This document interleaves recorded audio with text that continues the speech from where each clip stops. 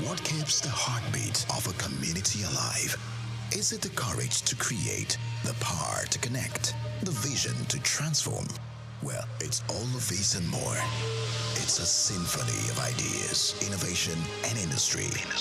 But where do these stories come alive? It's right here on The Isle, 104.9 FM, the station where dreams meet action and growth finds its voice. The Isle, 104.9. Business, economy, development. Stay tuned.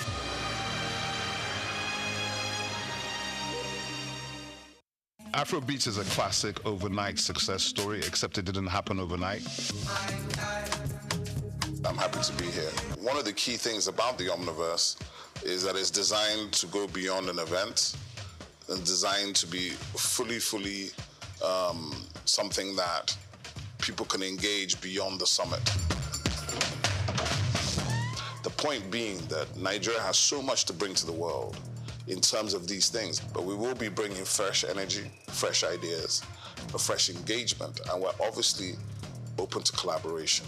But hip-hop, it never dies. What's the difference between Thor and Shango? Thor is approaching $50 billion in revenue. Shango's broke somewhere outside Lagos. And that's a lack of imagination on our part, Africa, and they're all Nigerian. So to be seen and to be noticed is very hard if you're not in the place where all the noise is being made.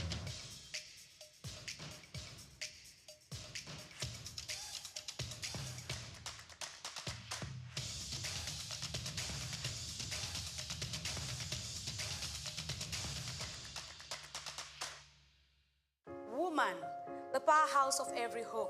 She makes a continuous, deliberate effort to nurture and secure her family. Before anyone else is awake, she is. Before she eats, they do.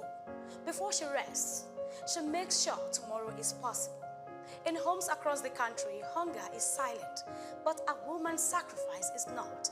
She walks the land, carries the weight, stretches every meal, yet when food is scarce, she is the force to go without. Food insecurity is not just an economic crisis, it is a gendered one. As a woman, I've had to reduce my food portion in order for the food to go round. You know, when I'm serving food, protein, like chicken, fish, I have to ensure that everybody else gets. So sometimes I have to take out from my own and ensure that the members of my family, maybe the younger ones, are well fed before I talk about myself. Me as a woman, I skip food for my children for them to be satisfied.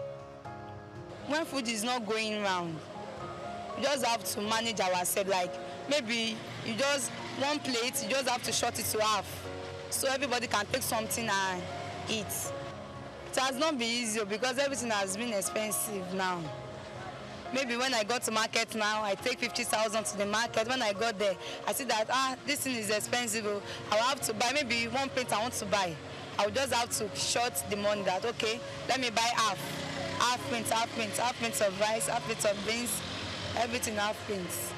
If it's like your loved ones, something like that, if you see the way there is not enough food, so you just need to step outside your own and give them your own to eat, something like that. Normally, I used to buy my food from big supermarkets, let's say go to the mall, to buy food stores. But because of the high prices in baking everything, so I prefer going to the local market. So I go to the local market instead of the mall these days. Food shortage and hiking price of food has affected my family in the sense that all the things that we used to buy before, the prices of all this food stuff have gone up, and it's becoming more increasingly difficult to buy what we used to buy at the same price. So definitely we had to cut off a lot of options from our meals. So we are kind of repeating the same meals we've been doing that for a while now. Globally, women experience food insecurity at higher rates than men. According to research, 31.9% of women face moderate to severe food insecurity in 2021, compared to 27.6% of men. Despite making up nearly half of the agricultural workforce, women own only a fraction of the land they cultivate. They produce, cook, and serve food, but in many homes, they often eat last. When food prices soar, they cut their own portions first, and when resources are scarce, their health and nutrition are sacrificed. There is sometimes I will just say, this food can't be enough for everybody. So me and the father, we won't be able to eat. The children will just have to take the food. Okay. There are times I sacrifice my food for my husband. Yes, because he's the head of the house. Before we take like 3 square meal, but now for the children to be satisfied, we, the parents have to, just keep maybe dinner for them to have their 3 square meal. Women play significant and very powerful role in food security. We all know across the globe that women have families. Women are first in contact in providing food. But what has stopped them from progressing, what has stopped them from earning from their labor, it is because they are not recognized, they are not supported financially, and so these are the challenges that they face. Millions of women fight an unseen battle, balancing hunger, health, and survival. They are farmers without land, providers without enough to give, pillars of strength in a world that often looks away. Yet, if given equal access to resources, women farmers could increase global GDP by $1 trillion and significantly reduce hunger. This is not just about hunger, it is about power. Who has it, who doesn't, and who pays the price? These are the challenges we go through as women. Just to put food on the table for the family, we have to be as a strong women. When food is too expensive or unavailable, what I do is just, I make do with what I have. And then when it's too expensive, I try to go to the market where foodstuff are sold at cheaper prices. I try to go to markets where food stuff is sold in bulk, and we can get them for a cheaper price. Without policies, without laws, without codes of conduct, I like to call it, you cannot achieve. They form the structure within which we should operate. But unfortunately, in our country, policies to a very large extent do not mean anything because they are not followed through.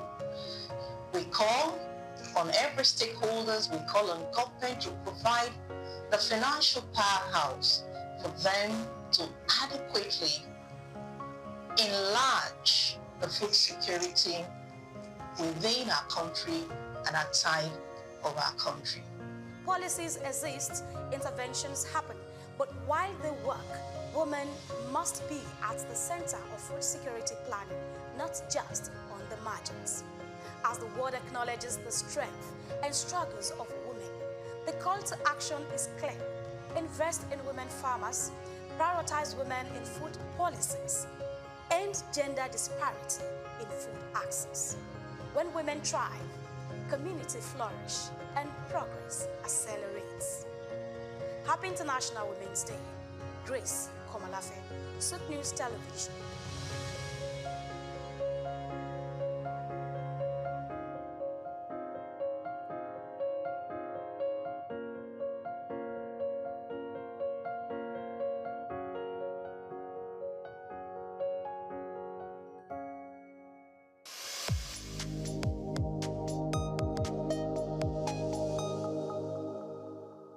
Hello Nigeria, hello Africa. Yeah, this is Sound Man.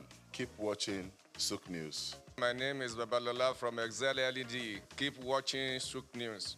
My name is Shepherd Michael Adewale Onofuye. I enjoy you all to always watch Souq News TV. Hi, I'm Tom Boggaballs, and please keep watching Souq News. Wale Seriki, SLG Lagos Island East. Souq News, keep out watching them and keep a lookout for them. They're up and coming, and we're proudly to be affiliated with them. You alone where they make me go crazy. This your love in the cool of my brain. You're my medicine, I need you all day. Yo, it's Blackface Nigeria, and you're watching Souq News TV. Keep it locked on this dial, don't change it. You know what I say? Blackfist and Jar, love no bad. We've got just what you need right here at Femi Wash Media. Call it the Midas Touch, and you wouldn't be wrong. Let us record, produce, mix, and master your audio like nobody does. Reach us on our contact today for the best quality job.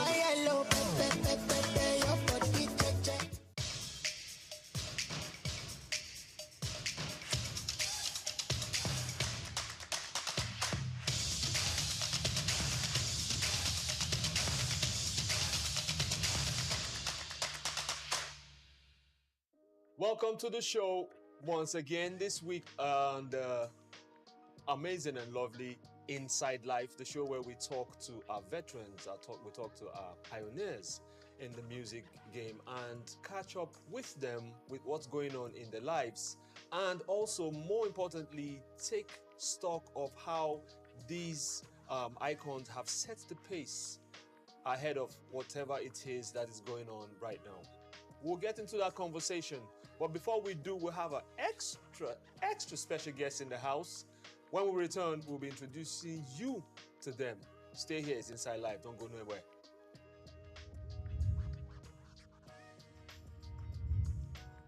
Welcome back to Inside Life. My name is Hans Mba. And quickly, we'll jump right on to introducing you to our guests in the building. So today, as usual, a special show on Inside Life. We have the one, the only. This is the part where you hear the drum roll. Slight pause. Black Reverends are in the building. AKA Ayanga Boys. Yes, Ayanga. Black Reverends, it took us forever to get these men into the studio. And so you can tell how important and how special today is. To my immediate right is the one you know as Wesley. Yeah. And to the far right, Shop 2. You know his name already. His head precedes him. The one, the only Sub 2. You've seen him in movies. We're going to talk about that as we get into the crux of the matter today. Yeah, that's fine. Black Reverends, welcome to Souq News Television and our show Inside Life. Thank you so very much. We're glad to be here. We're honored. Our pleasure. I still feel a bit starstruck when I remember the things you guys have done. I'm from the old school, right? And I remember Ayangba Girls Are Dangerous. It was a national anthem. I'm talking 2000. Yeah. Right? Precisely. What was behind that song? Tell us the full story, from naming it, from the conception of the beats, from the lyrics, from the dance to the dance steps. Please talk to us about that song as we begin this. Actually, Ayangba is a street language. Okay. For girls. Wayward girls. Okay. But Ayangba actually was 1999. Oh. So a year before. Usually, you would have cooked and taken all that time to cook up everything and drop it when people get it. 2000 was the video. That's why you see 2000. So then it was a military area. And, I say we have to do it as a satire. Because you cannot face, actually, it's a way of talking to the leaders then. But we cannot talk directly. Then we'll move you straight. We know how to do it. So the thing we now did is we kind of do like Animal Farm. We satirized it by calling Ikebe gone. Ayangba are the leaders. They are dangerous. They use Ikebe, collect your money by force. The gun. And nothing you could do because they're dangerous. You understand? So it's a satirized song. And ladies are getting a wrong conception about our view. It's not like we are insulting the ladies. If you hear the lines, it says, Eyo, and they be waiting you define. Enter hotel, go meet Ayangba, you get bad mind. A guy that goes to a motel to go and catch phone. If I am back, finish with you. We go 2 days late. So we are looking at our leaders. Yes. When they get to the post, they tell you all sweet words. But when they get there, they do what they want. If you come and knock the door, they bang the door at you. You understand? You can't do anything. If you go, they tell someone to pick you up. Now, we're talking about this. One of the reasons why we had to have this conversation. Did you feel that this message was hot at the time, or you felt people got it much later on? I think it was at that point in time. We've had series of interviews where we said this, but the depth, the meaning of the song wasn't really hitting the people because of the beat.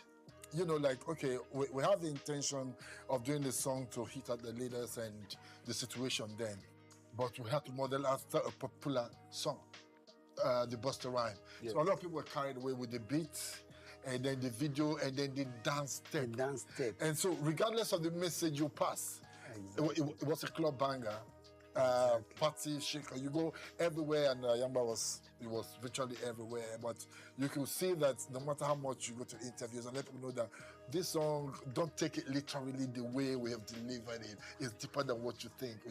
We're trying to call our leaders a young man, say they will use Kebe, which is the gun to collect your money by force. Nothing you could do because they're dangerous, but no, it didn't matter anymore. It's just the groove. Just the dance, the groove, the cruise, like they call it these days. So. And I feel like it's one of the things that's affecting our music right now. Exactly.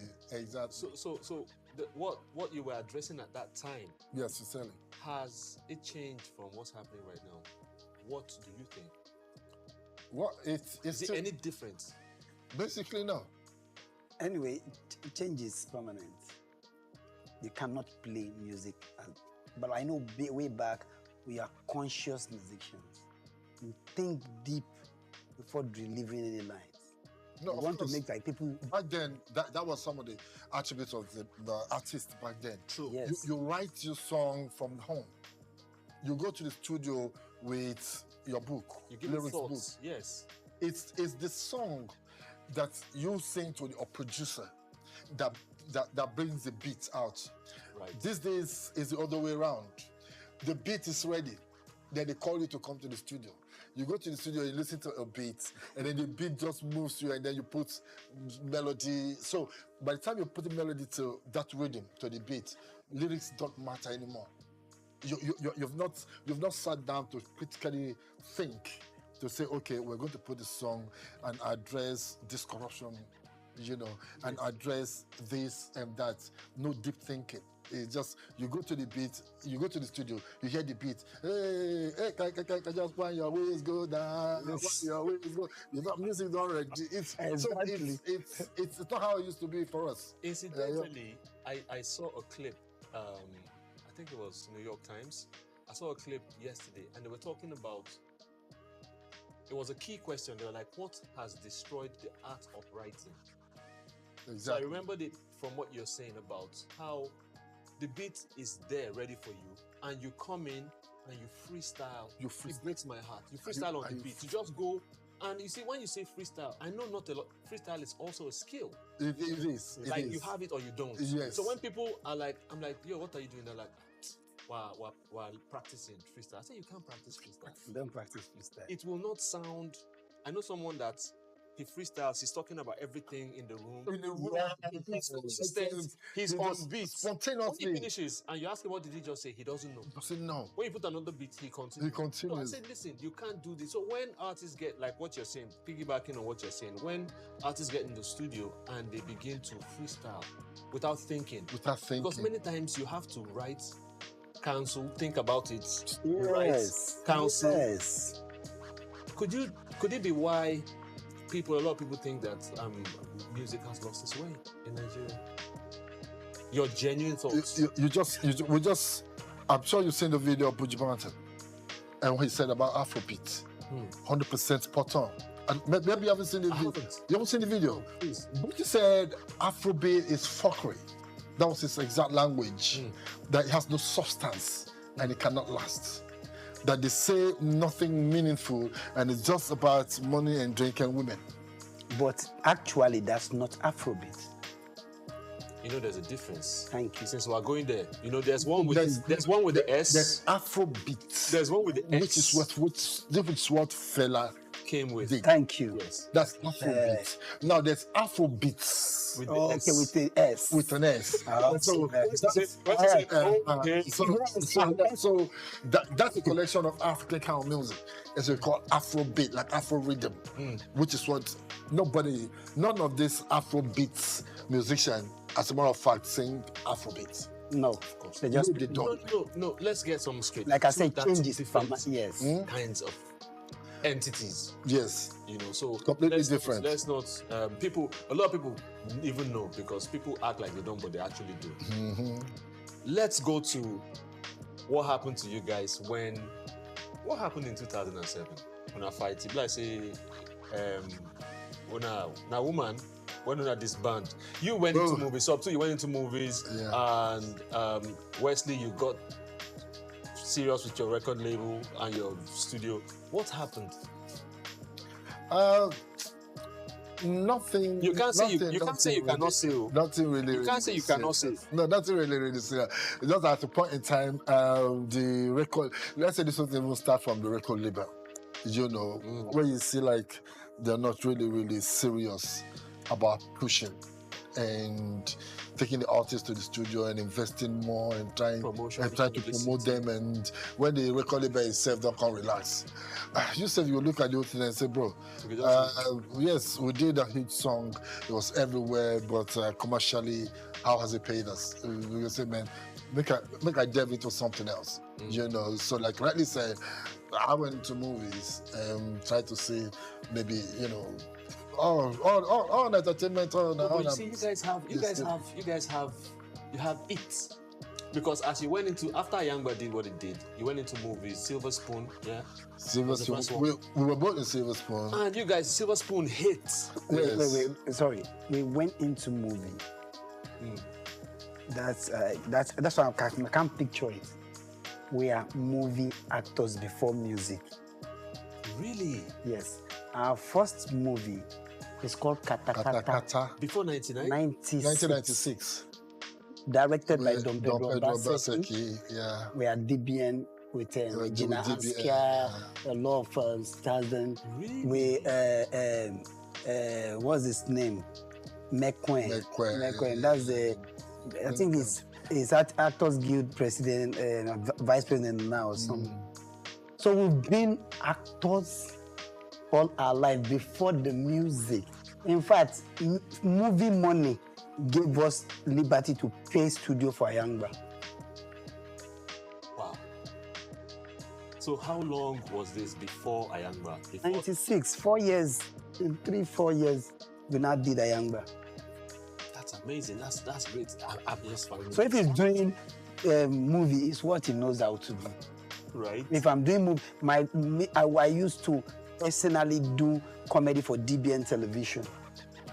When me, a very young Don Pedro Basque, well, Ukotokri, then Israel. There's one Israel, presenter way back, Israel. Yes, I used to produce movies for. I used to produce a movie guest, Night Shift. Okay. Night Shift was big back then. It was big. Then there's a comedy before the movie. I'm the comedian, Molwe. Baba Molwe, like 90 years old man. Really? With Okpotokri, with Baba Columbia. So what are you guys doing with that skill now? What are you doing with it? These are things that dwell in our.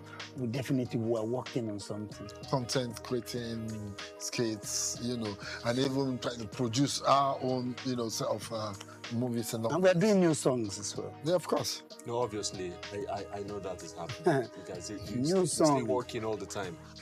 But let's also want to know how you felt, how it was at that time when you guys were like, what's the word now? Your names were in people's mouths at the time. You had a song that was national anthem everywhere. You had Ayangba blowing up. How did it feel? Did you anticipate it was going to happen, or it was by chance? Because I know at the time there wasn't a lot of payola going on like it is right now, you know, and there wasn't a lot of where you would stream. Of course, streaming was not there. Where you would do streaming farms, you pay to have your song played multiple times. But I could pick some of those songs back then that blew, like organically. Yes. So was it planned? Was it something you guys did separately, differently? All right. Sorry. There is this thing that actually happened. Okay. Way back, I think we have the new live beat. Yes. Going on. Then we just did Ayangba. We like upcoming artists who want to go. We just want to showcase. Just perform. We want people to see us. Yes. We went to one of our godfather, Grandmaster Lee, principal of the old school. He took us. They liked the song. They listened. We go and give him. He said, "Wow, I like this song. Okay, I'll take you guys to an anniversary someday." I said, "Okay." We went there. Upcoming artists. There's Majek Fajek. There's Orisuliki. There's at that time Femi Kuti. There's all of them were there. Everybody were there. They had name. We were there like you were new. We just sat there. We came with my grandmaster. He was on the white table where we were sitting at the audience. The next thing they say they called our name to come and perform. The owner of the program said, "No, I don't want any refract. Come and sit down." We went back to sit down. Master Lee took his leave that we are going. The man came to beg him and said, "Okay, let my boys perform." That's the only way I can speak. He said, "Okay, just one track." I said, "No problem." We started. The moment he just said, he played, I don't die. It was just one verse. At the end of the first verse, got into the chorus, that all the superstars were there, they all got up for a standing ovation. That was where we got our record deal. That was the first time I realized it can snap you up over 1,000 pictures. Like everybody's flashlight. 5 minutes. Everybody please interview. I came first. I came to you. I'm like the question you said, how did you get? How did you feel? You know, like wow, the happiest day of my life. You know, can't forget. There were plenty of moments, you know, like that. Yeah. I remember I was just a fresher in the University of Lagos, and then it was when we went on break that we dropped the song, you know. So I was just one guy, you know. So I just came back for the second semester, and the video was out, and I was just walking around my faculty, just okay. I don't do one video; it's out there. I didn't know what's happening. The next thing was Ayangba! And the whole faculty went, what? You know, the shock, the reception, the way you see everybody in your faculty running after you, say, wow, I saw your video. It was just, it's mind-blowing anyway. So what happened with you guys? What happened to changing your name to Disrespectful 2Gs? What's that? We never had that name. So what happened? It was just publicity stunts. Publicity stunts. That's one to do stunts. You did it already. What is it? It sounds like what somebody I know called DJ Rough Lemon. It sounds like what he would do. It's a mischievous. No, mischievous guy. He's a mischievous guy. It's things like that he does. I suspect him. It's things like that he does. So tell us about some of the features you have had. How was it? Did they reach out to you, or you went for them? Like the Lil Kesh remix of Ayangba. I was feeling like you would have gone for a more, you know, feature. Then also the song with Sound Sultan. How did it come about? Your features, basically. We've been. Because it didn't sound like you guys needed features. We've been quite yes. Well, Ayangba. Sorry, you come up. Ayangba has this problem, attribute of killing anything that comes around it. The name our name is Black Reverends. If you ask anybody, most people like Ayangba boys. That's what did I say? Anything that come around, we did a song with Alariwo, Check Yourself, criticizing the leaders of Ayangba. The name killed it. We did one Take Buru with Sounds of Time, classic video. The name Ayangba brings it down. Shouldn't they be taking it up? Exactly. Yeah. That's exactly what it should has one kind of strong vibes. And that's something you guys should Work on. You should Work on find a it. way for We'll it to kill it work down. for you. We've worked on it. You know, the name Ayangba in that song, so huge, so strong. We did a collab with Two-Face. Yes, we did with Two-Face. Yeah, we did a collab with Two-Face. And while we're in the studio, they're trying to cook up a beat. We did a song. Two-Face said, no. do you know, this new song we go sing now, who will still put Ayangba against her. Oh, my everything Ayangba against her. From when to when this one will drop. I Two-Face still went. He wrote his song. This At the is point, serious. he starts with This is serious. Ayangba against her before he now went to the chorus. Before he now got to the chorus. It's so powerful, it's so strong, and it's been there all the years. And no matter what you do, no matter where we go, people still call you Ayangba boys. Say no, now at this point, I think Black Rebel should be in the lips of people right now. But no, it's the Ayangba boys. I am so pained that we have to come to an end of this edition of the show. Just promise me. Promise me you will come back when we call on you for another part. No, surely. Awesome. We're a friend of the house now. Thank you so much for coming to Souq 2. Thank you. Souq 2. S-H-U with the B. 2. Shop. Yes, Shop. Where did Shop come from, please? From my surname. Schreiber is my surname. Okay. Yeah. Shop 2. So do we sign out? And Wesley. Are we signing out? No, we're going to sign out now. But we will come back. That's why I said to you, we're going to come back. Okay. Yes. So this is a break, I wouldn't say end to Inside Life for this week.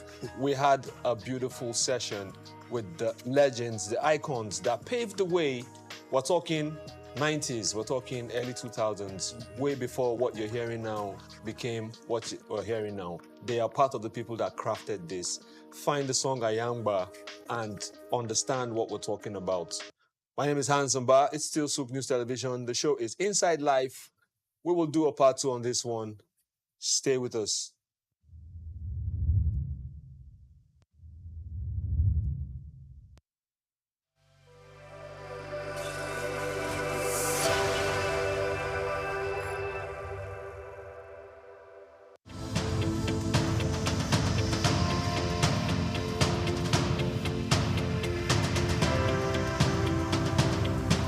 Eko Atlantic has become Nigeria's most sought-after city for its high-end infrastructure, prestige, and well-planned city layout, as reflected in an 8-lane boulevard, about 13 internal bridges, underground cables, and green footprints defined by over 30,000 trees. Additionally, having a building in the city has become a trend among the so-called big boys, as was the case with Old Ikoyi, Victoria Garden City, popularly called VGC, Osborne Foreshore, and now Banana Island. In this special report, Bayo Olaoye states that this talk of I belong and the prestige mentality has also spread to the big firms. Before now, Kingsway and Ozumba Mbadiwe used to say that Victoria Island were the go-to locations for high-rise office buildings. These locations are home to iconic developments such as Kingsway Towers, Heritage Palace, Fanfa Towers, the Wings and the Waves, among others, making them Nigeria's equivalent of Silicon Valley. The Eko Atlantic City was modeled after the skyscraper district of Manhattan Island in New York City. It has become the new destination for big-ticket corporate firms which are building or relocating their new headquarters to the 10-square-kilometer city, rising off the coast of the Atlantic Ocean in Lagos. The city is attracting investment interests in both residential and commercial real estate, the latest being MTN Nigeria, preparing to build a new headquarters. MTN is coming on the heels of First Bank, which recently turned the turf to build a 40-floor corporate head office, making the city's most iconic development so far.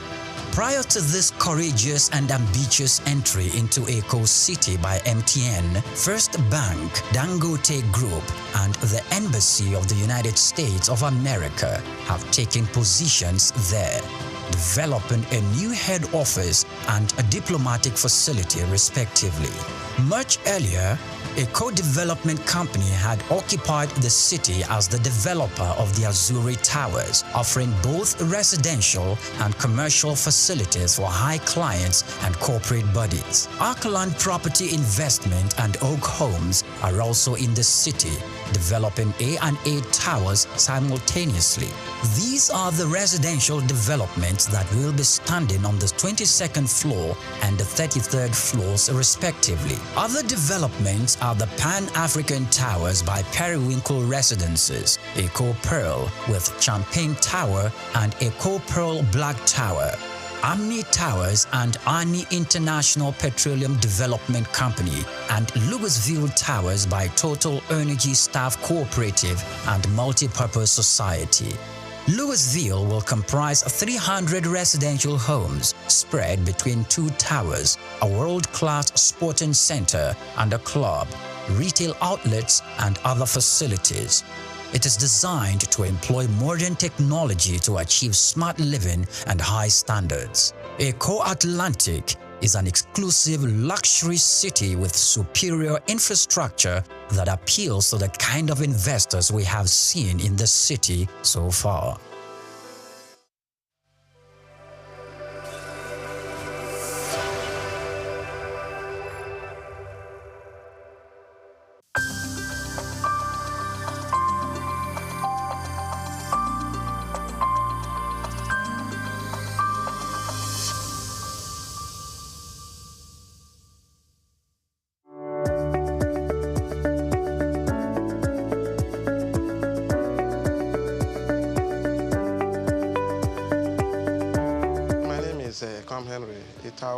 I'm from Akwa Ibom State, Eke local government precisely. My primary school at Akwa Ibom Church Primary School, so young Eket, where I grew up in the early 70s. I moved into government secondary school at Eket. I finished my school set in 1981. It was a jolly good experience. Before I moved over to Lagos, where I did my higher school, Federal School of Art and Science, Victoria Island, and from where I took my JAM, then I got admission to study English and literary studies in the great University of Calabar. Growing up was fun, education was fun. We enjoyed the bits of life, all we went through there, from primary to secondary school, the dormitory lives, my friends, my colleagues.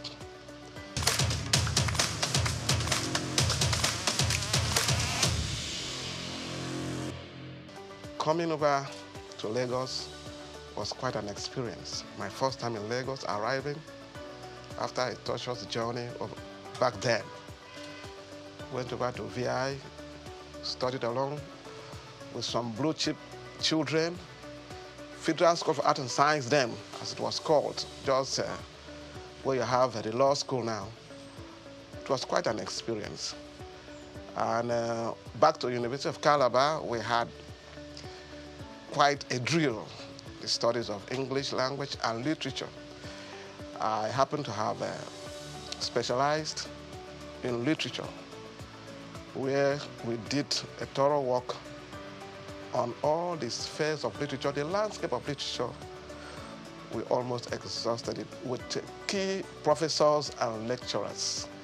Talking about Afro-American literature, Caribbean literature, South African literature, Russian literature, literature of social protest. Then we come back to African literature, where we explored the whole landscape. African literature, African drama, African prose, and storytelling, folk tales, and trickster stories. It was a huge experience that changed my life.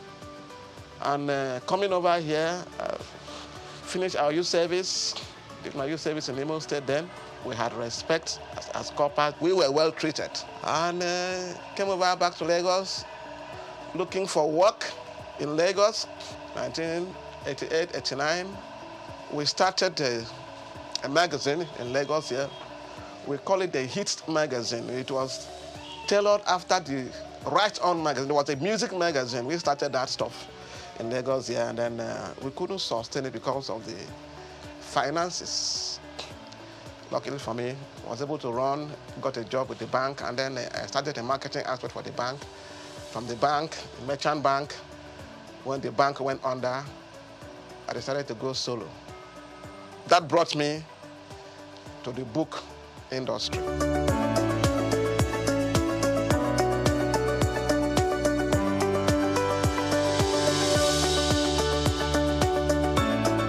I have always have this passion for books, right from my primary school to my secondary school. My mom was a teacher, a successful teacher. We were encouraged to read books. We used to hide ourselves in the libraries, my local government libraries. So when I got admitted to the University of Calabar, all our long vacations, we were always found in the library. Of course, there was no GSM then. The library was our contact space, where we go to the libraries to get information about when the school is going to resume, because apart from news, radio and all that, you may not know when the school is going to resume. But when you meet with your friends, you know, in the library there, we meet with some other undergraduates, Uniben, Souq, Ife, some of our friends who were studying there, who came home for long vacations. I mean, we interact with them, and before you know it, we hear, you people are going to resume this, that, and that's how my passion for books get strengthened. When we resume schools, we exchange novels. We look for novels to read. We look for African writers series. We look for Headley Chase. We look for exotic books. We started collecting books. When we finished reading, we shared the books to our friends. We talked about the books, and from there, we were able to explore the world. We sat down in the library and we knew what was happening in the apartheid South Africa. I did so much about the history of South Africa. I read about the Zulu aftermath. I read about the Mau Mau Wars, the challenge of colonialism, the pro-colonial times. I had a good teacher who taught me history in the secondary school, Miss Tooten. He did a yeoman's job. He led us through the whole spectrum of West African history. West African history by Adekunle Aromolaran. We talked about the Oyo Empire, Songhai Empire, Timbuktu, the Great Mali Empire. You know, all these things stir up our curiosities. And since then, we never departed from books. We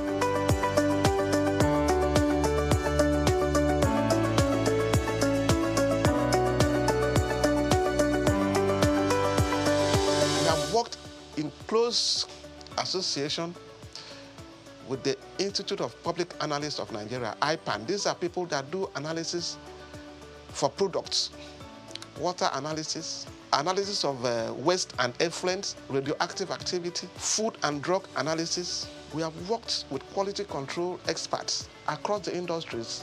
We have worked with establishments where they do root crop research. We have worked with the pharmaceutical research industries, medical research bodies, malaria research establishments, cancer research establishment.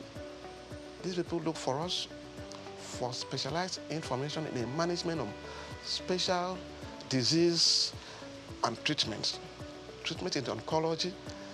People in the area of traditional medicine, alternative medicine, natural medicine. They look for it. We are partnering with the Nigerian Institute of Science and Technology, Institute of Natural Medicine in Victoria Island, to work with them in the area of the development of herbal medicines in Nigeria. We have books we partner with them to promote. You see, medicinal plants from eastern Nigeria, medicinal plants from the northeast, medicinal plants from the southwest, medicinal plants from the south-south. We market these books for people who want to know. No, we are working now on the production in partnership with relevant institute of the Nigerian pharmacopoeia. We know about the British pharmacopoeia. We know about the American pharmacopoeia, the Japanese pharmacopoeia, and herbology. We are working towards having the Nigerian Pharmacopoeia. This is going to be a compendium of materials that talks about medicinal plants of value, medicinal plants that have healing properties. We are working with specialists, pharmacognosy, phytochemists, and by God's grace, this is going to come into fruition. We partner with the Pharmaceutical Society of Nigeria and all kinds of health bodies that we can't even mention. So many of them invite us for their annual conferences, which is rotated across different states in different years across the nation. So we've traveled, and in most of these conferences, you have experts, deans of faculties, heads of departments that reach out to us with informations in books and journals that are relevant for their students and for their practitioners. We don't only market reference books and textbooks in all fields of study, all fields of human endeavor. We also market relevant journals, research journals, peer-reviewed journals in sociology, in psychology, in law, research journals in oncology, in public health, community medicine, in nursing, research journals in nutrition and dietetics, food science, international relations. We partner with the Nigerian Institute of International Affairs in Victoria Island. We have key journals in world affairs, African affairs, and these journals will help them to distribute to all relevant establishments and departments that need it. So it has been a great job, very taxing and exciting.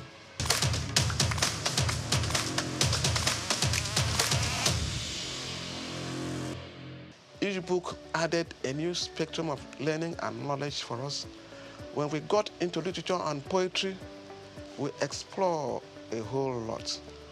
When we went into American history, the black history, we read about the nation of Islam. We read about Elijah Muhammad. We knew the struggle they had to go through, racism and all that stuff. And it really inspired us to see what we can do to add value to knowledge. And it has brought us this far. So it's been passion, not really born out of the money or whatever. Of course, when you have value to present, you'll be appreciated in many ways. We have had sundry appreciations from establishments, from institutes across West Africa and beyond.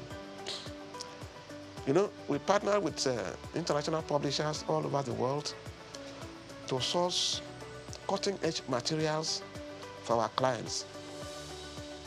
We take pains to go through a lot of materials that come in here.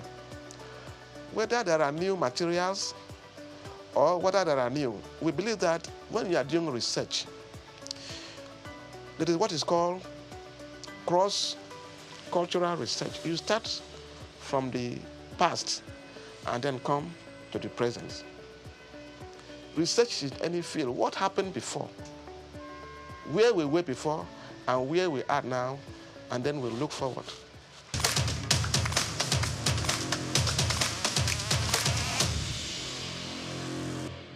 So we have a lot of materials for our clients, and we are on an endless journey of search.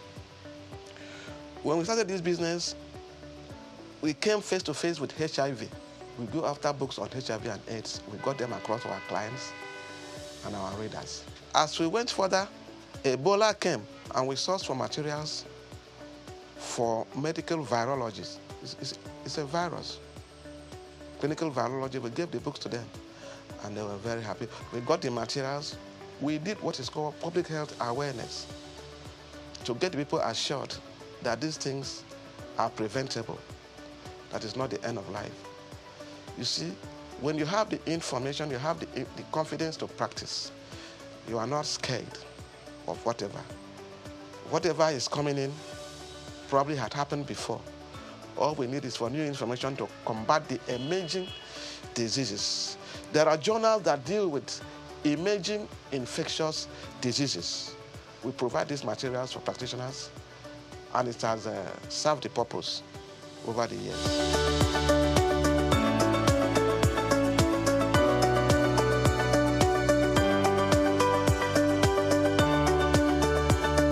The secret of my success has been the impartation of specialist knowledge, tertiary knowledge for professionals. You know, education and learning is a lifelong journey. People talk about continuous professional development.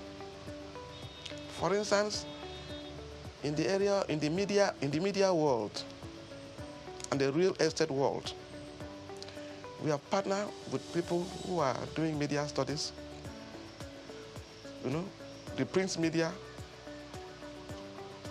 the electronic media, mass communication as a whole. We have provided a lot of materials for them. So now we have specialists in the media, we have special editors, screenwriters, short story writers, photojournalists, you know, and we provide them these materials. In the real estate world, we have attended conferences of real estate practitioners, providing cutting-edge materials for them in real estate development, information technology, property development, property law. All these materials assist them in the practice of real estate. We have gone far more. We work with people, the QS, quantity surveyors, town planners, environmental managers, people who do environmental audits, environmental impact assessment, you know, space planning. We work with them, you know. And these materials we get from all across the world.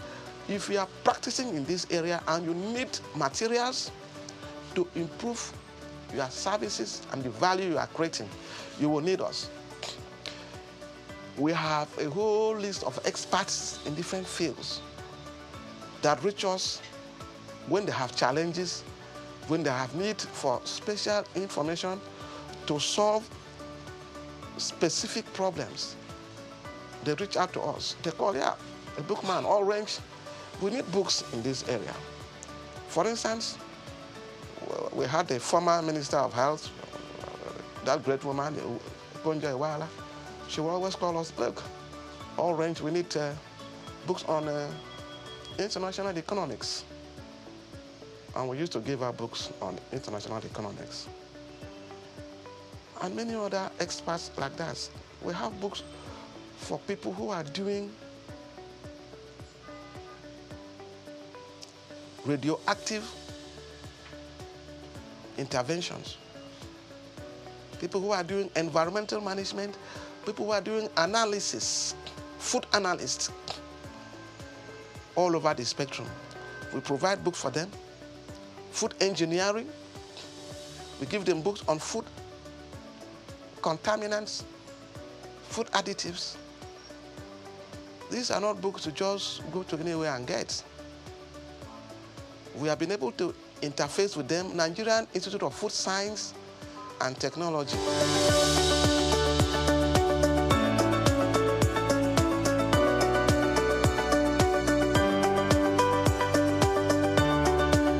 Reading has a tremendous impact on influence on human life.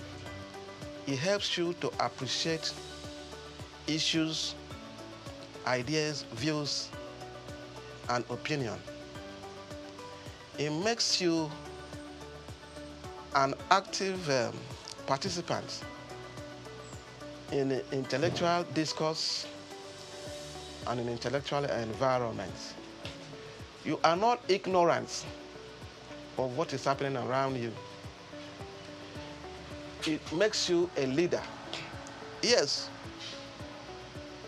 not all readers are leaders, but most impactful leaders are readers. Books will change you. Books will empower you. Books will give you self-confidence. When I sit down with architects and I'm discussing, I talked about landscape architecture. I talk about interior design. They begin to wonder whether I studied architecture. Then I started talking with oncologists, gynecologists, maybe gynecological oncologists. They think that maybe I studied medicine. I didn't do no medicine. I've been able to read some books, interface with them. I have attended their workshops, so many, and I've read their books. Some books that come to me, I try to go through the introduction and the preface. I try to. Books in all areas. You understand? I was looking at a book on anesthesiology, and I found out that no serious surgery could be carried out without an anesthetist. Surgical intervention, is it abdominal surgery? Is it cancer, oncology? You need a professional. These are people that manage the airways. When the patient has been numbed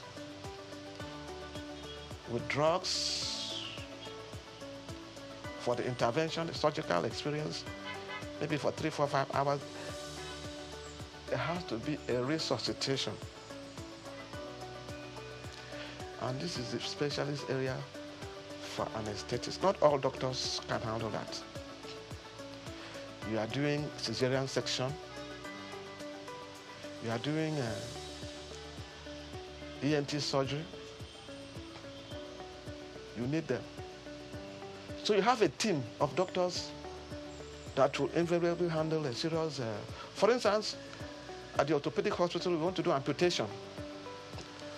You have the plaster people, you have the hematologist, you have the anesthesiologist, you have the surgeon, who is a very good orthopedic surgeon to handle amputation, whether it's amputation of the legs and all that, because they have to manage, the hematologist will manage the loss of blood, then the anesthetist, then the orthopedic nurse will be there. Then we have the theater nurse will be there. All of them well kitted for the operations. It will look as if they are going to travel to Mars. Safety procedures, management of spills, cleaning, and everything. Then rolling the patients to a special, maybe it's an amenity ward where they are going to keep the person to manage the post-operative procedures and all that. Of course, there are pre-surgical experiences, the tests, the examination, the review and all that before the real process. So these are not things we learned overnight. It has taken a process of time. And we got to know that, oh, this is how the deal is done.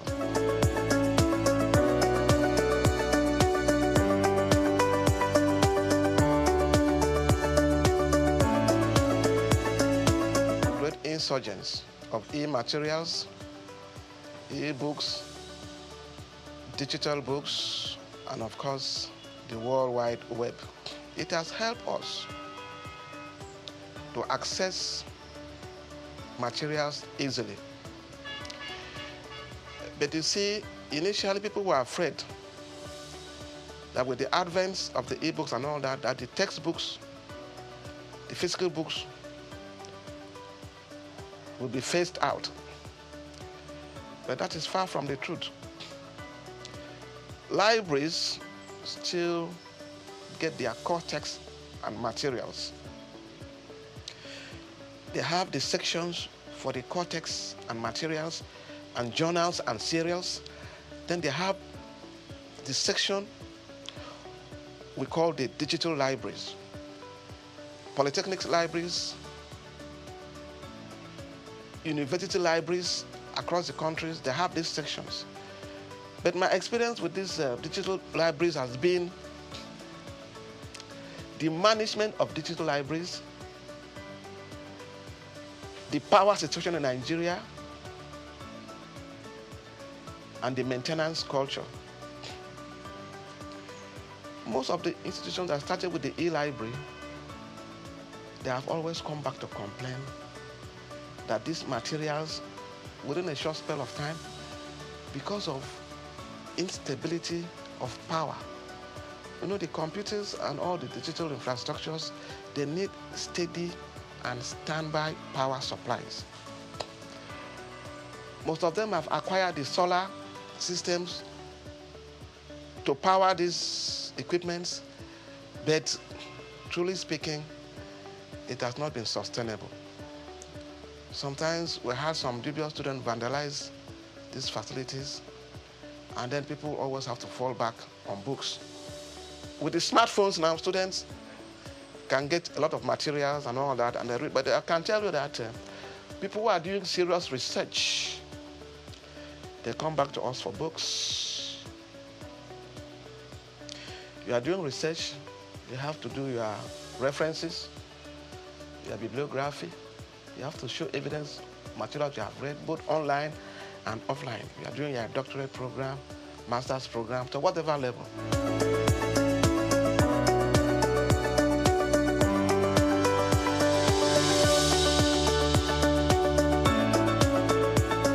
At the level we are now, we believe that we've added value to education, to training, and to teaching. Our next phase now, we're trying to see how we can give back to the society through our interface with like-minded NGOs.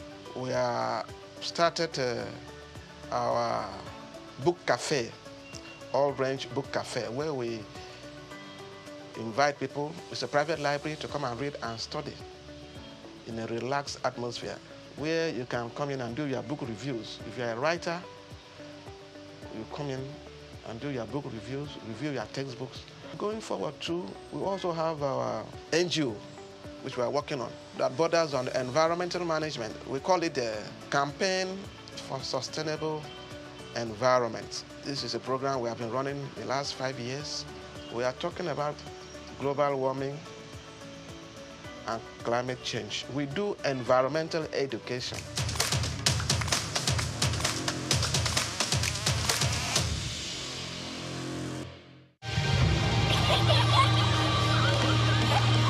What keeps the heartbeat of a community alive? Is it the courage to create, the power to connect, the vision to transform? Well, it's all of these and more. It's a symphony of ideas, innovation, and industry. But where do these stories come alive? It's right here on The Isle, 104.9 FM, the station where dreams meet action and growth finds its voice. The Isle, 104.9. Business, economy, development. Stay tuned.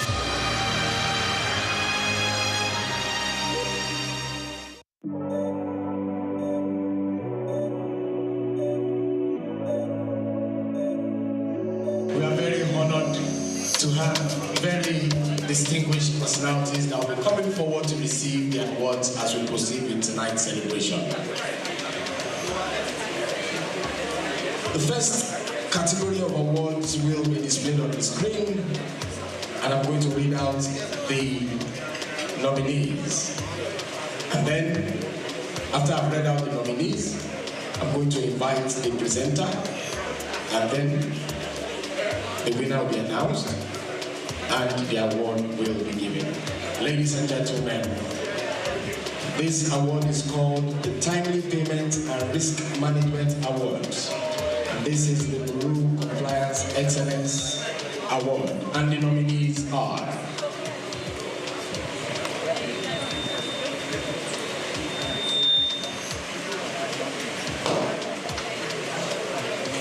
the nominees are Union Bank, Standard Chartered, NIF Bank, Stanbic, IBTC. To present this award, ladies and gentlemen, I'd like to invite and welcome Madam Yemisi Ransom Kuti. Please put your hands together for her. Madam Yemisi Ransom Kuti is going to be presenting this award at this time. The nominees are Union Bank, Standard Chartered, Zenith Bank, and Stanbic IBTC. Mrs. Madam Yemisi Ransom Kuti is presenting the first award.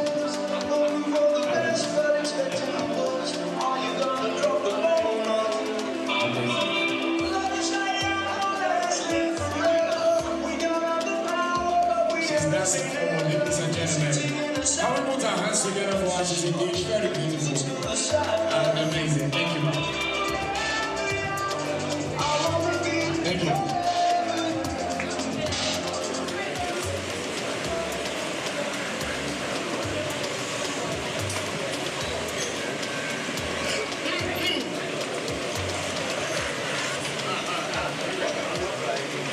I need another pair of glasses. And the winner is...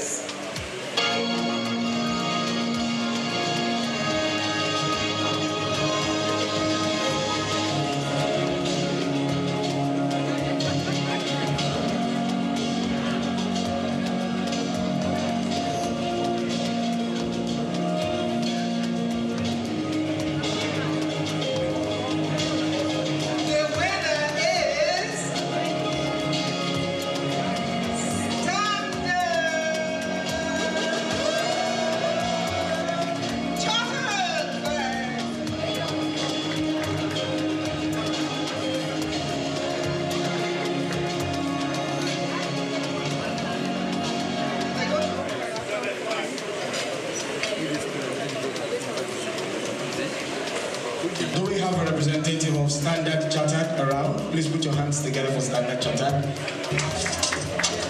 Thank you. The next award of tonight, ladies and gentlemen, is called the Highest Transaction Volume Award.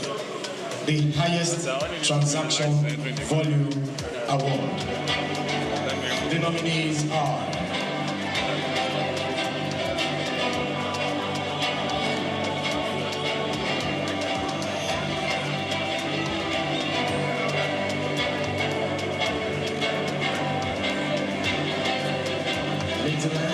Money Point, Link Credit, and Rent Money. To present this award, ladies and gentlemen, I'd like to invite and welcome Mr. Kieruka. Please put your hands together for him as he comes forward to present the next award of the night. Can we celebrate him, ladies and gentlemen? Thank you so much.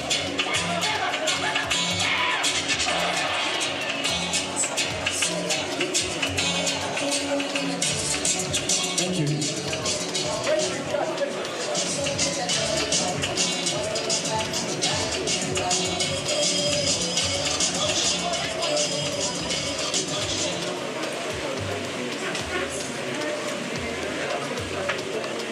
Highest transaction volume award go to Brand Money. Brand Money.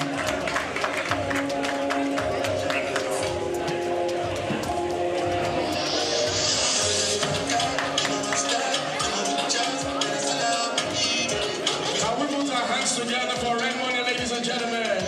Congratulations to you. Congratulations. Thank you so much.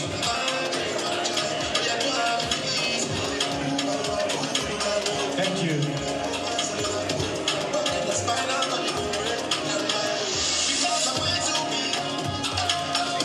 All right. Transaction Volume Award. Congratulations to you. Thank you very much. Thank you so much. Thank you. Thank you very much. Thank you very much, Mr. Kiabuka, for presenting that award. The next category, ladies and gentlemen, is going to be displayed on the screen right now. That is the data upload on time. Data upload on time. The nominees are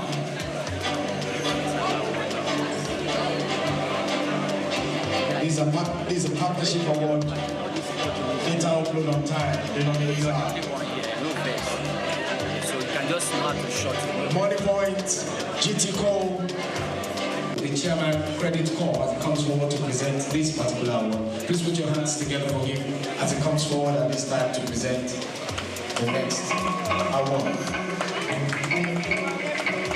And that is data upload.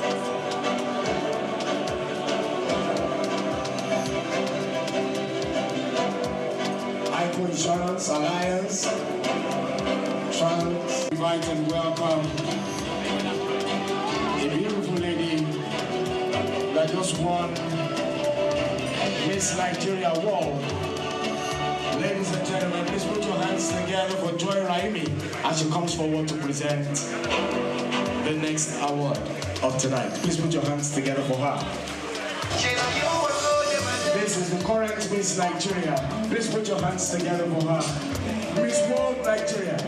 Miss World Nigeria. Can you make some noise for her, ladies and gentlemen? She's presenting the next award of tonight.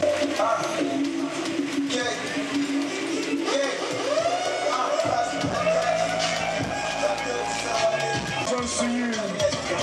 Congratulations to MTN.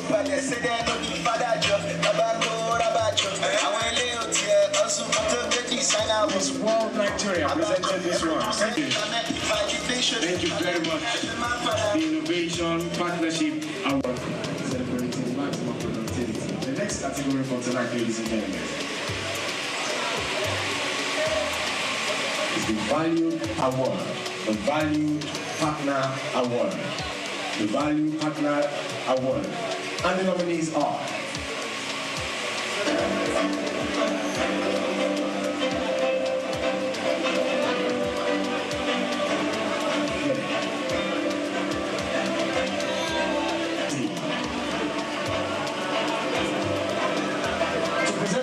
ladies and gentlemen, to present this award, ladies and gentlemen, I'd like to invite and welcome very, very respectfully a distinguished personality.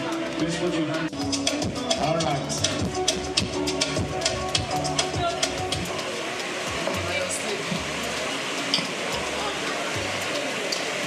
The winner, Value Partner Award, is Standing IBTC.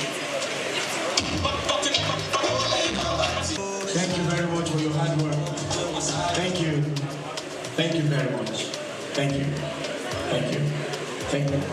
Now put our hands together for our presenter. Thank you very much, sir. Mr. Ibo Obusanyi for presenting that award. Chizo, my music is going to be presenting this award.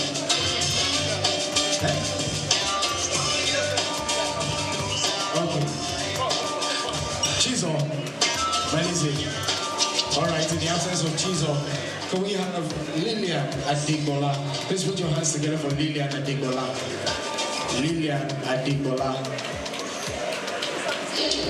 Okay. Thank you very much.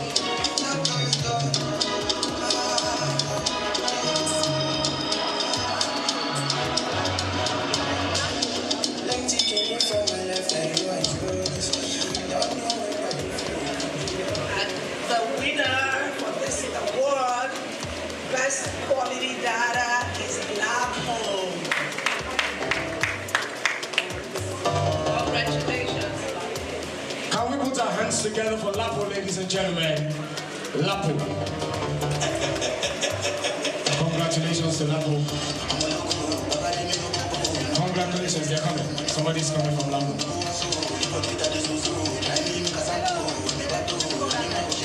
World famous DJ Chena. Thank you so much for doing so well.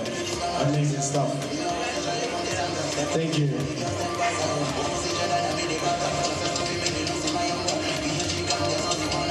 Congratulations to Lapo. Thank you very much, man. Congratulations to Lapo. For those that think that they may win the raffle draw tonight, please scan the QR code so that you can be a part of this. You are going to win 100,000 naira tonight. And aside to that, you also stand a chance to get a VIP access ticket to ACE. That's going to be happening on the 14th of November. So please try to register and be a part of this. All right, ladies and gentlemen, the next category of awards for tonight. Fastest growing transaction is the name of the category. Fastest growing transaction. Fastest growing transaction.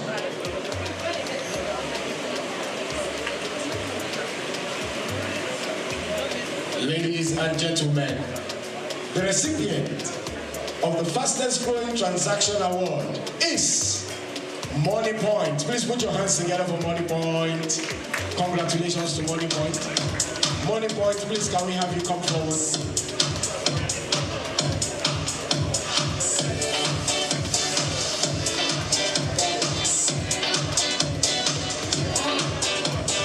All right, Money Point. Do we have a representative for Money Point? Oh, somebody's coming from Money Point. Please put your hands together for them. Congratulations to you. The fastest growing transaction. The fastest growing transaction.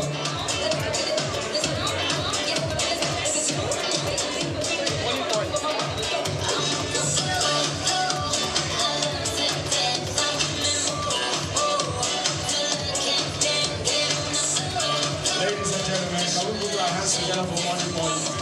Congratulations to you. Thank you. All right. I'm Dr. Jamila Sharif Ayedun, the Managing Director and CEO of Credit Registry. Credit Registry, we're a few things to different people, right? For our lenders, we help them get their money back. So whenever you are in the business of giving loans or doing some type of financial transaction with someone else, we want to make sure that that is a trusted interaction, a trusted transaction. And so we help our lenders be able to do that and have confidence in doing that because they'll be able to get their money back. And so that's one thing. For consumers, we give them the opportunity to be able to open many doors and become able to build a higher and better standard of living. That's very important, and it comes by them being able to be accountable. When someone trusts you and they've given you access to whether it's money or whether it's an opportunity for a job or things like that, and when you do things and you do it in the right manner, you'll be able to open many doors because that behavior is what we capture. And when they say your reputation precedes you, that's what Credit Registry is, where we help you build a financial reputation. So that way you can be able to open doors, whether it's here, locally in Nigeria, or anywhere else around the world. Your reputation will precede you because you've done right by it. Well, my name is Honorable John Omotola Suarez from Etiosa. Well, I'm a CEO of Wolfing Brooks Nigeria Limited. It's a finance house. I own a finance house.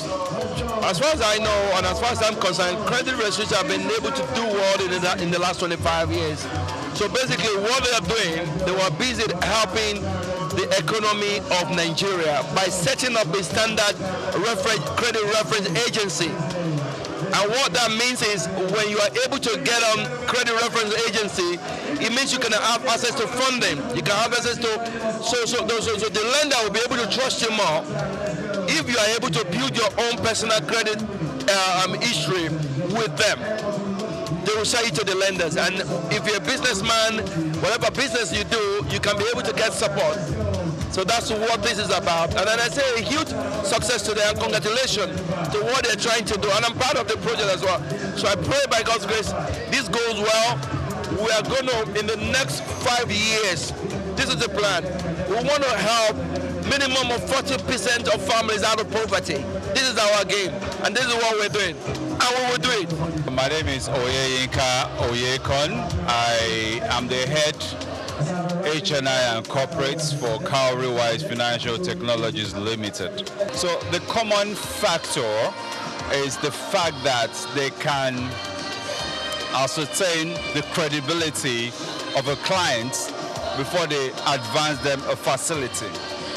So that's a common denominator for the commercial banks that are traditional and the so-called fintechs that are coming to the market. Essentially, they are offering the same products, but they are utilizing different platforms to advance the products to the clients. That's all the services as it were. Thank you very much. So the impacts, and I'm speaking from personal experience because I was a banker myself, is the credibility of the clients you're advancing a facility or a credit to. It's very important to know that a cornerstone in advancing credit is character. And the character is the ability to repay loans. It's very important. So if you know that a client has a history of not repaying facility, it's a red flag, you understand? And God willing, CBN has said that, okay, if a client has a red flag with any of the credit bureaus, you shouldn't actually advise them loans. So it's a very good platform to know the credibility and the character of a client. My name is Sheye Olurotimi. I'm the founder of MSME Africa. So I would say we are partners. Like I said, I'm the founder of MSME Africa, which means that I run a community of small business owners. And a lot of them, if you ask them what their problems are, they tell you funding. And of course, there is no way you can access funding if your credit report is bad. And so because of that, we partner with Credit Registry and other members of the Credit Bureau Association of Nigeria to work with SMEs in the area of helping them to have good credit rating and also to obtain their credit report.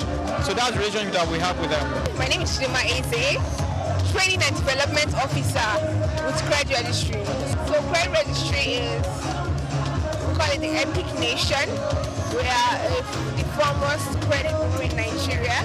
And today is just a celebration of our culture, those that have helped in shaping the history of where we are today.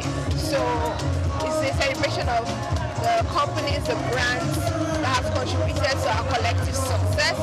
So I'm just here to rejoice with Credit Registry, basically.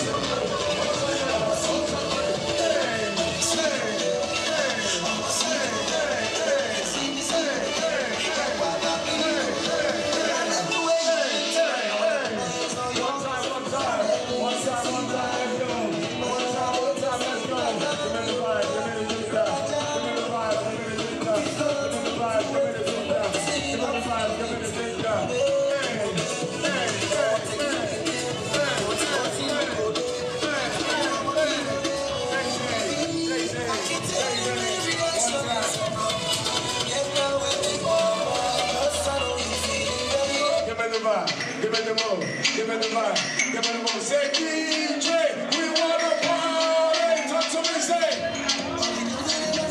One time, let's go. One time, let's go.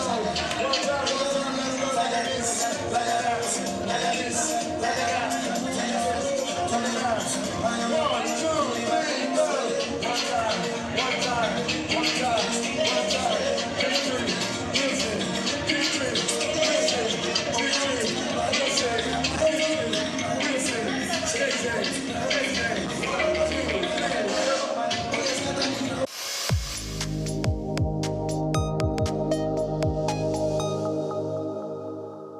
My name is Shino Gbadegeshin. I'm the CEO of Gozi Micro Insurance.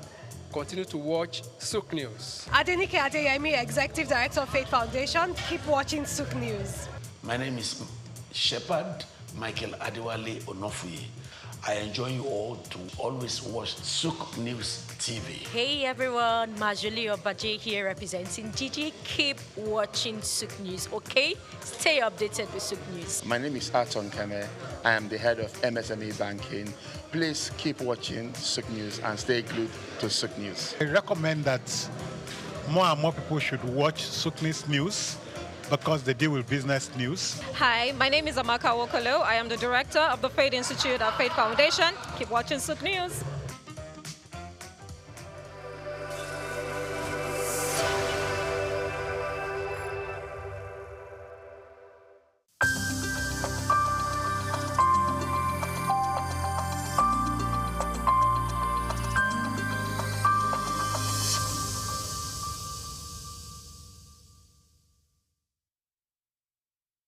Hi, I'm Blessed Nation. This is Souq Exclusive. You know when it's time for exclusive, we've got a big fish in the pool.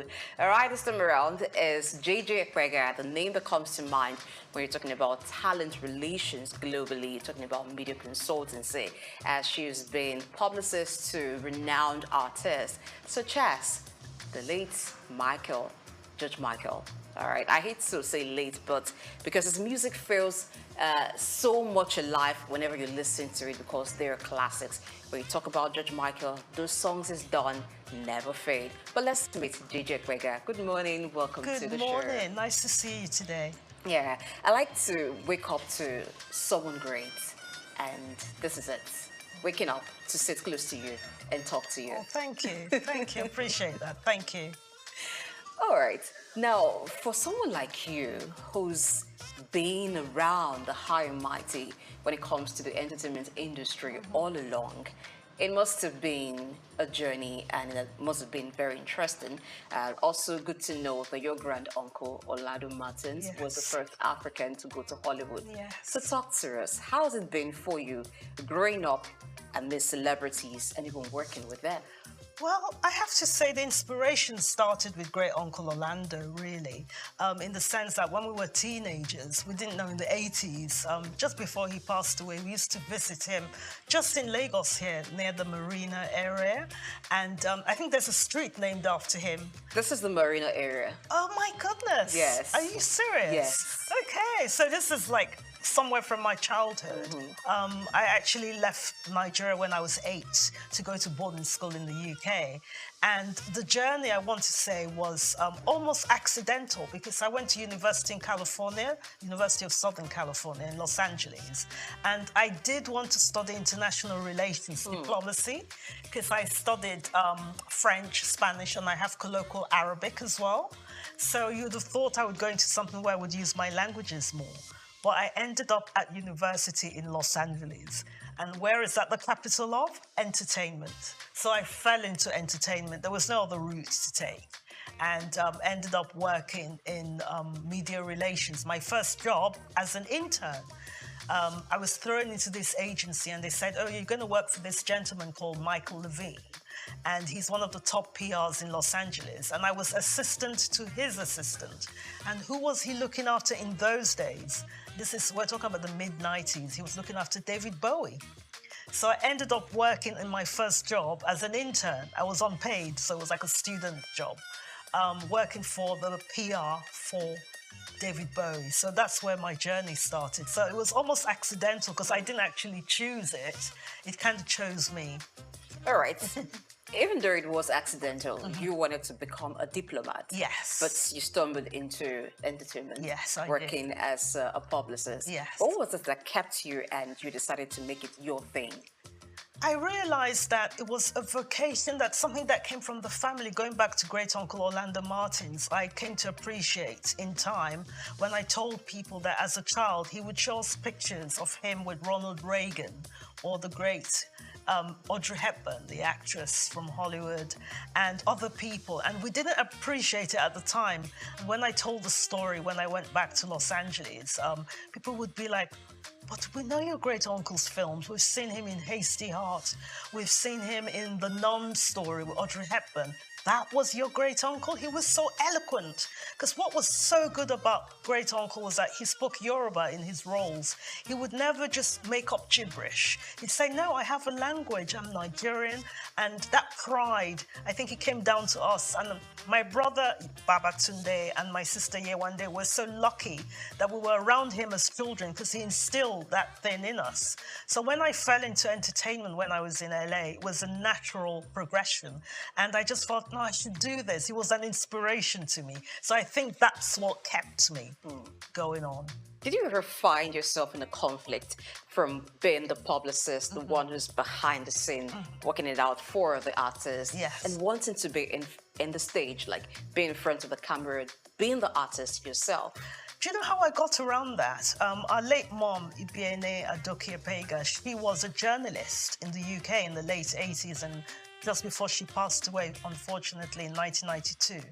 And growing up with her, she worked for the Daily Mail in the UK and as a freelance for papers in Nigeria, although she was based in London. And one way of me conquering that was also doing my journalism side of things, because my degree was in communications and journalism. So I went into journalism in the sense that I worked for a number of sites, like HuffPost. I worked for something called the Luxury Channel, and I was a contributor for news websites. And I also did CNN Showbiz, because I had a little spurt at CNN, which I loved. And that was a way of connecting with the entertainment side of things, interviewing people, going to events, writing up stories about movies, about special events, covering the Oscars, the BAFTAs in London.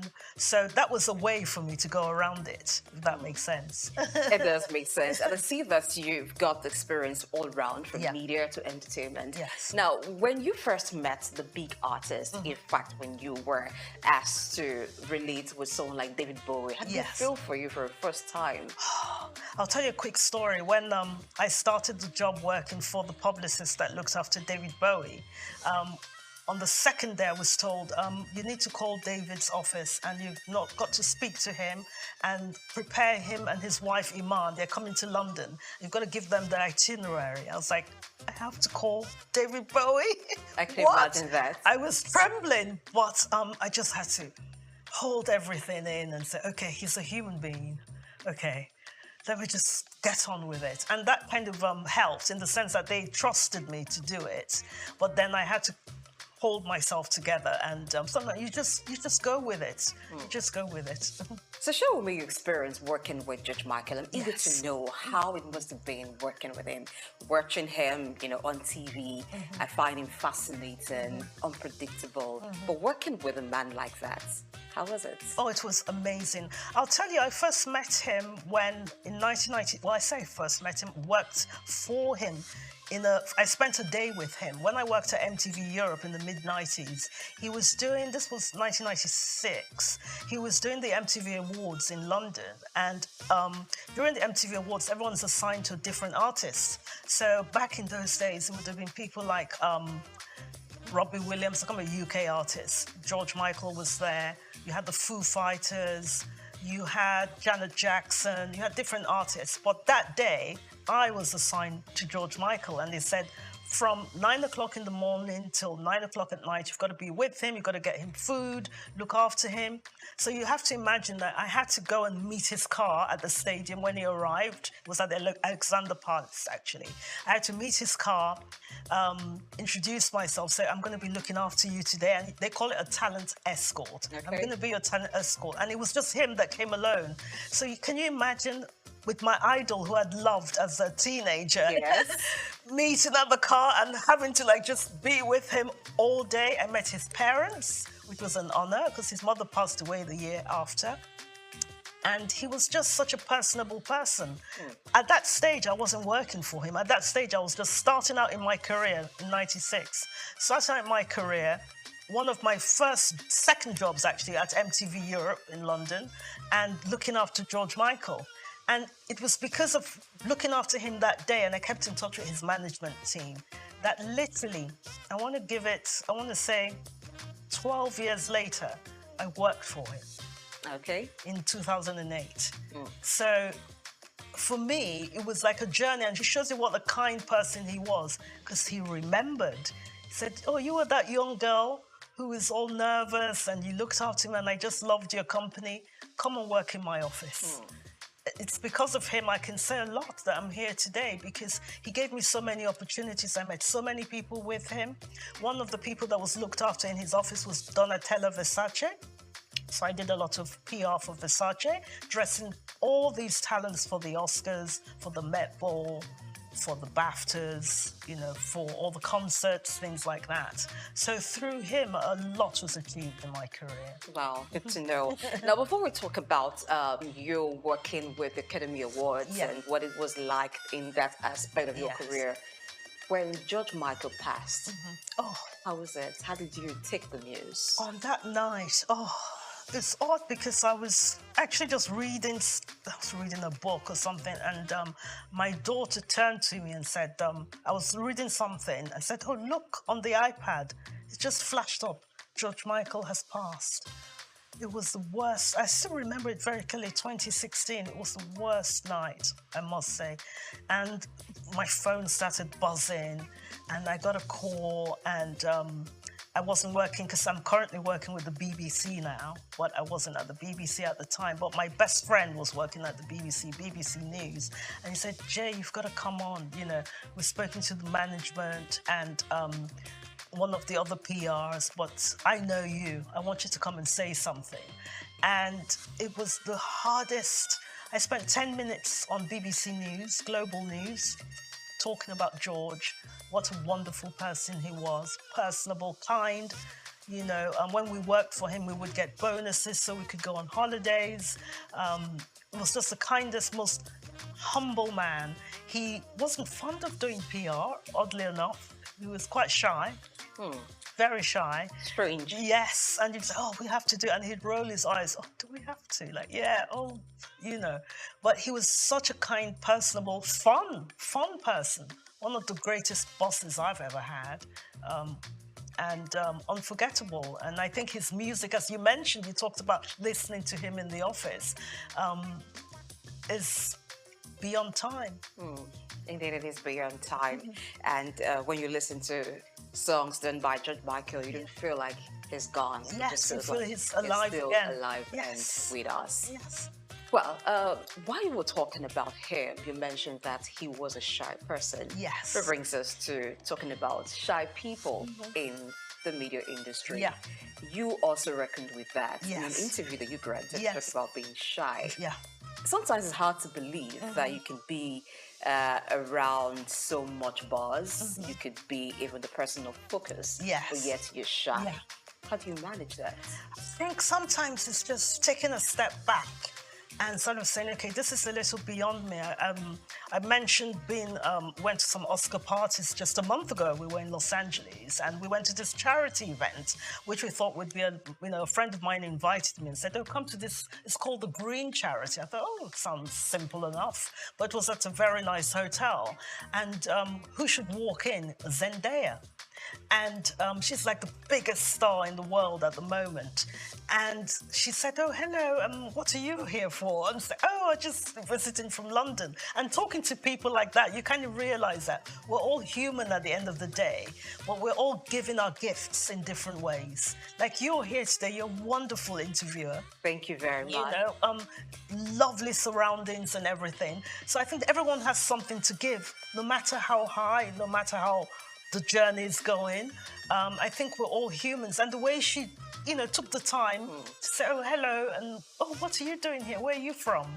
You know, and I thought that was really nice. And we just connected as human beings. So little things like that help, that you overcome whatever the personality is. Let's get to the Academy Awards now. Yeah. I'm eager to know.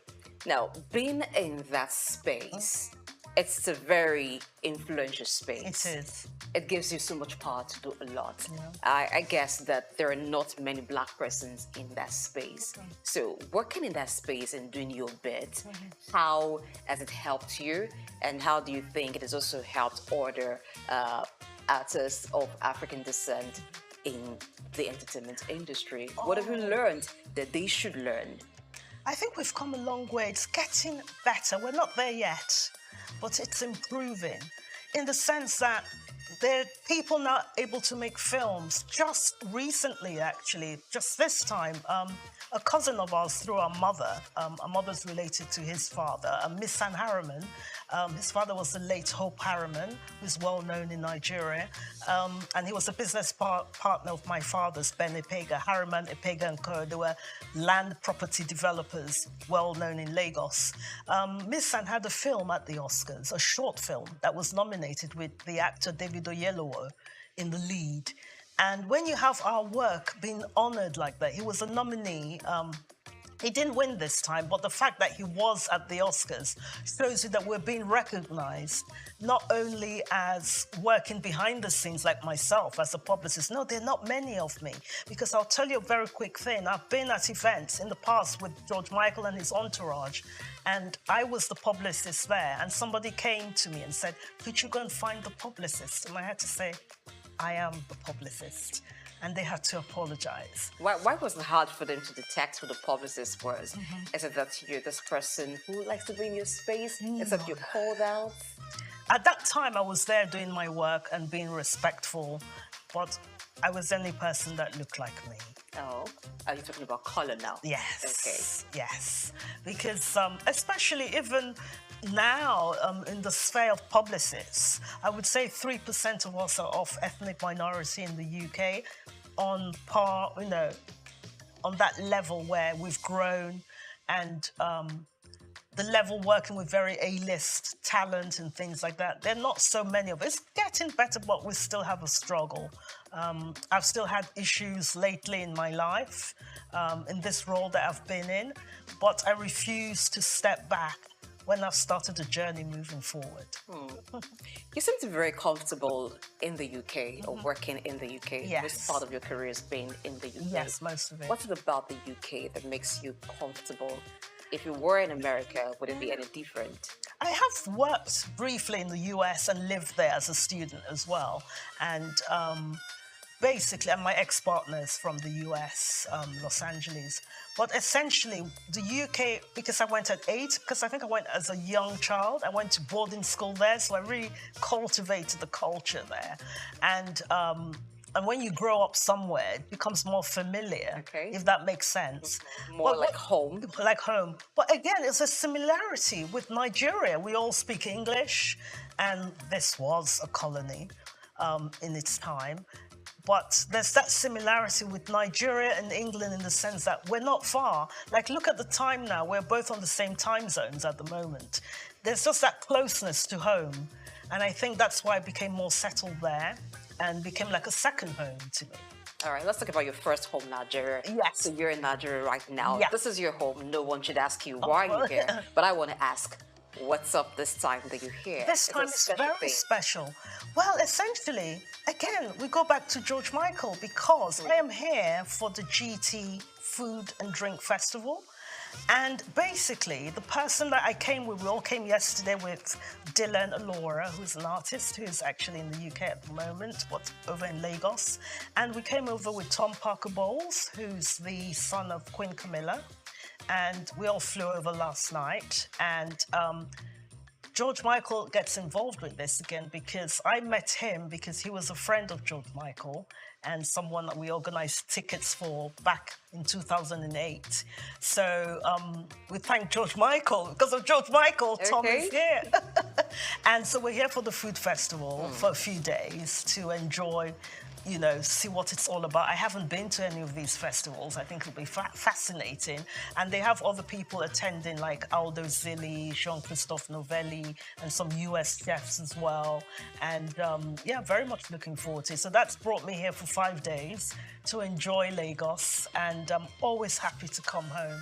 So it's a food festival. I'm going to tell you a bit about it because I was at the last year's edition. It was a wow events talking about having. So you've been? Oh, yes, I haven't been. But I'll leave you to have your experience. Okay. But let's talk a bit about Thomas Parker Ball. So, being a food critic, yes, that's not very common. Now, how do you become a food critic? It seems like you've got to be a chef first, or you've got to have great love for food to be able to criticize the cooking of different people. Now that looks like a career that is not quite common, and working with someone like that from where you're coming from, working with those in music, it's different. It's still in the realm of, in England, it's very popular actually. It's a very popular thing to be a food critic. There are quite a few that I can name in the sense of, you don't have to be a chef per se. It's more like you're an editorial person. It's like you review films, review music, review films, and you review restaurants. So, for example, we took him to, there's a restaurant called Enish in London, Nigerian restaurants, and they have them in Dubai as well. Very popular outside Nigeria. And the people, critics have often said, you know, we've written about food, Italian food, Spanish food, why not Nigerian food? And what I've really admired about him is that because he's written books, he writes recipes, and he works with chefs, and that's what food critics do. And it's a very popular thing to do in the UK right now. A lot of people are food critics, you know, writing for the Times. You either write for a magazine or you write for the Bazaar magazine, Vogue, GQ magazine, Esquire. So the role of food critic is really, really something that's done worldwide. But I know maybe here, maybe in Nigeria, it's not so common, but it's very lucrative. Yes, it's very lucrative. All right, so what would you think a Thomas Ball coming to the food court, the GT food court, writing about Nigerian food, giving reviews, is going to do for Nigerian food? Yes, there is a food that is very popular when you talk about Nigerian food. Even those who haven't had a taste of the Nigerian jollof just want to talk about it and maybe look forward to tasting it. But there are different kinds of food that will be sampled. Yes. What would that do to Nigerian cuisine? You see, there's a perception in Europe and in the bigger world, people assume, unfortunately, going on the darker side of things, they see a lot of people coming on boats trying to get into England. They feel like we don't have anything back here. We don't have the development here. You know, some of the buildings, the aspirational things of it. People are business-minded. Coming to the studios, for goodness sake, you can't imagine that this is all going on in Africa. I have people up to this day say, oh, do you have buildings in Nigeria? Do people eat? There's no food, That's funny. And they don't realize. So when you have an ambassador like Tom Parker Bowles come to Nigeria, and when he writes anything in England, everybody reads it, they comment on it. Mere fact that his mother's Queen Camilla of England, that might have something to do with it. But his voice is very loud. And what I'm really proud of him is that he said, I want to come and see Nigeria for myself. You know, I hear these things at the foods, you know, people are like, oh, nobody goes to Nigerian restaurants. Who wants to eat Nigerian food? It's growing now. There's that interest. And it's good for us because we can bring our food to the world. You know, for people who can't come to Nigeria immediately, people want to come and people will come.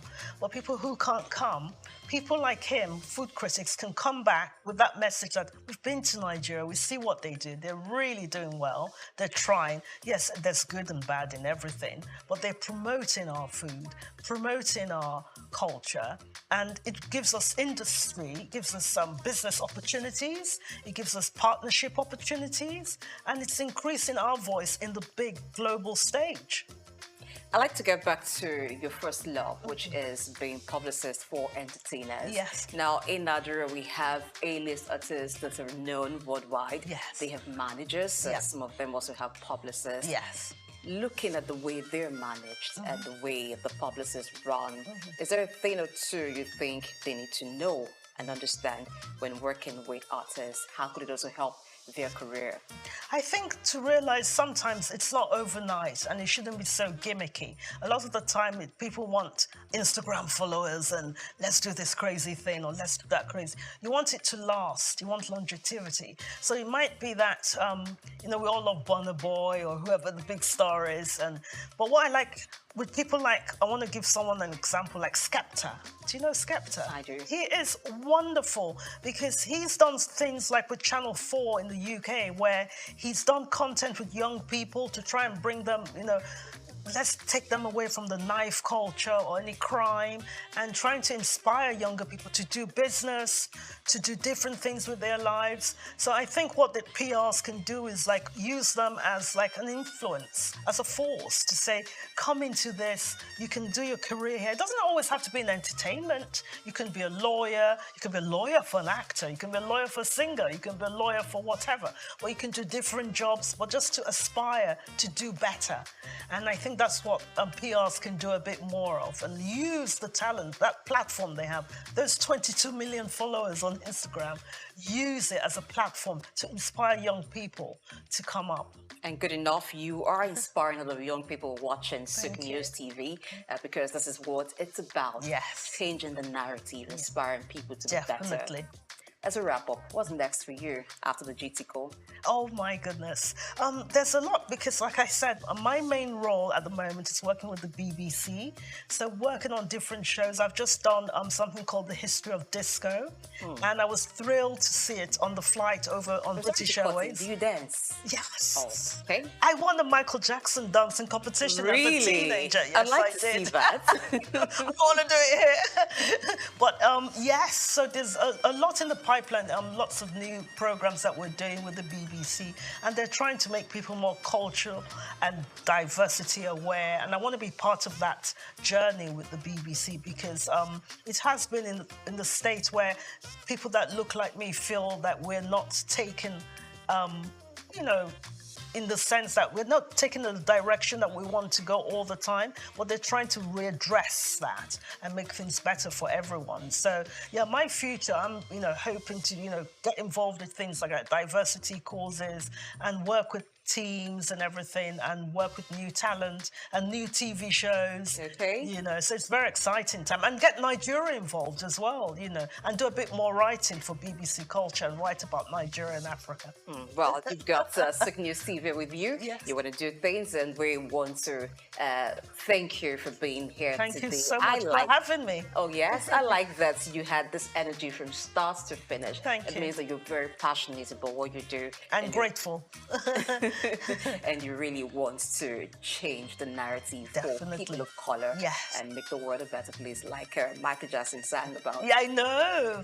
God bless his mind. So, and God bless the soul too of George Michael. Amen. Amen to that. Thank you. Thank you. It's a wrap on Souq Exclusive. We've been talking with, I like to add the to him. I hope the GD would not be angry.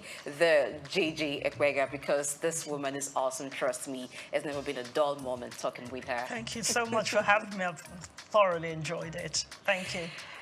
Until the next, I'm Blessing AG. Thank you for watching.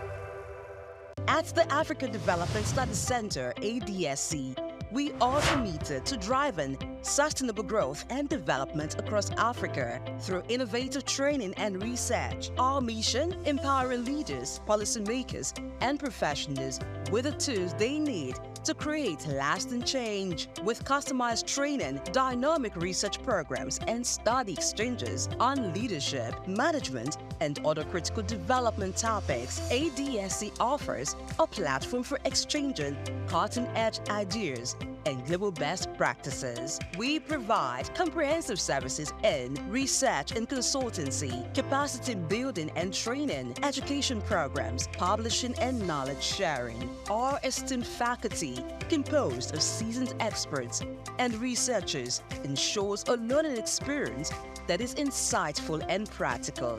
We specialize in policy development, implementation strategies, and monitoring and evaluation. At ADSC, learning is engaging and enjoyable. Our unique methodology includes talks, interactive exercises, games, video screenings, and lively seminar discussions, all in a comfortable and friendly environment. For more information, email us at info@adstudiescenter.com or call +234 912 039 2362. Visit our website www.adstudiescenter.com to explore our programs and upcoming events. Africa Development Studies Center, rethinking development for Africa.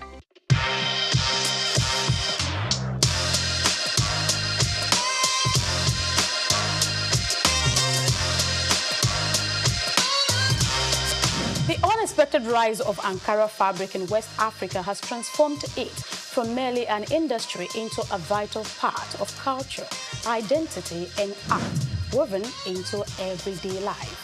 This evolution has encouraged many to enter into the business side of Ankara. Today, the fabric is not only worn, but also used in interior decorations and artworks, making it a significant item in our changing world. Despite this, the industry stands at a crossroads, balancing tradition, modern challenges, and global market demands. My name is Grace Komolafe, and I invite you to join me on this second episode of Ankara as we explore the current state of production, the hurdles it faces, particularly in Nigeria, and the abundant opportunities that exist within this vibrant sector. Ankara's journey from West African markets to the global stage highlights its enduring appeal and the resilience of its producers. However, to fully harness its export potential, addressing quality, policy, and logistical challenges is essential. Ankara has become a global fashion statement with its bold patterns and rich colors now staples on international runways, reflecting a growing appreciation for African aesthetics. Nigeria and Ghana have long anchored Ankara production, keeping alive an industry with deep cultural significance. In Nigeria, there is a specialized market where you can find all kinds of Ankara fabric to suit your needs, whether for business parties or home use. Are you aware that Oshodi Market in Lagos is the major Ankara market in the country? People travel from every part of Nigeria to this market to make purchases for different reasons, either for Ashwebi, different occasions, or for business. In this market, you would find importers, you would find wholesalers, and again, you would find retailers. Are you thinking of going into Ankara business? In this report, we have more information to share with you. No, this one is a different company.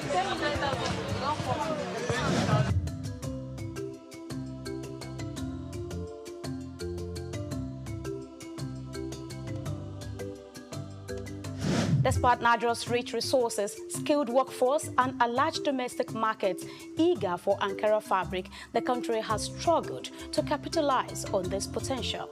In the face of rising imports and global competition, the Ankara industry is looking inward towards alternatives that preserve cultural heritage while empowering local economies. Innovative approaches and traditional methods are revitalizing Ankara production across West Africa, particularly in Nigeria.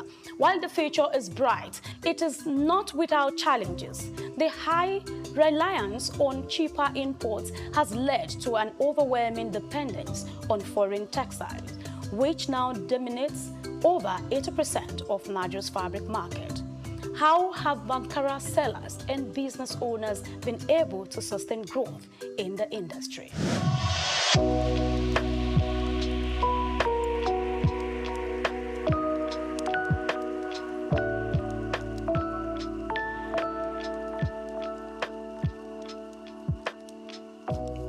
What kind of Ankara do you sell? Big or small? We sell big, small, and medium range. Great. I think this is the first person I'm meeting that sells 3 categories of Ankara. I actually met people that does medium and small. I met someone that does just the small. So good to know that you are doing 3 categories, big, medium, and small. So why did you decide to go into a full-blown Ankara business? Because any customer can walk in now and request for small one. I will attend to the person. If you want medium, I have. If you want big one, I have. You don't want to lose anybody. I don't want to lose anybody. You like money. I'm people man now. I suppose like money very well. When someone is alive, when you're going to be saying. So for now, things are so high. When I'm still learning this business to my master, that time it was 700 or 600 like that. So things started increasing every day. So that is the problem we have. The customers are complaining, this are complaining. Both people that are coming from far journey saying that after this, there's no much gain on it again. So that's the challenge we have. Long before Ankara became a global phenomenon, West African textiles were celebrated for their craftsmanship and cultural significance, with Nigeria being a key player. Today, Nigeria's textile industry has faced significant challenges over the past few decades, despite the country's rich potential in cotton production and a historical legacy of vibrant textile manufacturing. Once a leader in the sector with over 180 textile mills in the 1970s employing more than 1 million Nigerians, the industry has been in decline since the 1990s, grappling with issues such as smuggling, high production costs, outdated machinery, and inconsistent government policies. Instead of boosting the Nigerian textile industry, interest in importation continues to rise. With a renewed interest in textiles, including Ankara fabric, local production remains low. An influx of cheap imports surged over 100% to 365.5 billion naira in 2022, undermining the demand for locally produced textiles. As Nigeria strives to engage in the business, the high cost of importation negatively impacts their efforts. The situation is compounded by rising energy costs and a depreciation in currency, leading Nigerians to depend largely on imported Ankara to meet the demands of customers. Importation business now is a help. It's very, very expensive. Just last month, the clearing of the goods was about 6 million naira. Overnight, it turned to 14 million. Should we stop selling Ankara? No. We have to go on, move. The price that we give customer, in 1 hour, it changed automatically. But because we are into the system, we know how to manage the price.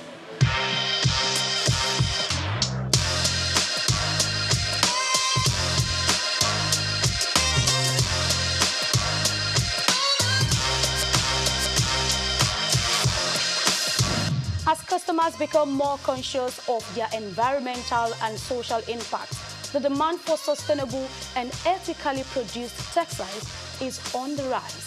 Ankara, with its deep cultural roots, is uniquely positioned to lead the way in this movement. The global market for Ankara is expanding, with new opportunities emerging beyond West Africa. However, tapping into these markets requires strategic planning, quality assurance, and effective marketing.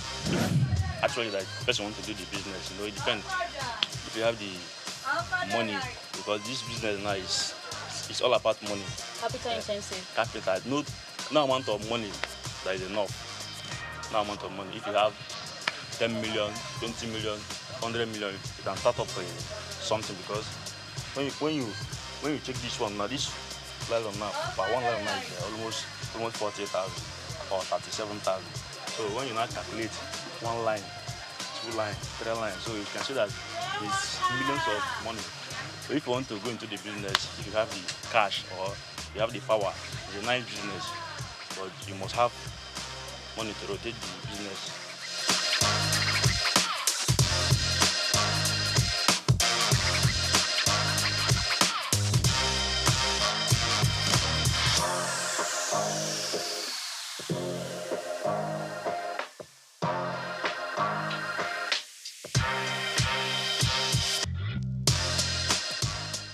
Ankara business is not a child's play, I must say, with what I've heard today.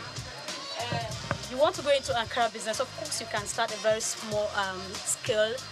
Do not say no to small beginning, do not despise little beginning. But I must say, if you want to do a big time Ankara business, it's not a child's play, you must be ready for it, I tell you. So for instance, you have this line, like I mentioned earlier, you'll be having this pack goes for about 40-something thousand, and you're having a couple of them. So you see 1, 2, 3, 4, 5, 6, 7, 8, 9, 10, 11. I mean, the number you keep counting. Did you see? Same colors, and we're having different designs.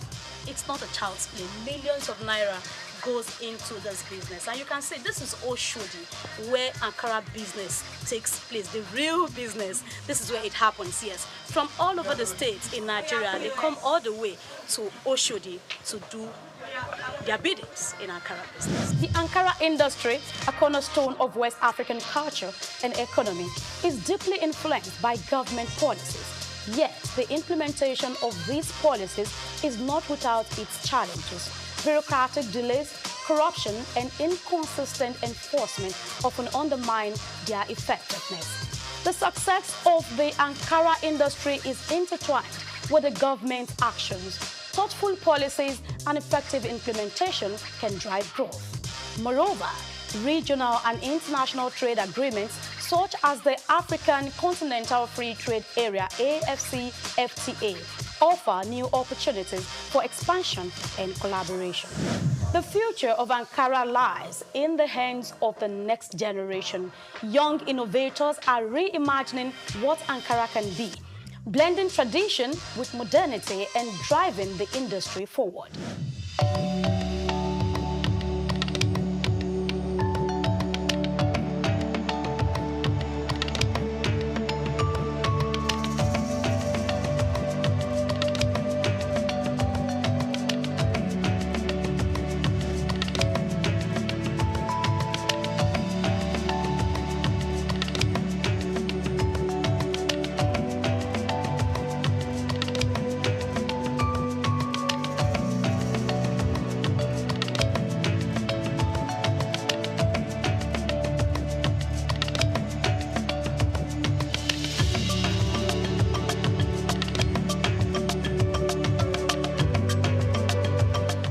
Is more than just a fabric. It symbolizes African heritage, creativity, and resilience. As we look to the future, the potential for Ankara is limitless if the industry embraces innovation, sustainability, and global collaboration. The journey of Ankara is far from over, and its story will continue to inspire generations.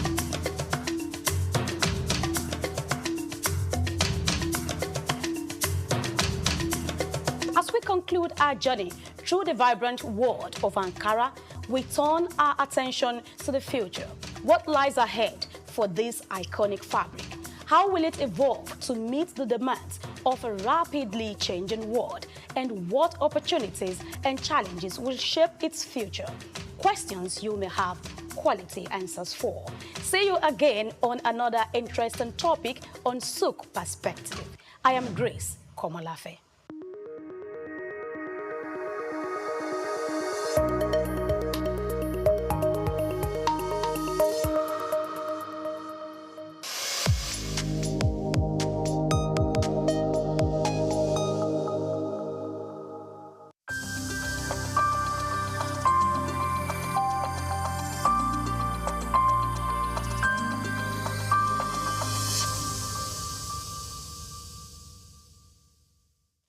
Congratulations on the new channel, and I'm happy to be here.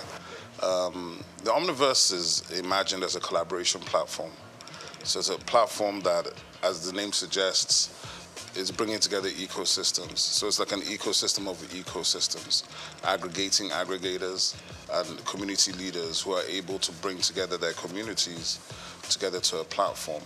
So the summit in itself was, while it was a big event and a heavy lift for us and the team, and I have to thank our team of volunteers. We had a team of about 40 full-time core volunteers that delivered the Omniverse. So one of the key things about the Omniverse is that it's designed to go beyond an event and designed to be fully something that people can engage beyond the summit. So we will be launching our digital platform. We have about 70 community partners already, including a number of government institutions. So to answer the question, there's public-private partnership within the Omniverse. There's regulators, there's government departments and agencies, there's ministries. But more importantly, there's diverse sectors across the economy coming together with the understanding that tech is the biggest enabler for development across all sectors, and that if we can drive collaboration, we can scale. So that's the ethos of the Omniverse. Collaboration is the superpower that we're trying to bring to the fore. That operating in silos has not paid us, but if we come together, understand that technology affects every sector, then we think the Omniverse is here to stay. Nigerian companies, Nigerian associations, global associations, and when I say associations, it's from things like the Nigerian digital artists who have 3,000 members, right, in the NFT community, the Visual Artists of Nigeria, the Society of Nigerian Art, the AfriLabs, which is the biggest innovation hub network on the continent in 54 African countries, ISN Hubs, which is our core partner, which is the biggest innovation network in Nigeria, innovation support network, with something like 189 hubs in 30 states in Nigeria. And these are primarily private sector driven platforms, from aggregators who are major promoters of major platforms such as Lola Shone from Ake Book Festival, Choma Ode from AFRIF. We have a lot of these people who are either on our advisory board, they are co-chairs, or they are community partners, because what we're building is beyond any one person. It's about collaboration both at the top level, but through the line down to the bottom. The role of my council is, first of all, to be the primary sort of mandate is to infuse Nigerian arts and culture into everything the Nigerian government does, at state level, at federal level, and to input it into schools, education, and everywhere. So in that sense, to make arts and culture functional and front line everywhere. This will involve the foreign minister, making sure it's embedded in our foreign policy, in our embassies, in the government policy, in every sector. So we're literally going to be reaching out to collaborate to all government at all levels, all other agencies, MDAs, ministries, federal government and state government institutions, to see how we can find common ground. Because obviously we don't necessarily have a lot of money, but I feel we represent the real crude oil of Nigeria, which is the IP that the Nigerian people create. That IP they create, even if you valued it at $100 per Nigerian, that'd be something like $20 billion. And I believe each Nigerian is worth more than $100. So my own estimation, it's limitless, right? So what we have to do is we have to rethink how we imagine ourselves, rethink our own possibilities, and therefore from there, take off by pushing that agenda. But it's not an agenda for me alone. It's actually an agenda for all of Nigeria. Because when we put it front and center, it means we're putting the Nigerians front and center. And we put the Nigerians front and center, I think we win. I think historically you will find that the federal government and the governments of Nigeria have not funded heavily these sectors. They funded the heavy industries, the military-industrial complex, heavy infrastructure. But the funny thing is, whilst Africans will say, oh, this is grammar, what are you people talking about in arts and culture? What you find is that the West, right, for 500 years has dominated the world. How have they dominated the world? Through narrative. Okay, but what do we complain about? Narrative. But we haven't invested in narrative. So if you don't invest in telling your own story and owning your own story, why are you complaining about how you're perceived? So I think it's counterintuitive, and it's about time. And I'm very pleased and very happy that Nigeria now has a full ministry focused on this one specific issue. Because the truth of the matter is, We are older than time itself. We come before Christ. We come before the entire Western hegemony. We are actually the origins of everything, of innovation, of technology, of science, of education.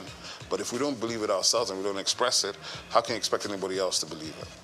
Well, I think the difference is that as a creative entrepreneur, there's really nothing to stop me, right?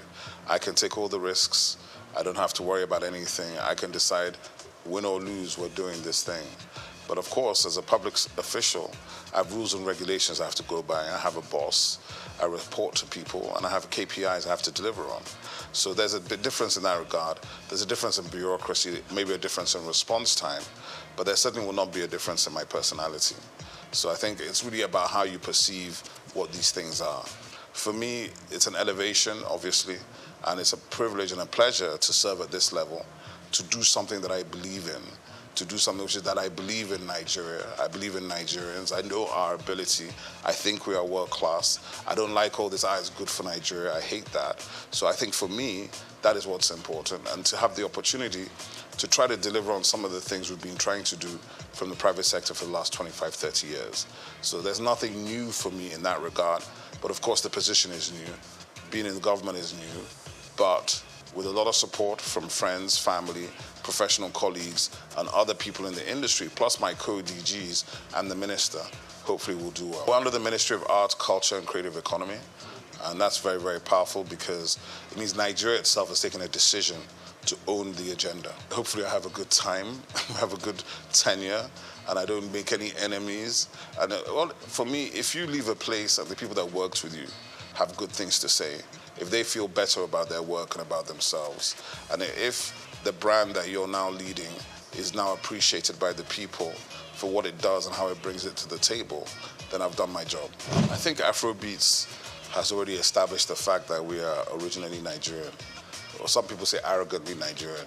And it was intentional. We built this thing, and it was intentional because we're not going to ever apologize for being Nigerian. We're not going to apologize for being black. We're not going to apologize for being African. And that's front of mind. Because, you know, when you do show business, you have to validate it. So we validated the show maybe at least 10 years ago. So now we're in the business phase. So when you see the exit of Maven Records with UMG, you see Iwaju coming, Comic Republic with Universal Studios, you begin to understand where we're building to.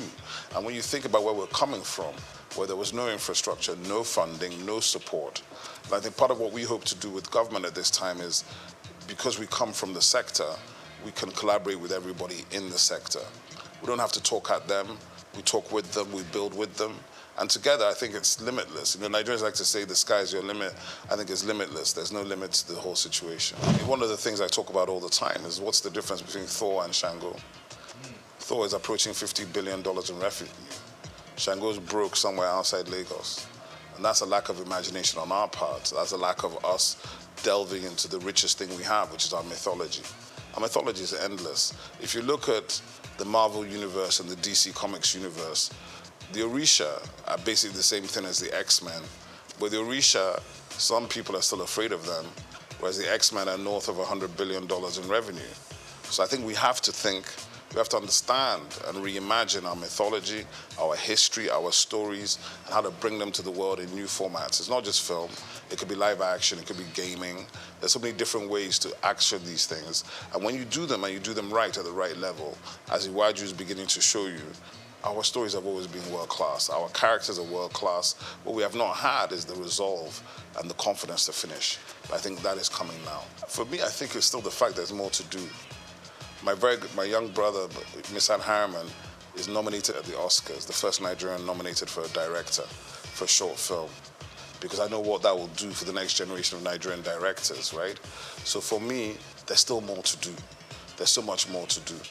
When we see our first $100 million movie in the global box office, we need to celebrate it. When you win a Grammy, you need to celebrate it, because these are stages that we were locked out of. The technology and new media has allowed us to evade these spaces we were not even invited to. But now we're beginning to enter them and dominate. So even when you do that, you have to do it with grace and dignity, not with arrogance. And that's something that some of us have to learn. But the truth of the matter is, the greatness of the Nigerians is just beginning to come. And I feel strongly that this century, we're already in the African century, And the soft power that we hold here is what will define the future of the century. I think the most important thing, the first thing to think about is IP protection, because the minister is working strongly, intellectual property. The US, if you take the state of California is probably in the top 5 economies in the world, and 70% of the economy of California is driven by intellectual property, by 2 core industries, Silicon Valley, which is coming out of Stanford University, and Hollywood, which of course is the music and film industry. Now, that is for anybody that says, oh, what is this thing that they're talking about? We don't understand it, it's grammar. The grammar is the money, okay? The narrative is the money, the story is the money. So any of your children or your nieces or nephews that have talent, visual art, performing art, arts and crafts, adire, all of these things that we've been taking as vocation, they are occupations. They are extremely valuable. And with digital technology and platforms, we can scale these things and generate incredible revenue. The point being that Nigeria has so much to bring to the world in terms of these things. I think Nigerian cuisine is going to be on the level of Chinese and Indian cuisine worldwide in the next 10 years. And if you understand that, then you understand that the Indian restaurants in the UK, as far back as 2009, were generating more money than the UK automobile, shipping, and metal, steel industries combined. That's just restaurants on the high streets. So that is why we must invest and we must put our energy into this sector, because this sector will provide the jobs, provide the revenues, and provide the global dollars that everybody's looking for. Oh, I think it hasn't even started. The Maven Records deal is giving you an indication of that. The reason why that valuation of $150 to $200 million has been done is because of the upside potential of Rema, who's 23, and Arya Star, who's 20. So they're looking at the fact that in 10 years' time, these guys could have generated $1 billion each. Do you understand? So it's a safe bet when you already have a built global talent at 23, when it normally takes years and years and a lot of money to build the talent, right? So what has happened is that we Nigerians have been able to build global talents, global following, with a percentage of the money it takes people in other places to do the same thing. So because of that, the value and the valuation is much bigger, right? So I would say the Afrobeats wave, it's not even a wave. It's been going for 15 years already. So when you encounter it is when you encounter it. If you think it's an overnight success in 2024, that means you were not around in 2008. 2006, I'd say, is a good time to think when the sort of continental, because we took Africa first, working very closely and collaboratively with South Africans, Ghanaians, and Kenyans. Then we started going into Asia and the UK and America on the black, what I call the Nigerian chitlin circuits, moving through the Nigerian communities. And then by about 2010, begin to come into the mainstream with Oliver Twist and all these kind of records that break globally. And now you have gold records from Oliver Twist in 14 countries. And now, in a situation now where an artist like Ashake can come out of Lagos, speaking a language that is not known to most of these people, and generating, selling out arenas. To become an arena artist, let me tell you, there are only 4 or 5 arena artists from Africa, and they're all Nigerian. Don't take it for granted.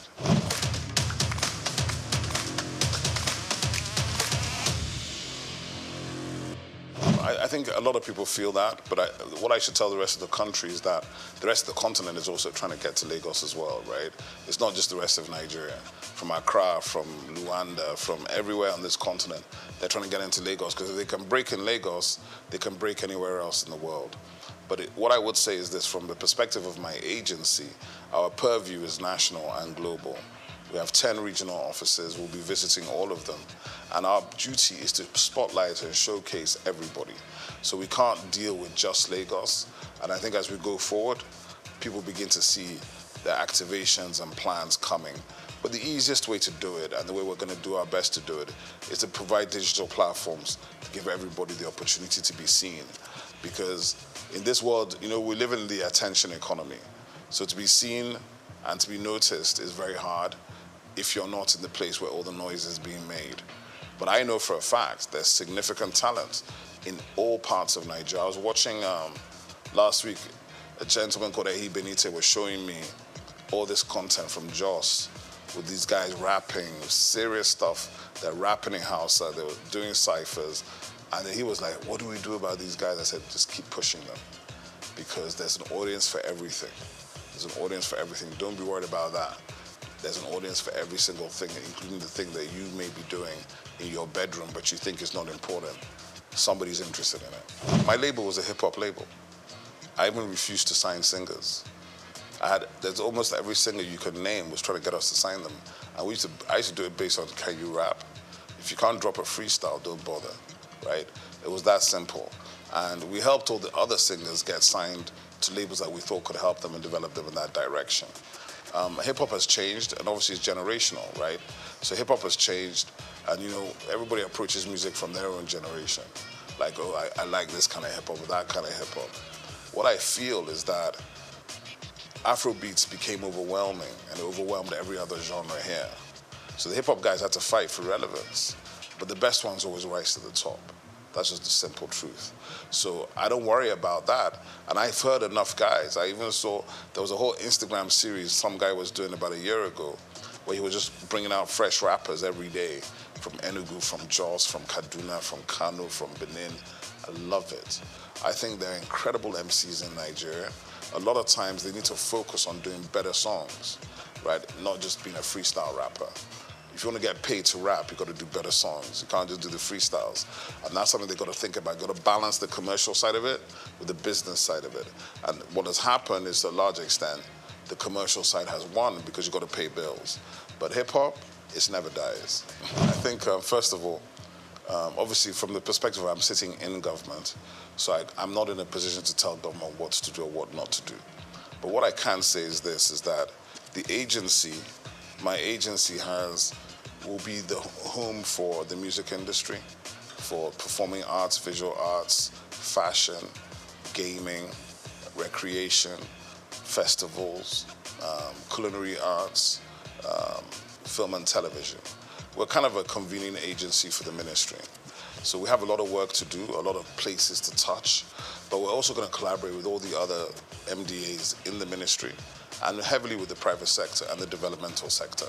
Because to answer the question, I've worked in all these spaces for, it's not quite 40 years, but it's a long time. I've worked in all these spaces for a long time. In the institution, we have positive relationships to bring to the table to change the approach and to change the destination of where we hope to go. What I will say as well is that the reality of it is we're just beginning the journey. And there are no magic wands. I'm not going to wave a wand and everything's going to be fixed overnight, and neither is anybody else. But we will be bringing fresh energy, fresh ideas, a fresh engagement, and we're obviously open to collaboration. And that's really important for me to say that, because people feel there are gatekeepers, but in my agency, there are no gatekeepers, right? We're not interested in whether you have the biggest reputation or the smallest reputation. We're interested in the value you're bringing to the table. Because the truth of the matter is Nigeria is massive. There's a lot of stuff going on in Nigeria. We're going to try to aggregate those things and bring them into one platform so that even as Nigerians, we can know what we're doing. Because to be honest, if you don't know and you don't follow, there's no way you can know 90% of what is happening even in Lagos before you talk about the rest of the 36 states in the FCT. So for me, from my perspective, the journey continues. The objective remains the same. We want to see Nigeria win. But in order to do it this time, I don't think government should ever be disinterested in the nature of the industries in which it is operating. But we also don't need to be owning the space. We want to enable, partner, collaborate, and see how we can push people to do more, because there are already people doing a lot, and maybe they haven't been recognized, they haven't been brought out, they haven't been celebrated. All these kind of things we can help to do, help to get news stories and people to bring these things to the fore, right? Like I said today, a Nigerian who was nominated for an Oscar as a director, the first Nigerian. It's up tonight at the Oscars. It's not news in Nigeria. That's a problem. We have to be able to tell the stories that are of greatness of our people, because if you don't do that, you can't inspire anybody.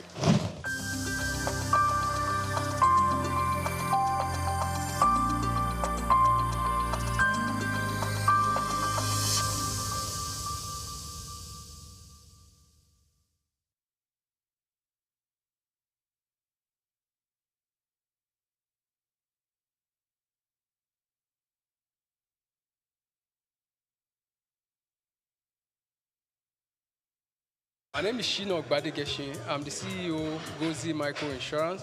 Continue to watch Souq News. Adenike Adeyemi, Executive Director of Faith Foundation. Keep watching Souq News. My name is Shepherd Michael Adewale Onofuye. I enjoy you all to always watch Souq News TV. Hey everyone, Majuli Obaje here representing Gigi. Keep watching Souq News, okay? Stay updated with Souq News. My name is Aton Keme. I am the head of MSME banking. Please keep watching Souq News and stay glued to Souq News. I recommend that more and more people should watch Souq News because they deal with business news. Hi, my name is Amaka Wokolo. I am the director of the Faith Institute at Faith Foundation. Keep watching Souq News.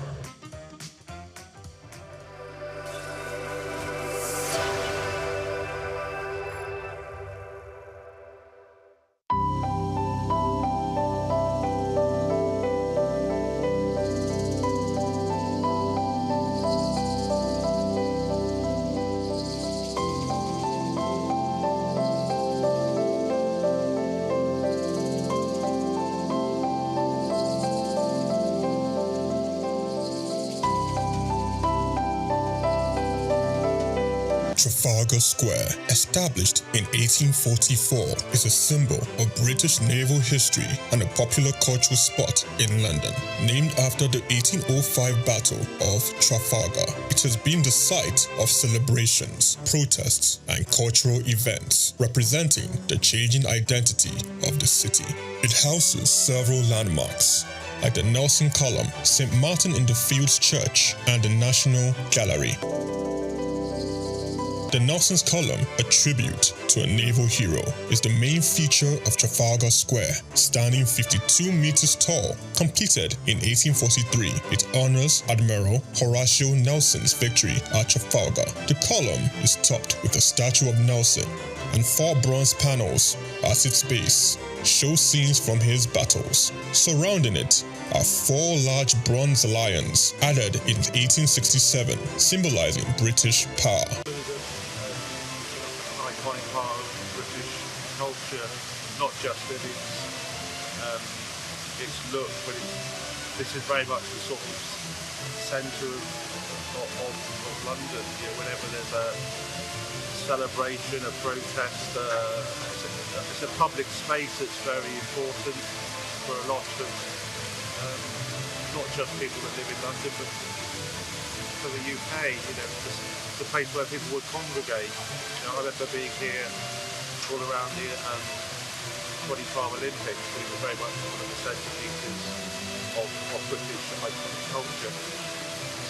Yeah, no, you used to be able to climb on the lions when I was younger, but you can't do anymore. So there you go, that's progress for you. St. Martin's in the Fields Church, reputed as an architectural gem, was built between 1722 and 1726. It is known for its neoclassical design by architect James Gibbs, and is famous for its portico and steeple, and has influenced architecture worldwide. The church also a rich musical history, hosting concerts and helping the homeless. Yeah, I actually came to London just on a little day trip, and then I remembered that this church sometimes has classical music on, so I just popped in, and there's no concert, but there were some people practicing.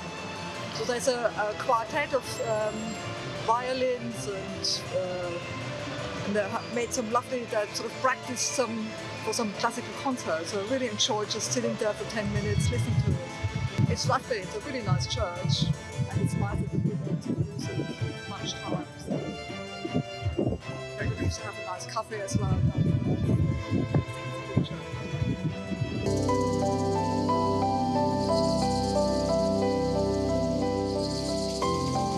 The National Gallery, founded in 1824, is a treasure trove of art. Located on the north side of Trafalgar Square, it houses over 2,300 artworks from the 13th to 20th century, with free public access to masterpieces from major European artists. I'm not really sure. I haven't been through the museum yet, but I'm here for a Christian heritage tour to kind of learn more about the history of the Protestant Reformation in England and Christian history here in England through the paintings that are in the gallery. So that's what I'm here for today. Trafalgar Square blends Britain's naval history with modern art and culture. It remains an important public space, attracting millions of visitors each year to experience London's rich heritage and vibrant atmosphere. Chike Okolo, reporting for Souq News.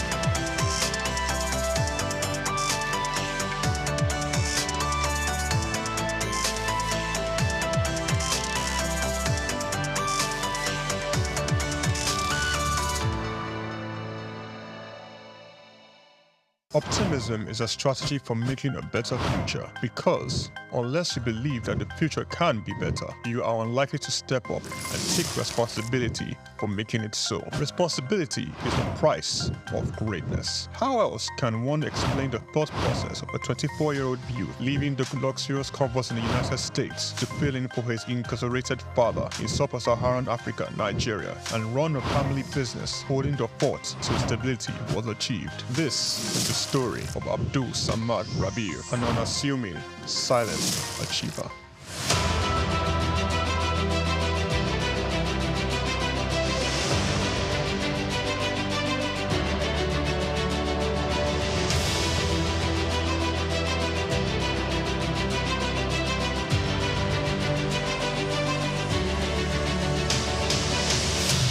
Samad Rabiu attended Capital University, Columbus, Ohio, and returned to Nigeria to oversee the family business when his father, Ishaku Rabiu, was detained by the administration of General Muhammadu Buhari for allegedly not paying the rice report duties.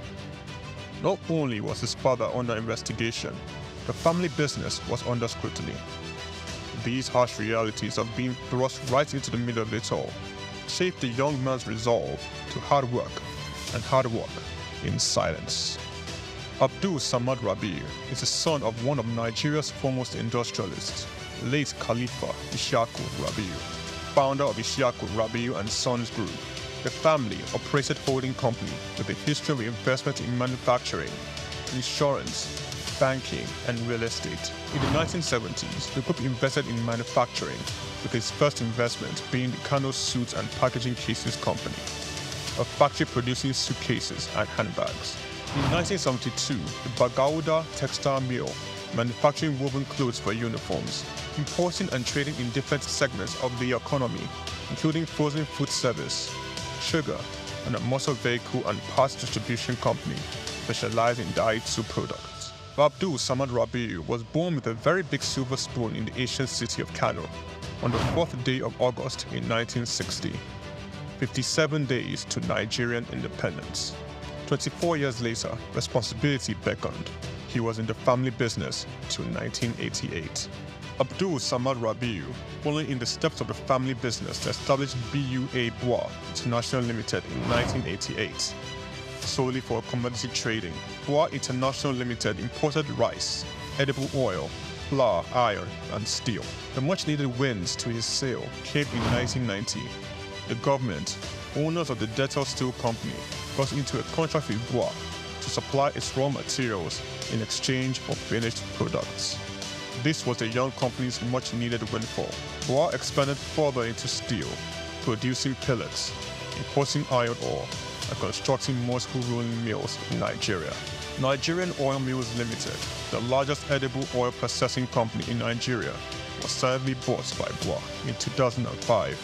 Bois started 2 flour milling plants in Lagos and in Kano. By 2008, Bois had broken an 8-year monopoly in the Nigerian sugar industry by commissioning the second largest sugar refinery in sub-Saharan Africa.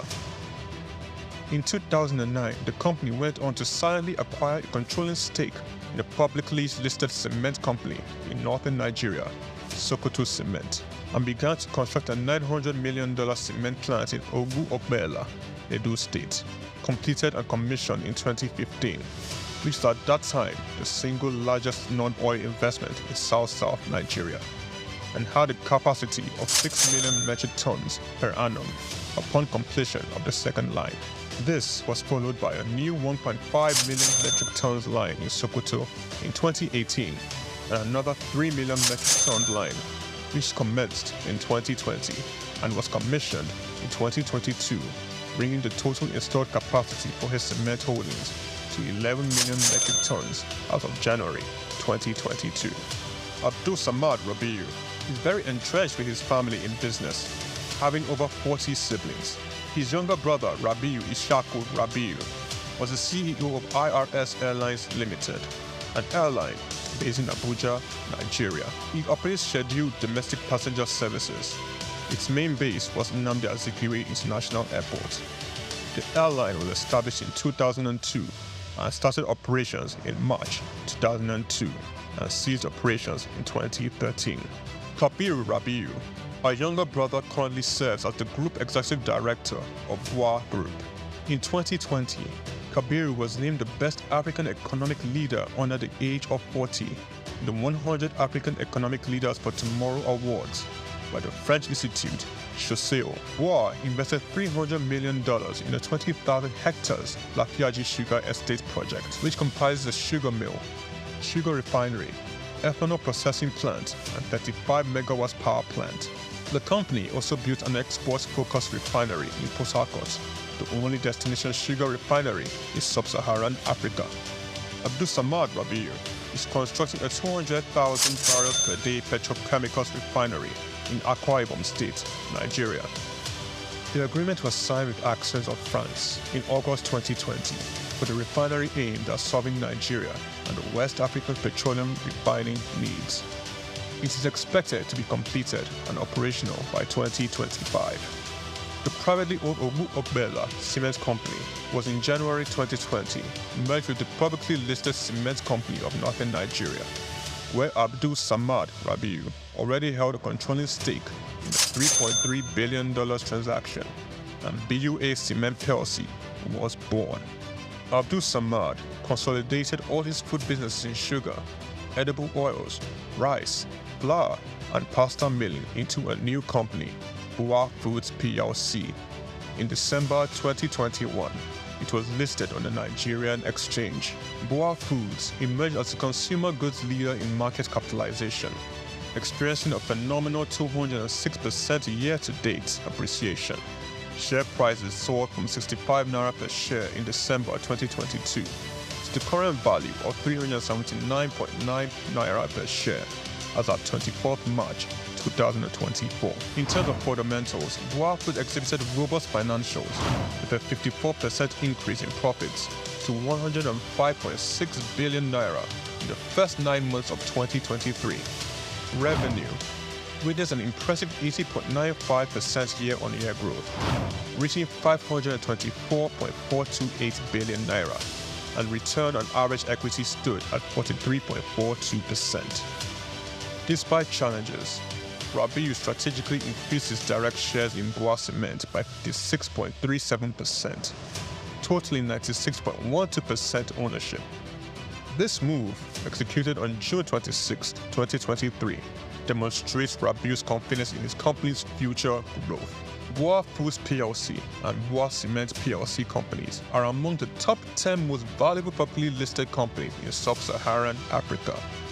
From a relatively small company in 1988, BUA Group has grown to a world-class conglomerate, contributing significantly to the country's GDP while providing employment opportunities for tens of thousands of Nigerians. Abdul Samad Rabiu's philanthropy is silently second to none. He founded the Abdul Samad Africa Initiative, ASR Africa, and an African-focused fund for social development and renewal, which seeks to support Nigeria and other African countries in the area of health, education, and social development. In October 2022, Abdul Samad Rabiu, through ASR Africa, donated $500,000 to the United States Agency for International Development, partner on tuberculosis control, HIV, and gender-based violence prevention efforts in Nigeria. Development of a 7.5 billion naira 200-bed specialist hospital in Kano State during the global COVID-19 pandemic. Abdul Samad Rabiu championed Nigeria's donation to this COVID-19 intervention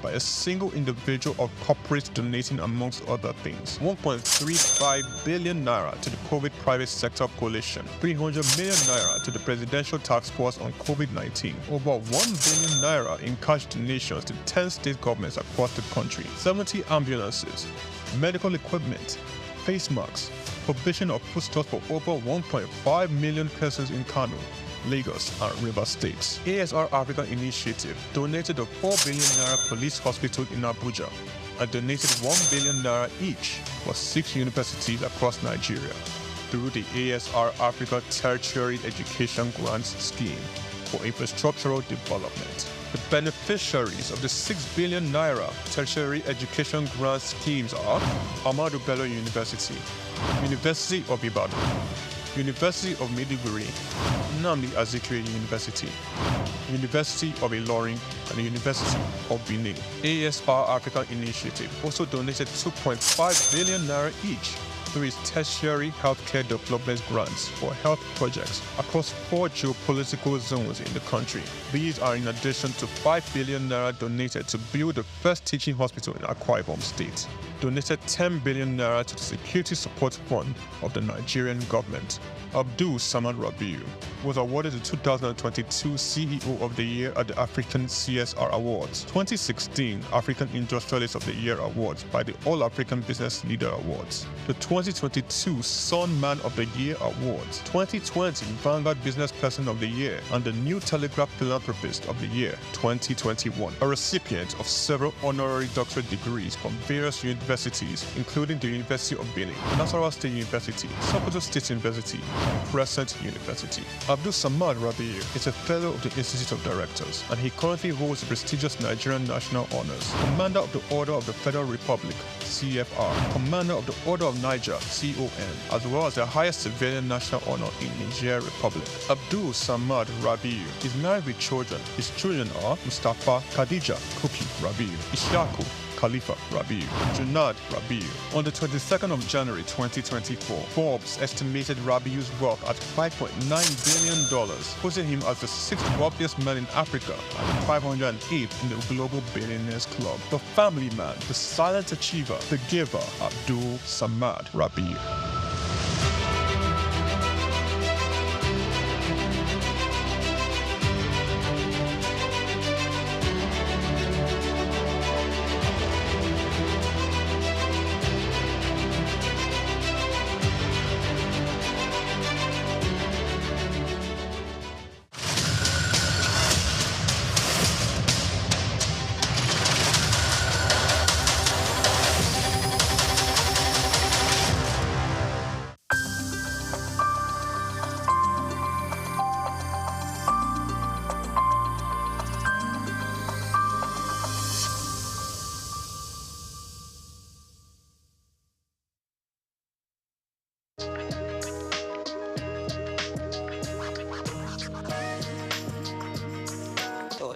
To start with, let me give some introduction to myself. As you said, I was a former commissioner of finance. I was a commissioner of finance during the Ganduja's administration from June 2015 to October 2018. I was there for 28 months, okay, as a commissioner of finance. And I had been with Bayero University, Kano, before I was appointed commissioner of finance. Still, I'm a professor of accounting in the university, but I double as a commissioner of taxation. because at the Prince Abubakar Audu University, Ayumba, Kogi State, there was a chair that had been vested there by the Federal Revenue Service in 2011.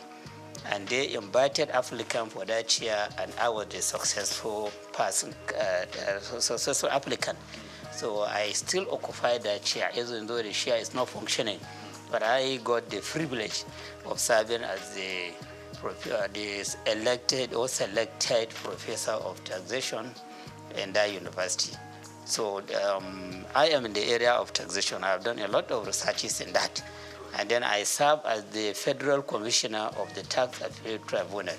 So it was on 15th November that our tenure came to an end, from 2018 to 2024 November. So you can see that I have been involved at various levels on the issue of fiscal policy, tax revenue generation, tax revenue utilization.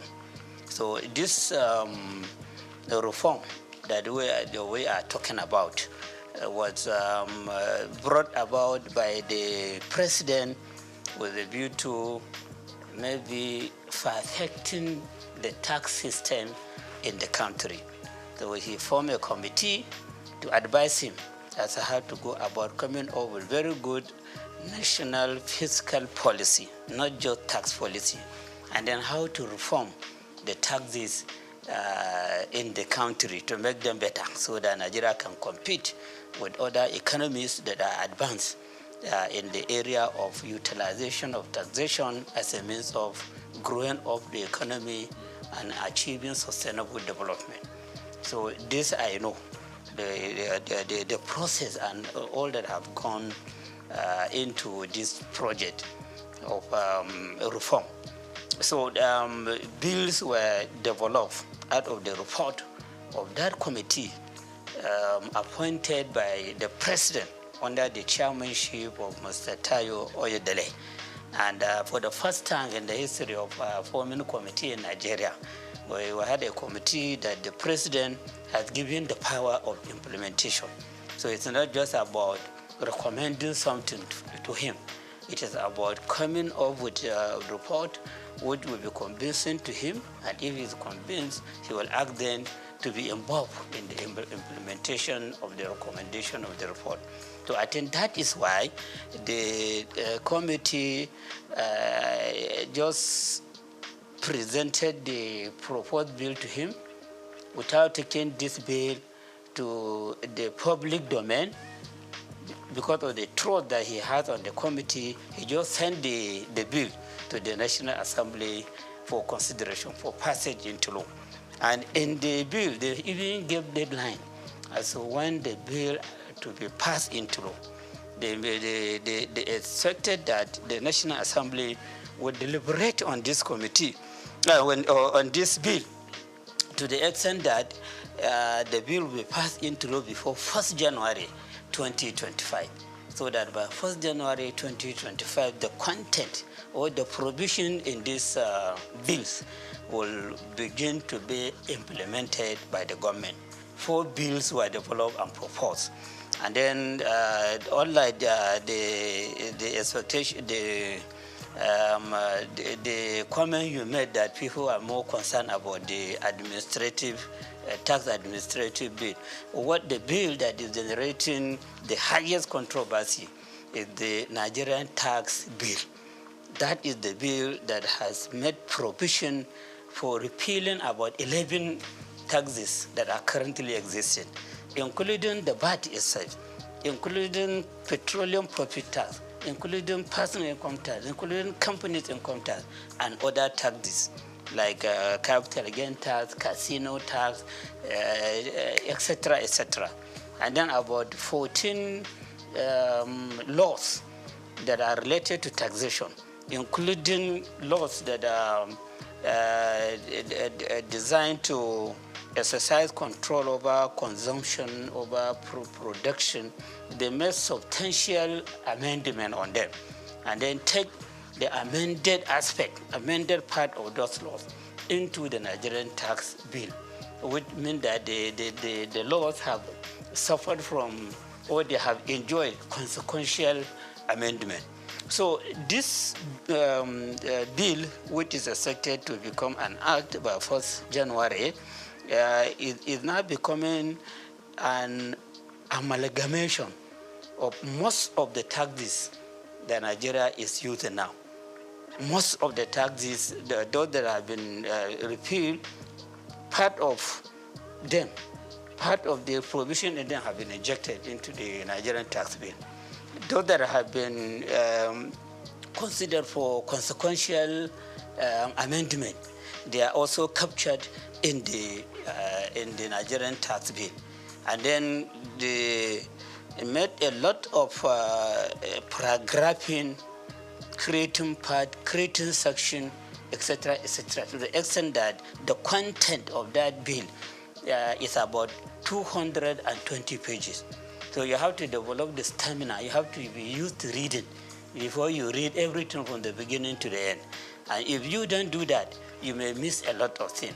And you may be talking ignorantly about the content of the bill. And unfortunately, that is what is happening in the public domain.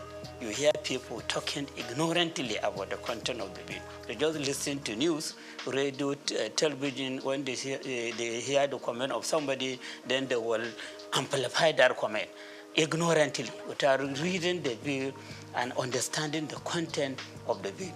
So that is the one that is enjoying the greatest controversy.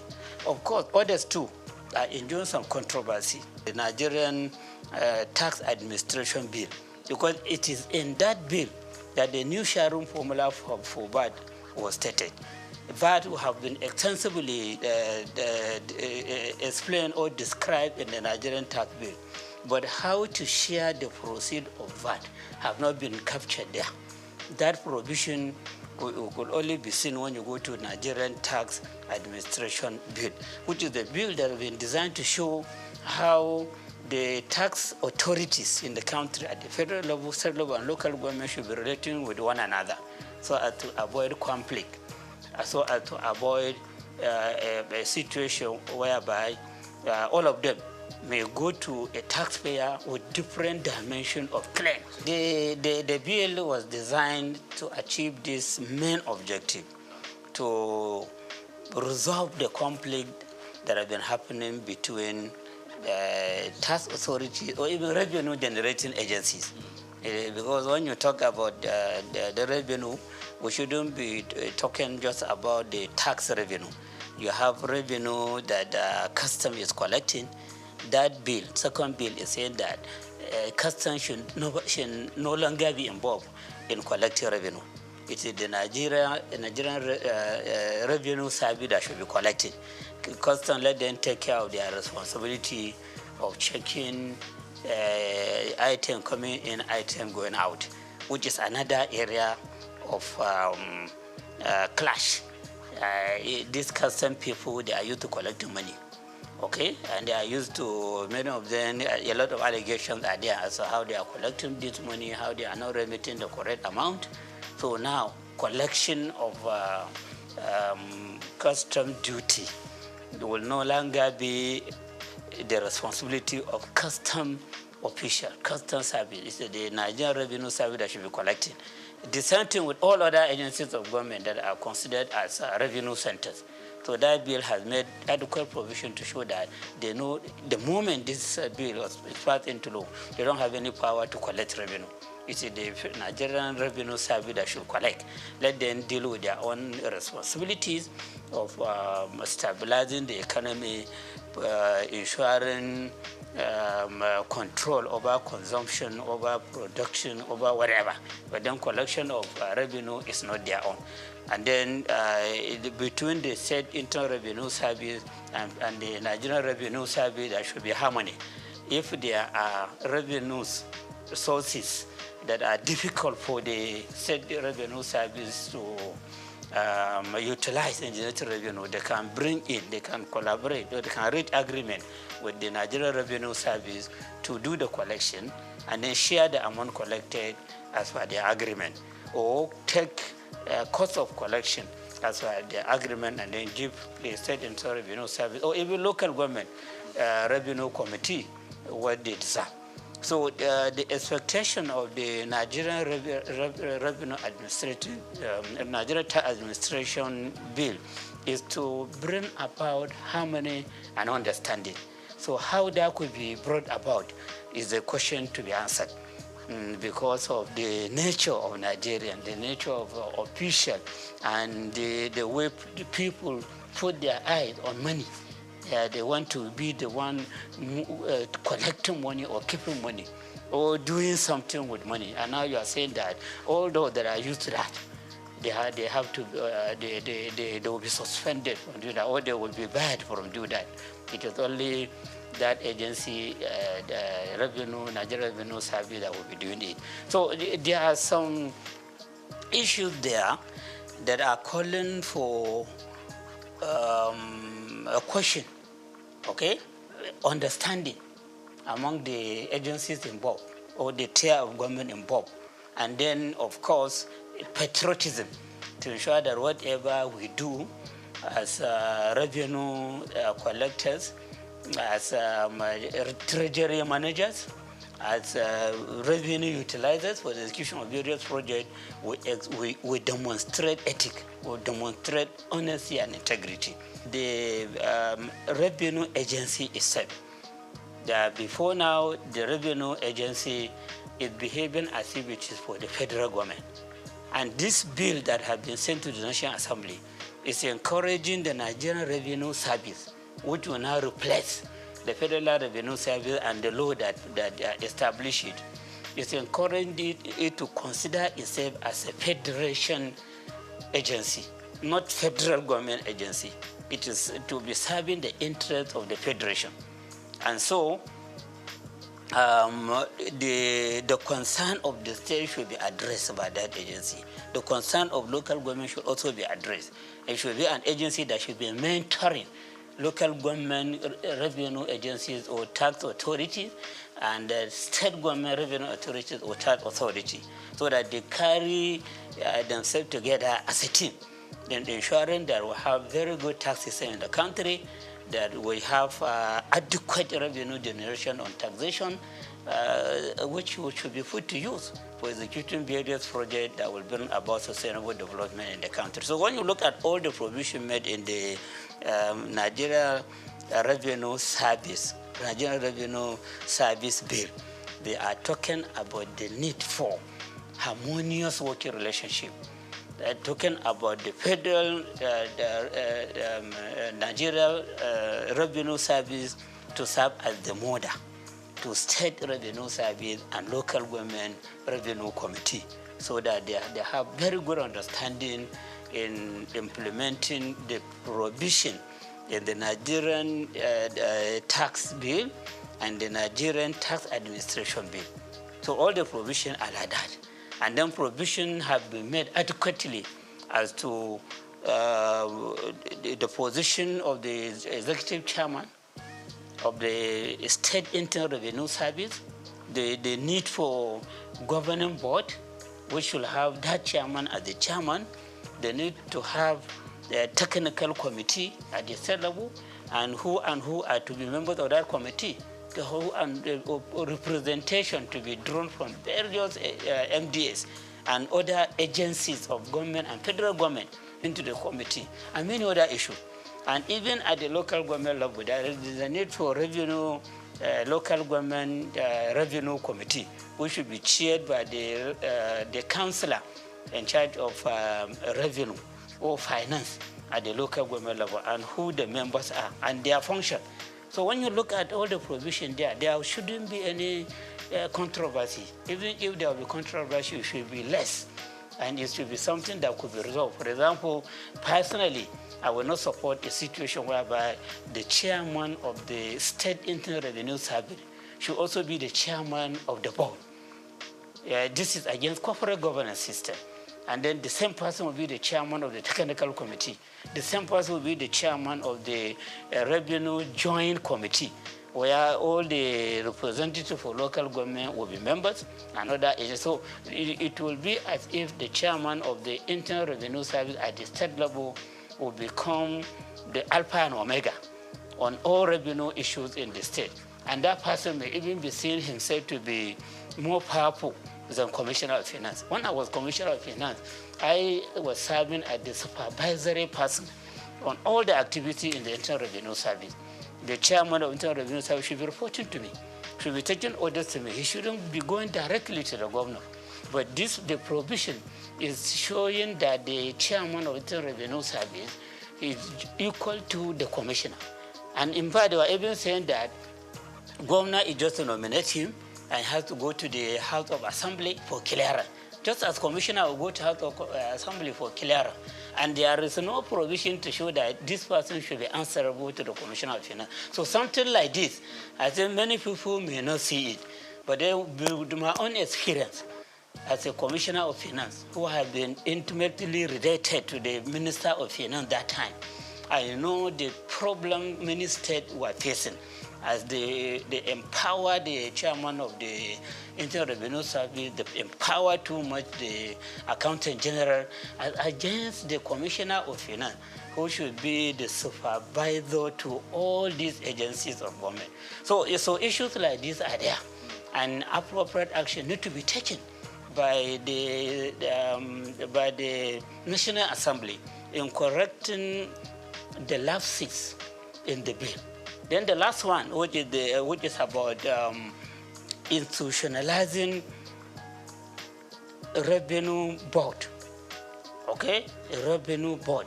Before we have joint revenue board. Before we have joint tax board. So now that joint tax board is an appendix of the personal income tax. It's just under personal income tax. So now the drafters of the bill, they will want joint revenue board to be on its own. Have a law supporting it, so that at the federal level, where we have the chairman of the Federal Revenue Service, he will now serve as the chairman of the Joint Revenue Board. Then all the chairmen of the Internal Revenue Service at the state level will be members. Ministry of Finance will have a representative. Ministry of Budget and Planning will have a representative. And you have some other agencies of federal government that may send representative into that board. So that board will be taking decision on monthly basis on where improvement should be made, how to solve problems between one tier of government and another, and many other things, which will be very, very beneficial to the president or the Federal Executive Council, and then beneficial to governors and the various state executive council on fiscal policy and on utilization of taxation to generate revenue and on utilization of the revenue being generated by these agencies. Because many people are having the feeling that the agency, they collect this money and they spend the money. But in real sense, they only collect.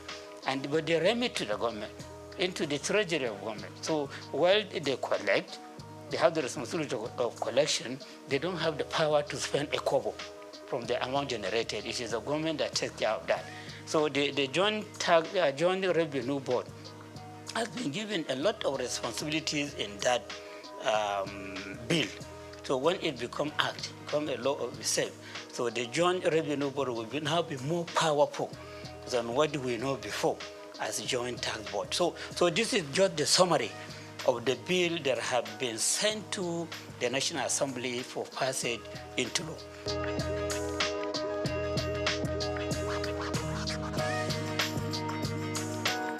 Yeah, my point is that we need reform in our tax system.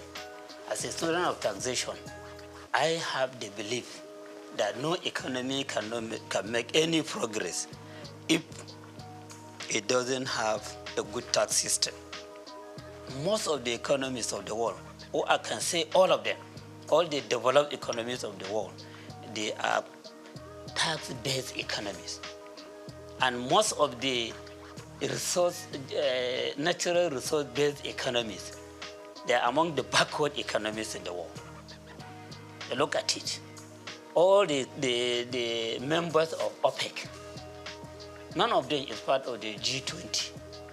They have the revenue, they have the oil, they are producing it in great quantity, but they are still being considered as developing economies.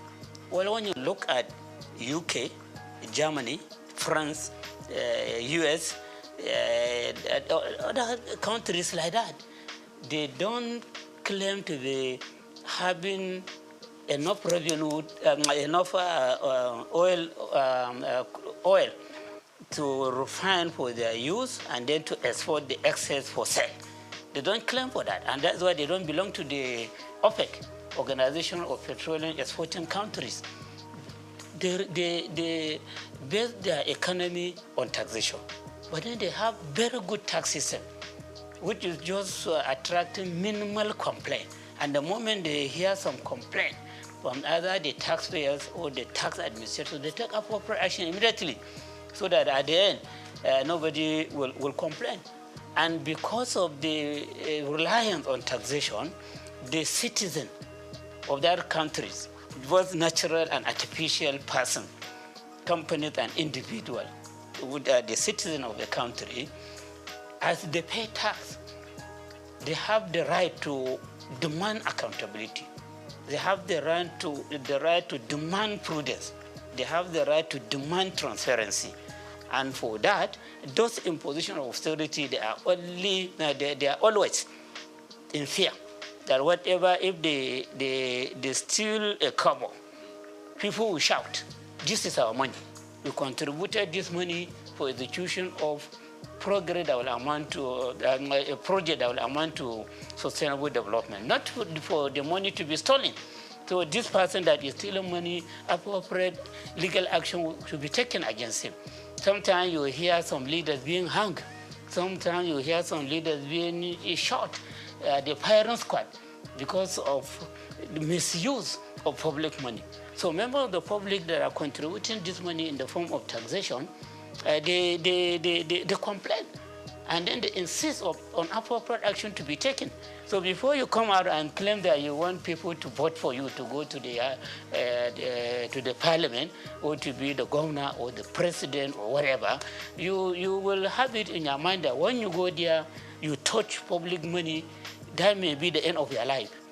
Because the contributors of that money will be, their eyes and attention will be on the money. And the moment you misuse it, they will take appropriate action against you. Your image will be tarnished. You may even lose your life. So those economies that are considered as developed, they rely substantially or totally on taxation for their development. And then those economies that are reliant on natural resources, oil, cocoa, solid mineral, whatever, as they use the money from this to execute projects, the members of the citizens of that country, both natural and artificial, they don't care if they see them stealing the money and abusing the money, because it's not their money. It's not their own contribution to the economy. Number one, the prohibition on VAT, which you said earlier has attracted a lot of attention from leaders in the northern part of the country. VAT could be addressed in two ways. Okay, the first way affect everybody, and then the second way is what the leaders in the north are complaining about. The first way is on the increase in the VAT rate. Increase in the VAT rate. We have never had a situation whereby progressive increase will be brought to VAT rate in any country in the world. From my reading, I have never experienced it. But this is being brought about in Nigeria through these laws. They said VAT rate now, which is 7.5%, as per the Content of Finance Act 2020, will be increased to 10% from January 2025. Just about a month away. If the bills are passing to law, VAT will be increased to 10% of all VATable goods and services. And then just 1 year after, 2026, it will increase to 12.5%. Then you have a small raise for 3 years. By 2030, the rate will be increased to 15%. So you can see the progression in the increase of VAT. And the moment you increase VAT rate, inflation will come up very powerfully, especially as you are increasing from 20 to 2025, 2026, you are increasing 2.5%. So the goods and services throughout the country, you see their prices going up. And there is no separate market for battable goods and services and non-battable goods and services. No separate market. Don't just feel that when you increase VAT rate, the increase in price will be on battable goods only. All other goods and services, their prices will go up. And how do you survive that? Nigerians now are complaining about fuel subsidy removal, electricity subsidy removal, and many people have become unemployed. Many people have become disabled. Nobody, no any earner of salary can claim to be saving anything for investment. People are borrowing money to top up to the income that they have for survival. And those that have no work, they are complaining. We just finished induction for ICANN. About 3 inductees met me that if I have any chance for them to get employment, you are qualified as a chartered accountant and you are looking for jobs. So what about the secondary school leavers, diploma holders, and other people that have not even attended school? So unemployment is on the high side. And increase in inflation is a killer to businesses, because when you don't have people buying, you have to stop production. You have to stop providing services. And when you stop production, you sack your employees. And then you have more people go into the employment market and labor market. So increase in the VAT rate is a very big killer to an economy. And this is a problem that affects all the states in Nigeria. And our president himself in 2020, I could remember, when they are trying to increase VAT rate from 5% to 7.5%, he came up and warned the government that this increase in VAT rate will be harmful to the economy because of the inflation that it will ignite. That was during his, I think, 68 or 69 birthday lecture. When he was to comment, he talked harshly against the increase in VAT rate. And now the same government is accepting the bill to go to the National Assembly for increase in VAT rate on a continuous basis. So I see this as a very big mistake. The timing is very wrong. And then the policy, the idea of progressively increasing VAT rate, especially as Nigerians are complaining about subsidy, fuel subsidy removal, electricity subsidy removal. So this is one thing that needs to be looked into. And as we are interested in generating more revenue through taxes, particularly consumption tax, we have to be very careful about the consequences of the increase. And this is for the whole country. So that is one part. The second part is about the sharing of the amount that will be generated. Yes, right now, when VAT is generated internally, and of course the one for custom, they put it together and share it using vertical formula and horizontal formula. Vertical formula between federal government, state government, and local government. So federal government takes 15%, state government 50%, local government 35%. That's how they share it vertically. And then for local government and state, since they are not at the same level in terms of population, in terms of level of economic development, in terms of weight for industrial development, so they have to use the separate formula. And they agreed that 50% of whatever belongs to state government should be shared equally. 30% should be shared on the basis of population. And then 20% should be shared on the basis of derivation. And that derivation, in the simple language, is about the contribution of every state to the VAT that has been generated. And at the local government level, they are to consider the contribution of each local government to the VAT that has been generated. Okay? So at the state level, when you say contribution of every state on the VAT that have been generated, consumption is much more in some state than in some other state.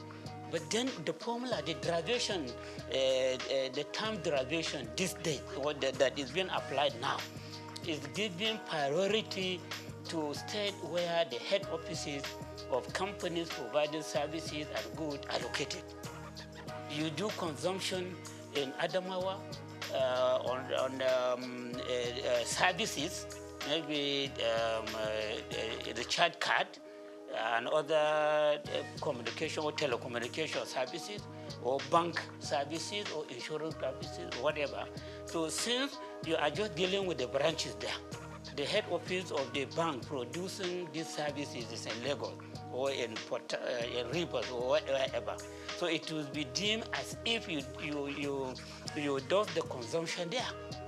And so the credit will go to Lagos or Rivers or Ogun or wherever, where the headquarters of it is located.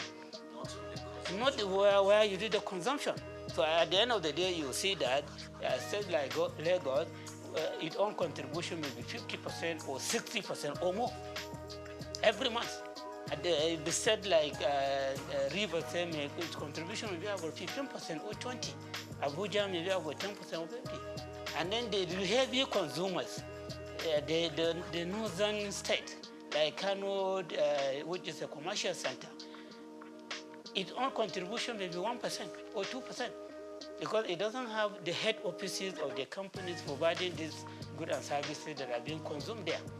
So at the end of the day, you see that 20%, if it is 6 billion, for example, if it is 6 billion, for example, so 60% of that 6 billion will be about 3.6 billion. That will may go to Lagos. And then 10% of that 60% may be about 600 million. It may go to this. And then you, that the consumers, you may get 1% of that. So you can see that particular 20% is the crux of the matter. That is the basis of the controversy. So now that this bill has been submitted to the National Assembly, then these people saw that this derivation has been increased to 60%. 60% instead of 20%. Now, not previously, right now, 20%. Not right now, 20%. And it has been jacked up. It has been jacked up. And the deflation has been jacked up. And then in the law, derivation has not been defined. But then people have to go by what is happening now. As they go against it, since now derivation is about contribution of state that are producing these goods and services being consumed. So they have the right to just say that, oh, so now instead of 20%, it will now be 60%. And then you hear the government functionaries, including members of the committee, saying that no, that's not what they mean. They mean area of consumption. This 60% derivation is about consumption area, not location of the headquarters of company that produce the good or services. You should have defined that in the law. When you say the issue of derivation has been increased to 60%, but what we mean by derivation is this and that. So that controversy will have been avoided. Or you go under the interpretation section. And so as you are interpreting this and then you say derivation. By derivation, we mean this and that. That has not been done in both the Nigerian Tax Act and the Nigerian Tax Administration Act. So you can sympathize with the people complaining. And then if it goes like that, if they don't correct it at the National Assembly before passing into law, the moment it is passed into law, they will go back to this issue. The suspicion is that they will just go back to a pleasing state where the headquarters of the companies are located, because there is no definition that says that it is about consumption. So everything needs to be documented. Yeah, in a society that is well informed, you should always talk on the basis of evidence. And evidence in accounting, we said you prioritize when you are to prioritize between two evidence, verbal and written. Written is more important than verbal evidence. Okay, and that is why in court, even if you say you give verbal evidence, they want to write it down and read it for you. Then you sign or you put your thumbprint that yes, this is your comment. Because written evidence will continue to remain. Verbal evidence could be denied in a later date. So these are two issues, all based on that. And then you can appreciate why people are talking too much on this matter, to the extent that they don't even care to notice other lapses that in the act. But they, as student of taxation, I have to read and try to pinpoint lapses that need to be corrected so that we have a perfect reform on taxation or on revenue generation in our dear country.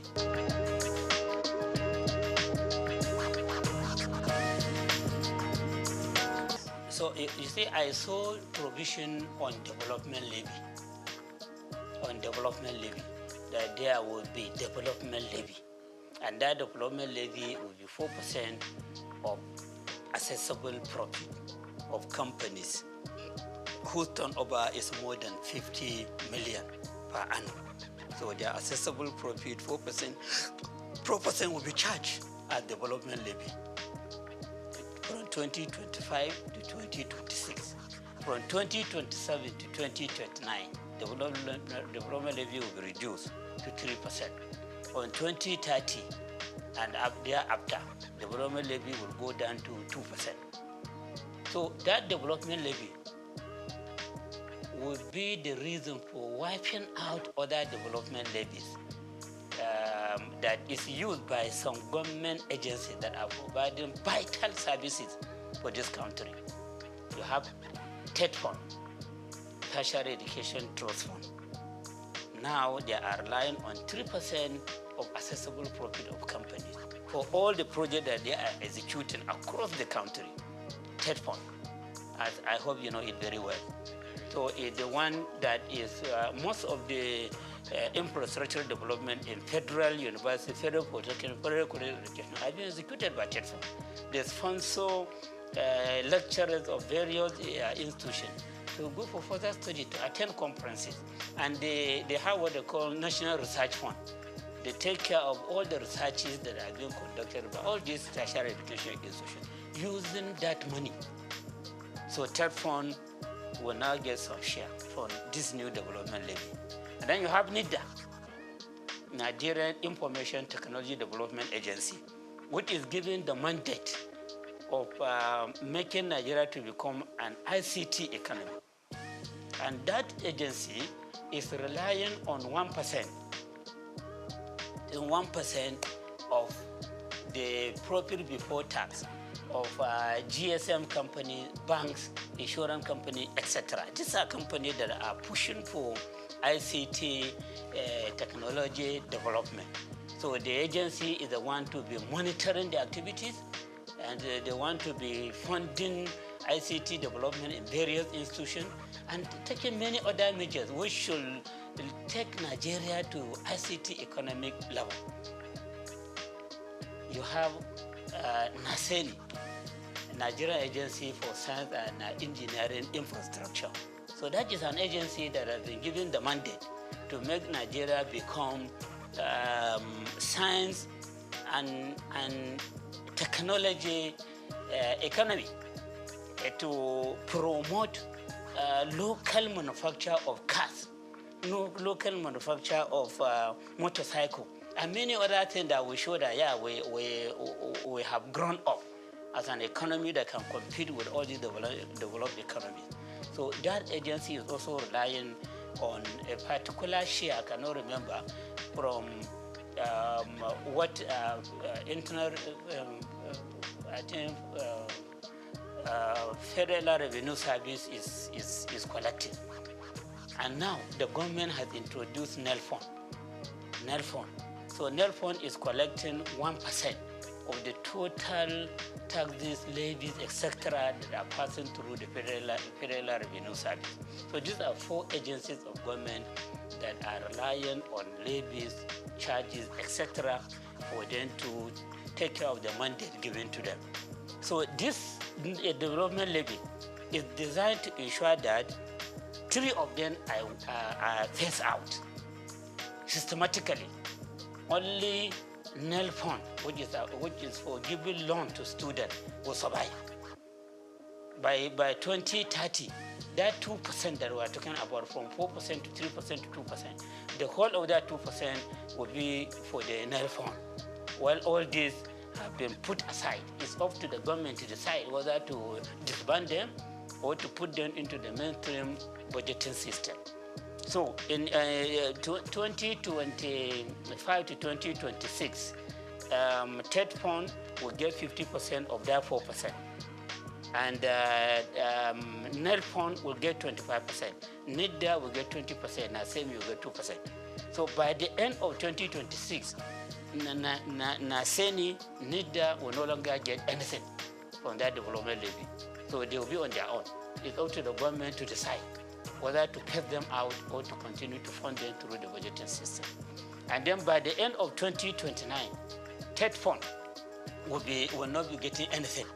But from that 27 to 29, they said TED fund will be getting 66 and 2/3%. And NELDA will get 33 and 1/3%. That is what will happen for 2028 and 2029. By the end of 2029, forget about TED fund. It is only NEL fund that will be getting that 2% development levy that will be charged. So you can see that by 2029, all these 3 agencies that have clear mandate for moving the Nigerian economy forward, they may either be phased out or they may be taken back into the mainstream federal government budget.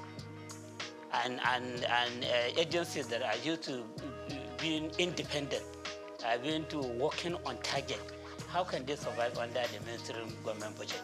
So the other implication is that as you have only NEL fund, even before transferring everything to NEL fund is there to give loan to students.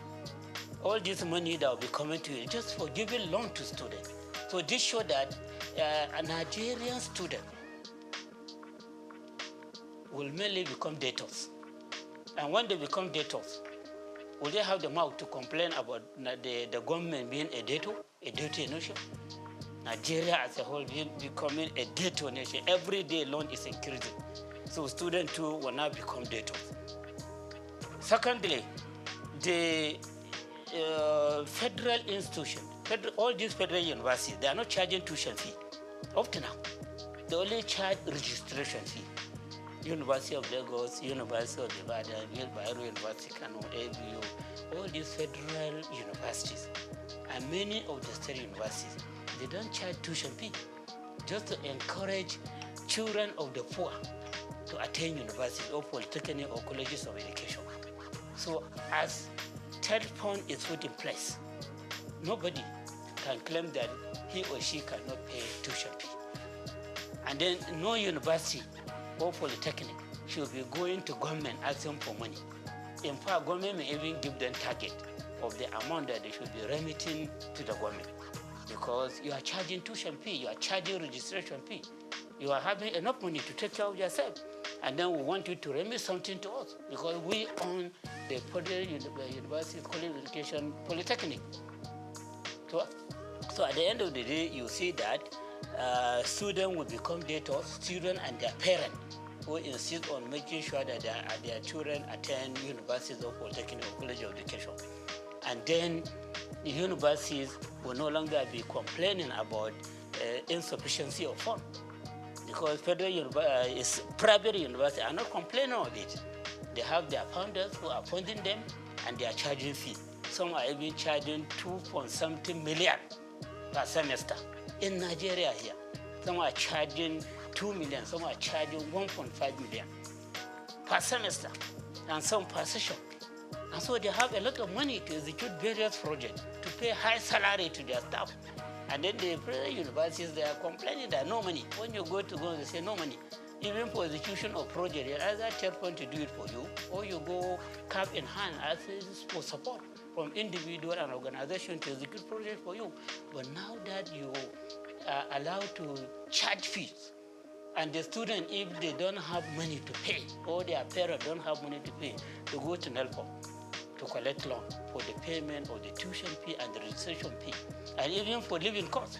And they made it very clear that when you borrow such kind of money, you will start making repayment 2 years after graduation. And even 2 years after graduation until you get a job to do. And then from the job that you are doing, you'll be paying 10% annually up to when you finish paying the loan. How will that be feasible in Nigeria? How would that be feasible? So this provision too is a matter of concern. Yes, for people that will look about what will happen in the future. Look at the implication of the policies contained in that bill. Okay? So I am of the opinion that to correct these lapses, they should just stop at the first formula. When you collect 4%, you increase the rate to 3%, as again to 4%, as again 3% for third point, in order to accommodate other agencies, and you stop charging the other rate. And then, so the first year they said 50% will go to third fund, which is like reducing what third fund is getting from 3% to 2%. I hope you understand. When I say 50% of 4, that is 2. Before third fund is getting 3% of the accessible profit. So we can manage with the decrease from 3% to 2%.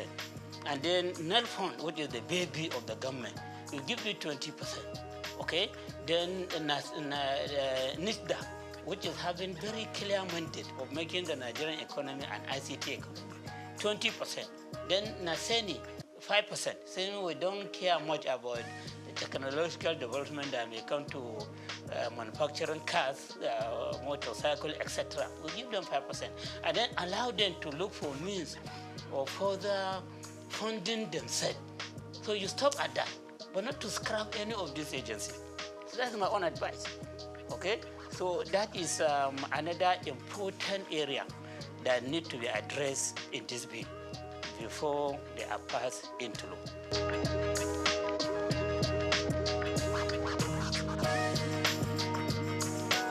In taxation, as I said, we encourage payment of what you can afford. A situation whereby, this is my own personal opinion, yes, and people may feel that I am in support of taxing the poor. No, I'm not talking about the poor. Anybody that doesn't have income, that doesn't have profit, that doesn't have gain, it should not be considered for taxation. But if you are making some gain, you are making some income, no matter how small, and you are paying something, no matter how small, out of what you are gaining, that will make you to have greater moral right to challenge government. But if you are put outside the tax net, you are not contributing anything, you don't have much moral right to come and challenge the government for inefficiency, for poor accountability, for poor transparency. When I was Commissioner of Finance, I had called to be organizing some town hall meeting with small, medium, micro, small, and medium enterprises across the market that we had in Kano. I will invite their leaders and inform and address them. You see, we are introducing presumptive tax. We are doing that with a view to ensuring that you own the government. You own the government. This government belongs to every one of us. But then those that are contributing money into running the affairs of the government, into executing various projects for the state, they have greater stake than those that are not contributing anything. And no matter how small their contribution is, you have the right to claim ownership of government. So many of them were encouraged. So I say, okay, you are in this business, you are at this level. How much can you afford to pay as your presumptive tax. So we say they themselves, yeah, they will accept, yeah. Yeah, so there was a time that we had meeting with some of them. I was saying that you are too small, or maybe every month you should be contributing 100 naira. Some say no. If that group of people can contribute 150, we can contribute 200 naira every month. Through engagement, interaction with the micro, small, and medium enterprise, you can arrive at something that they will be contributing in the form of presumptive tax. And that payment will make them to have the pride of becoming taxpayers. And they will be having their eyes on how government is spending the money. But the situation whereby you come openly and say that you are pushing away about 90% of the people out of the tax net. So you are only relying on 10% of people for the payment of tax. So you are saying that you are now taking the whole of the government to 10% of people, or probably 1% of people. My worry is about that threshold. The fact that you have threshold does not mean that somebody that is not at that threshold, who is making money, cannot contribute with a view to owning the government. I hope you understand. My concern is about ownership. Taxation is a way of owning the government.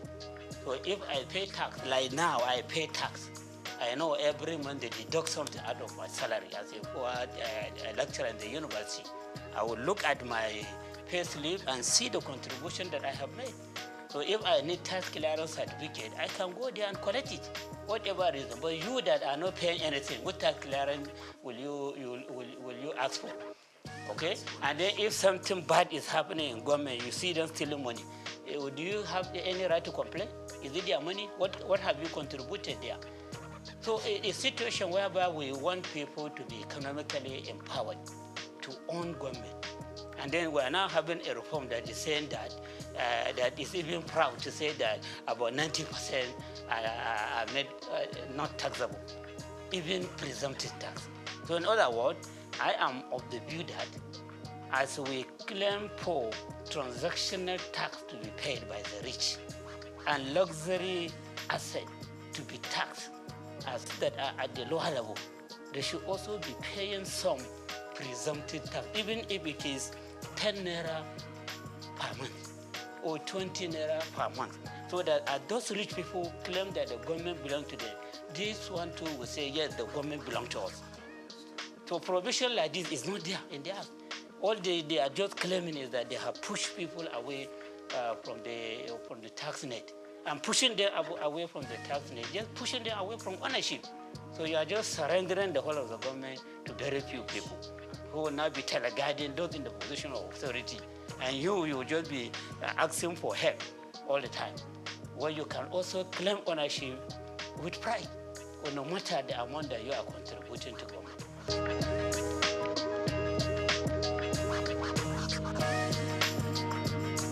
The other aspect of it is this absence of adequate provision in the Act on property tax.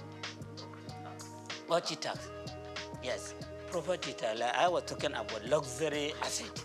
Those with luxury asset, they need to be taxed on the value of this luxury asset so that we generate more revenue. Those that are doing a transaction of high volume of money, they need to be taxed for this transaction.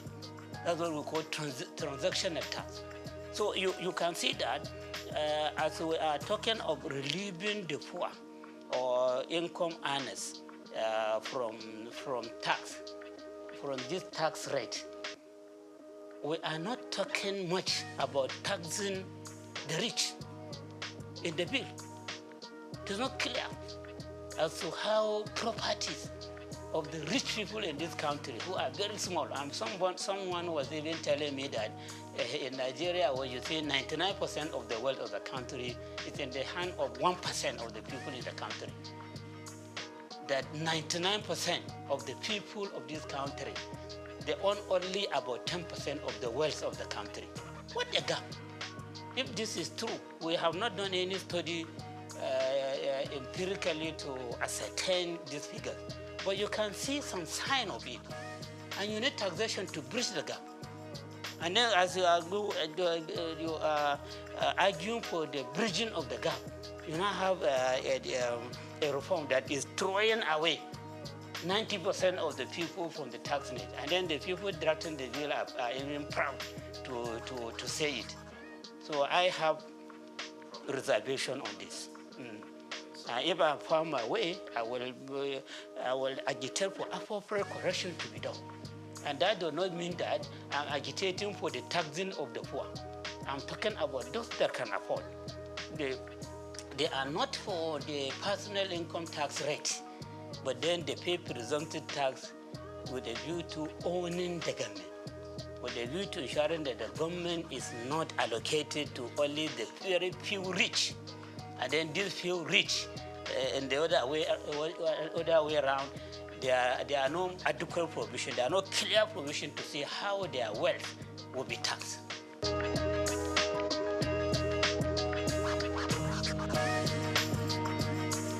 No.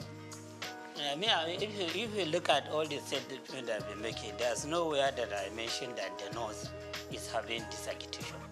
I'm just talking to you about areas of concern in the law. Areas of concern. I think I only made reference to the North when it comes to this issue of sharing of VAT, that the governors and traditional rulers in the North, they are forced to raise alarm. And they raise alarm on this matter only. But all the other matters that I mentioned, they have not said anything. Maybe they have not seen them.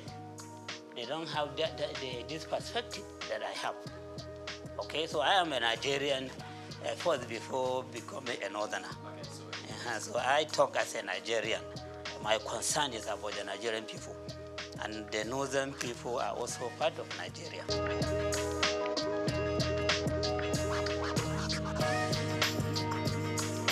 Yeah, you see their position, or the worry they express is just about the injustice they suspect from the issue of VAT collection and sharing.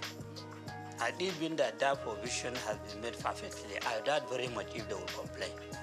And then secondly, they may be having the suspicion that the drafters of the bill were just reading the mind of the president.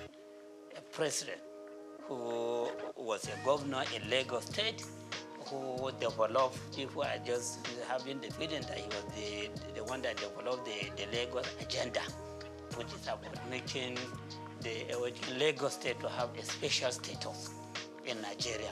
And special status is just about maybe putting it into a position higher than other governors, but not up to the level of the federal government. And then when you are targeting that special status position, then a lot of things could be designed that will be favoring Lagos. So those that are attaching the bill, one, they are doing that in view of the formula they discovered, which may not be, will not augur well for them on the VAT allocation.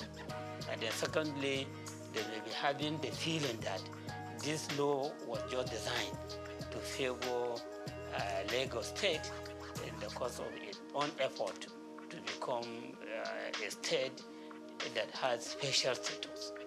Okay? It says so that will make it to be seen as if it is a country of its own, even though it's not up to the level of country, but it is higher than all other states in the country. Probably this may be the reason why they are agitating. The one that you can see clearly is on this issue of VAT. And then they have other suspicion. So that is another worry that I have. The issue of trust. Trust, what some experts call trust deficit. Yes, will be promoted greatly by this bills if corrective measures are not taken. All these issues that I mentioned, I did that honestly as a Nigerian. By all standards, I should be accepted as a Nigerian. Even by virtue of my past, people should accept me as a Nigerian. I don't have any reason to be sentimental against any part of this country. I don't have any reason to be favorable to one region against another. I don't have any reason for that, but even by the virtue of my birth and my own level of experience, okay? and of course by my age, somebody that is around 60. So that person should only be thinking about what you meet when you die, when you reach your goal. Okay, so I think to be fair to them, we can say that their worry is mainly about that issue, and then all other issues are suspicion.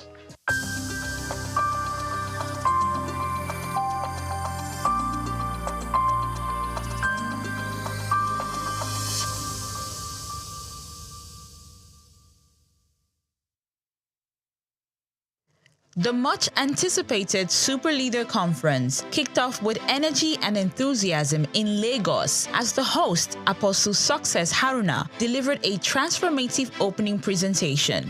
The conference, themed Leader Shift, brought together renowned speakers to redefine leadership and influence. The first speaker set the tone, emphasizing the essence of a super leader, one who communicates effectively, provides resources, recognizes both the strengths and weaknesses of others, and supports them rather than feeling insecure. He also highlighted team building as a critical component of leadership. One of the factors is because our marriage is a beautiful marriage for 17 years. So we have been able to model what a good marriage is to the people. Speaking, I have up to 16 people, 14 to 16 people living in my house. It has been so from the day one of our marriage. They've never heard our voice. 17 years together as husband and wife. They've never seen us scream at each other. They've never seen us fight. They've never seen us argue, and they're hearing our voices outside. In 17 years of marriage, with the number, we have never had less than 10 people live with us from the day one of our marriage until this present moment. So what you model as a leader is easily communicated to your subject. That's where the second speaker, Emeka Anselm, stressed that leadership is not about appointment or selection, but about direction. He illustrated this with an analogy. You've created freedom to learn other things. Seeing that he's going to learn again while others teach. Now when he comes back on top again. Right? Transfer yourself in people so they can take up tasks for you. When you raise leaders, you gain far more people than you can ever imagine in this world. Raise leaders, transfer your values, your nature, your culture into people. This is so important. This is so important. One of the ways by which we become an effective leader, productive, produce people after your kind. That's what God even commanded. Produce people after what? Produce after what? According to him, effective leadership attracts followership by sustaining the interest of those who believe in and depend on a leader's vision. He emphasized vision, uniqueness, innovation, and creativity as core pillars of leadership. Adding a touch of humor and engagement, the third speaker, Ambassador Victor Walsh Oluwafemi, led participants in a brief exercise before moving into his presentation. He focused on leadership as influence, referencing key individuals who have impacted lives in diverse ways. He reminded participants that learning and education comes at a cost, making the convener's fee gesture invaluable. And I grabbed that message that leadership is influence. Yeah. You can influence people either positively or negatively. And the question I ask people that what has been your influence? What have you been able to do in people's life? Are you able to influence them positively or negatively? Many of us do this thing a lot. The role of social media. That even as a leader, you need to be conscious of how you portray yourself on social media, right? That's why I went with that handsome man, uncomfortable. Again, you know, social media has revolutionized leadership influence. However, it must be managed wisely. So we see some crazy set of very young boys, sorry for my language, and some will just come and say, I'm a coach. Of influence. He also advised leaders to be strategic, particularly in the use of social media, emphasizing the importance of knowing when to... The conference was amazing. Leadership was the real deal. It was content rich. All the speakers were very impactful. The points were, very, very valid and practicable. So it was a very big one for me. I'm so grateful that I'm here today. This is the best use of my time today. To realize that to be a leader, a true leader, you have to show your followers what you want them to do. You share your vision with them and also do the work. Let them see what you're doing. They'll be able to replicate. Basically, for me, is emotional intelligence in influence, in influencing people. So it's so profound for me, and I'm taking that back into my space. The third speaker, he got to identify some types of leaders, and one of them was a transformational leader. That was really awesome. I'd like to be a transformational leader, one that leads and then leave a mark when I'm gone. Yes. And reassess. The conference wrapped up.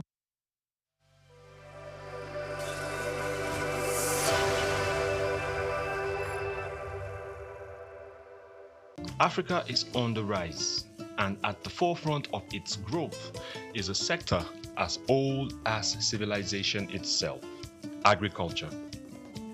Once marked by subsistence farming and challenges with food security, agriculture in Africa is now experiencing a powerful transformation. From the fertile lands of Nigeria to the tea fields of Kenya, agriculture is driving economic growth and lifting millions out of poverty. African governments and internal investors are taking notice, pouring in resources to support smallholder farmers and expand sustainable farming practices. Digital innovation is playing a major role in this transformation. Mobile apps provide farmers with crucial information on weather, market prices, and crop management. These digital tools are empowering farmers to make informed decisions, increase their yield, and get fair prices for their produce. Now I know when it rains, I can plan my planting better, and I know where to sell my crops for a good price. It's really changing our lives. We are committed to investing in agriculture as a pillar of our economy. Our goal is to make farming not only viable, but a source of wealth and stability for our people. African countries are also scaling up for exports, especially in high-demand crops like coffee, cocoa, and cashew. By focusing on quality, Africa is capturing a larger share of global markets. But the transformation goes beyond exports. Across Africa, new farming techniques and policies are helping to meet domestic demand and reduce reliance on food imports, contributing to food security across the continent. Women are also a key part of Africa's agricultural revolution.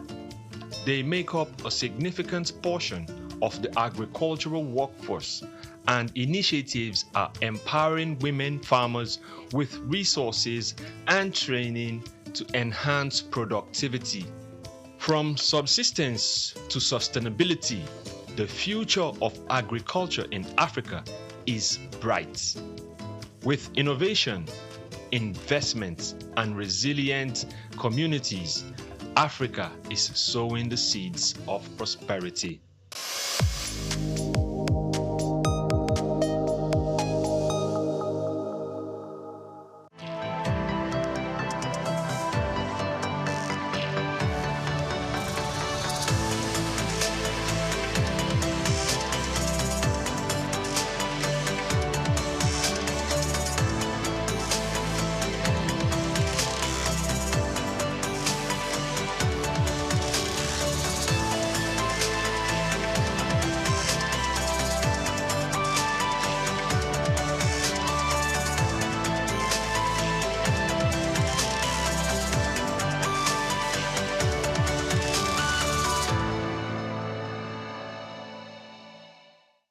Nigeria, when you hear technology, innovation, and e-commerce, then you begin to think of the 21st century visionary leaders who have availed us the luxury of connecting with the world without leaving our spaces.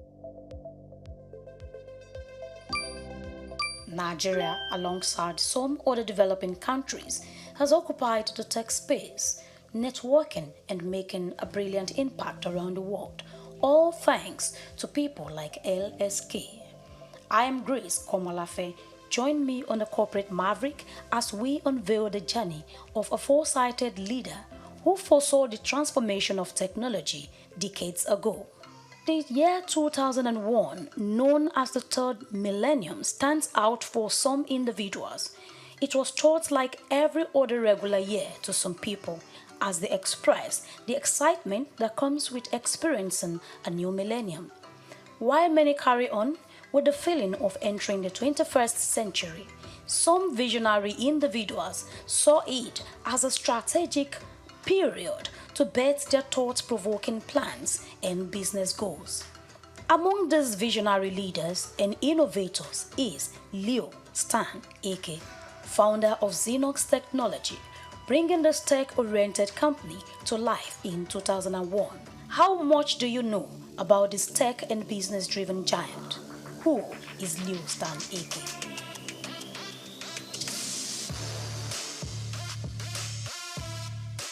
Dr. Leonard Stanley Nnamdi Eke, popularly known as Leo Stan Eke, is one of Nigeria's dynamic and influential figures, an African entrepreneur born into the family of Ihentuge Eke on February 22, 1956, in Imo State, Nigeria. His mom, a dietitian, and dad, a nurse. His root is traced back to Ubommiri Mbaitoli, where he was raised in the household that valued education and hard work. His parents instilled in him the values of discipline and perseverance from a young age. It was within this nurturing environment that Eke's entrepreneurial spirit began to take shape.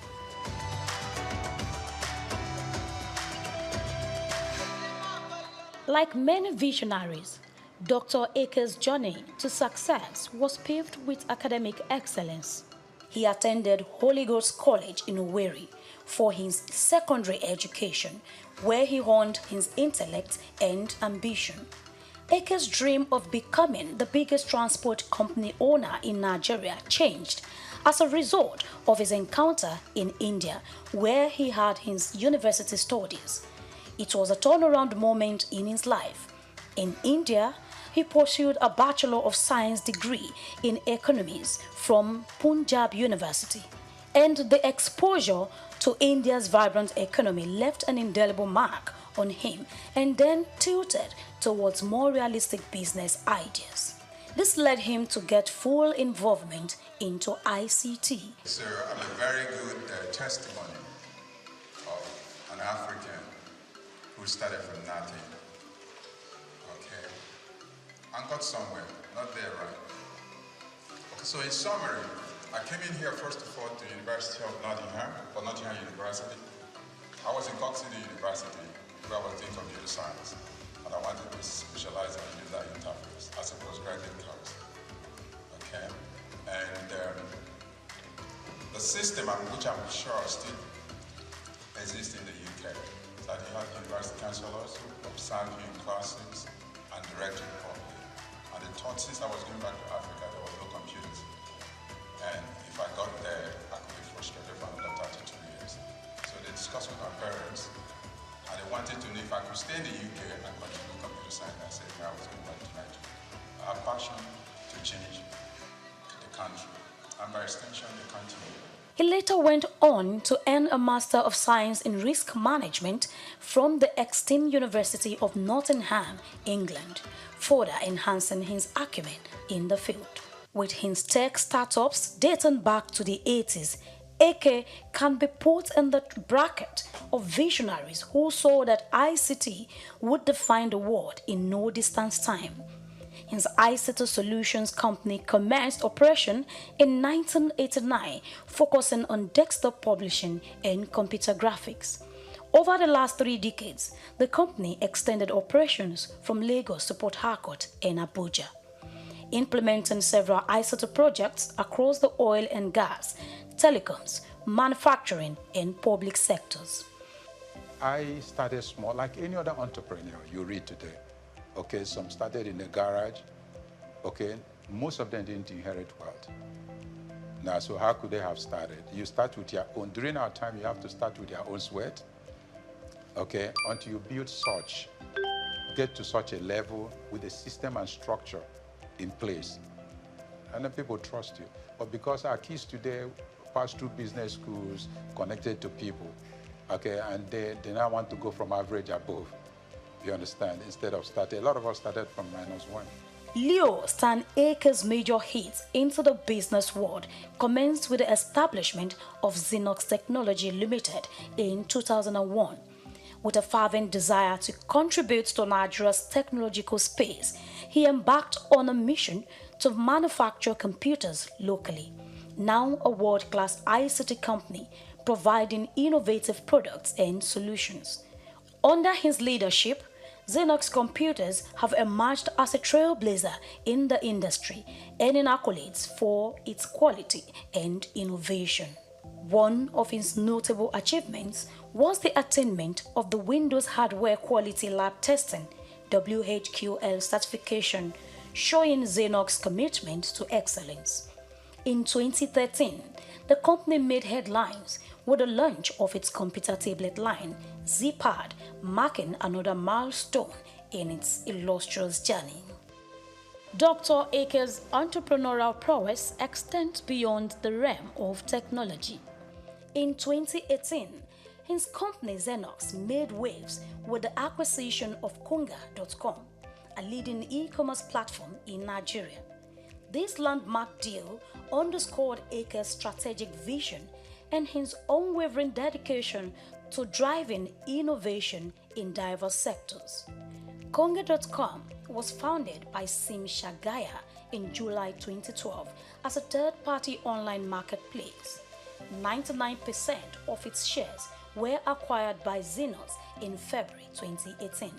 3 months later, Konga merged with Souq's retail outfit Udala to form the biggest e-commerce company in Africa, retaining the brand name Konga.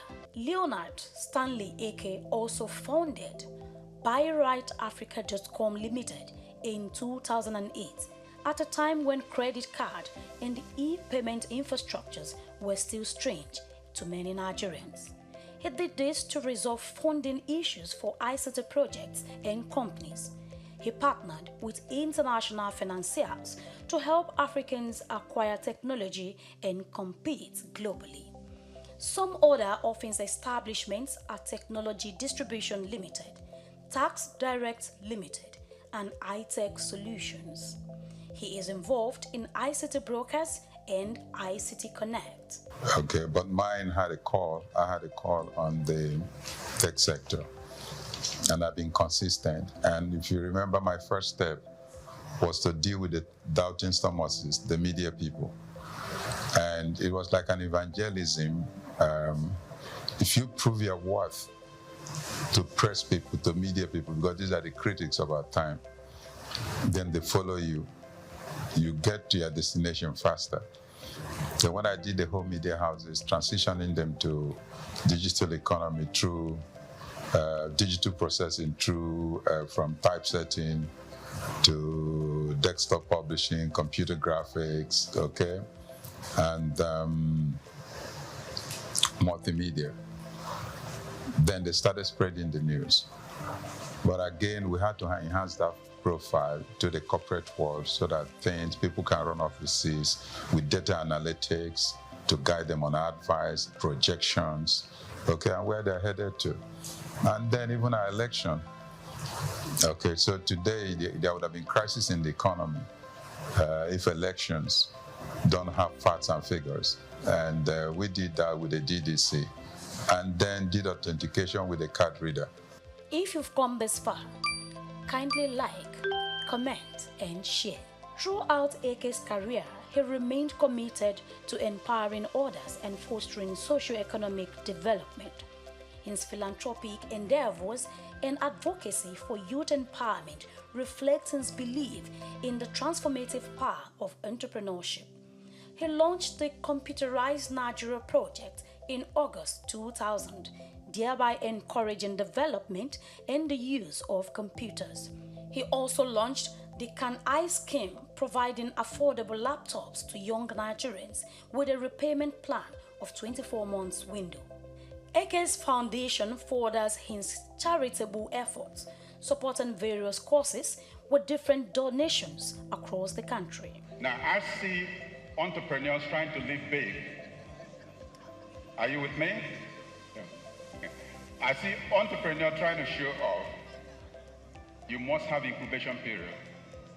Every successful entrepreneurs are seen to be stingy because they know the value of every dollar spent. But they use the same money to sustain the society. Okay, so I just want to advise Nigerians here. I see a lot of you startups now selling debt. It means technically you are leaving the company. And if I'm an investor, I watch your lifestyle. First of all, I see an entrepreneur, Nigerian entrepreneur, he hasn't started, he has expensive car. Entrepreneurs, startups don't drive the best cars. They hide until they emerge. He was bestowed with the Icon of Hope Award by former President Olusegun Obasanjo on October 1, 2002. He also got Nigerian Science and Technology Achievers of the Year 2003 and Officer of the Order of the Federal Republic of Nigeria OFR in 2004. Eke is also a member of the Nigerian Economic Summit Group and holds a life membership, Nigeria Institute of International Affairs. He also holds an honorary doctorate in business administration from Imo State University, Owerri, Federal University of Agriculture, Makurdi, Federal University of Technology, Owerri, and the University of Jos. He is a fellow of the Lagos State Polytechnic, Lagos, Federal Polytechnic, Ida, and Federal Polytechnic, Nekede, Imo State. Leadership is big crisis in the third world. Big subject to discuss. I don't have a complete answer, but as an entrepreneur, I can create platforms for you to decide who should be your leader. But my interest is that I'm excited with this 21st century because this is the only century God did not create any person to be poor. In the past, many were called and few were chosen. In 21st century, many are called and many will be chosen.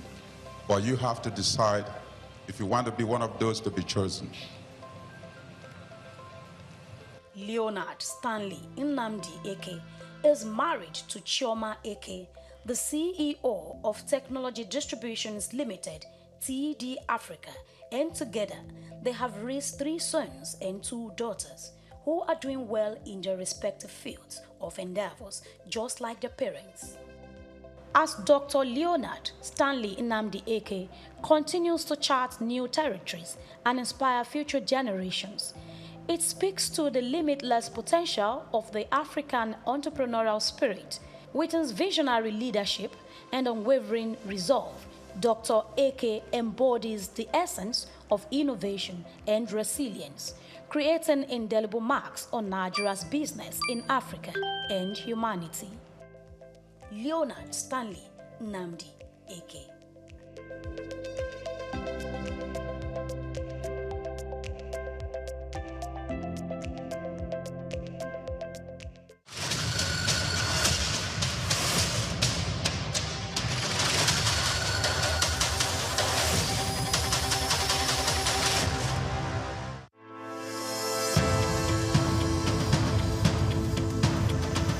Nigerian leather industry has a storied history, particularly in the northern parts of the country where the art of leather farming and crafting has been perfected over centuries. Traditionally, leather was used primarily for functional items like sandals, bags, and saddles, with little emphasis on fashion.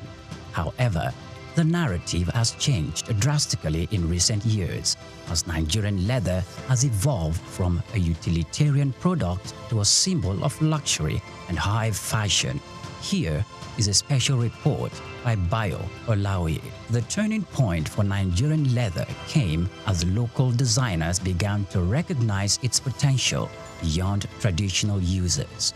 They started to experiment with new designs, creating products that appeal to the modern consumer while maintaining the heritage of craftsmanship. The result has been a wave of leather products that are not only functional, but also stylish and desirable on the global stage. One of the key factors driving the revolution is the exceptional quality of Nigerian leather. Known for its durability and unique texture, Nigerian leather, particularly from goats and cattle, has become highly sought after by fashion houses both within and outside Africa. This demand has encouraged local artisans to up their game, focusing on quality control and finishing techniques to meet international standards. Moreover, Nigerian leather products have benefited from the global trend towards sustainable and ethically produced goods. Consumers are increasingly turning away from massively produced items in favor of the handcrafted, sustainable alternatives. Nigerian leather made using traditional methods with minimal environmental impact fits perfectly into this narrative.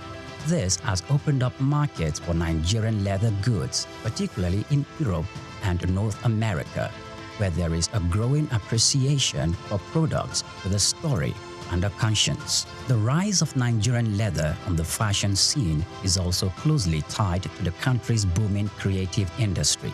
Fashion designers, many of whom had gained international recognition, are incorporating leather into their collections and innovative ways, from sleek handbags and bespoke shoes to stylish jackets and accessories. The Nigerian leather is becoming a staple in high fashion. This trend is not only boosting the profile of Nigerian fashion, but also creating new opportunities for economic growth. The leather industry, once dominated by small-scale craftsmen, is now attracting significant investment.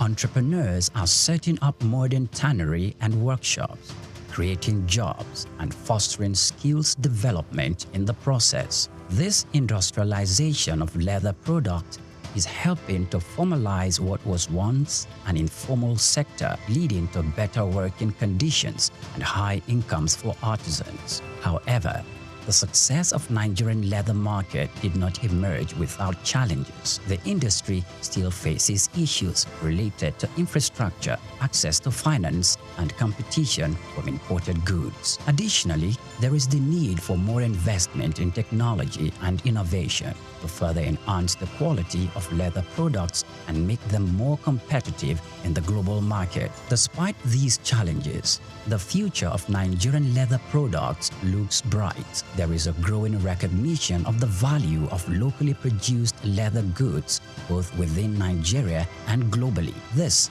is evident in the increasing number of fashion shows and trade fairs dedicated to promoting Nigerian leather products, as well as the rising demand from international buyers. The evolution of Nigerian leather from a utilitarian material to a symbol of high fashion is a testament to the creativity and resilience of the Nigerian artisans. It reflects the broader trend in the global fashion industry towards sustainability and craftsmanship. As the world continues to embrace African fashion, Nigerian leather is poised to become a major player on the international stage, offering a unique blend of tradition, quality, and style. This is just the beginning of what promises to be an exciting new chapter for Nigerian leather.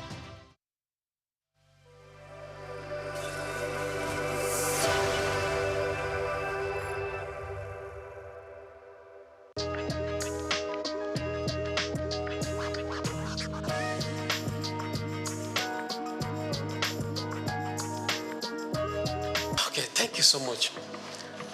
I think the bill is a good one for Nigeria. And I think that the bill will be a catalyst for business to thrive in Nigeria.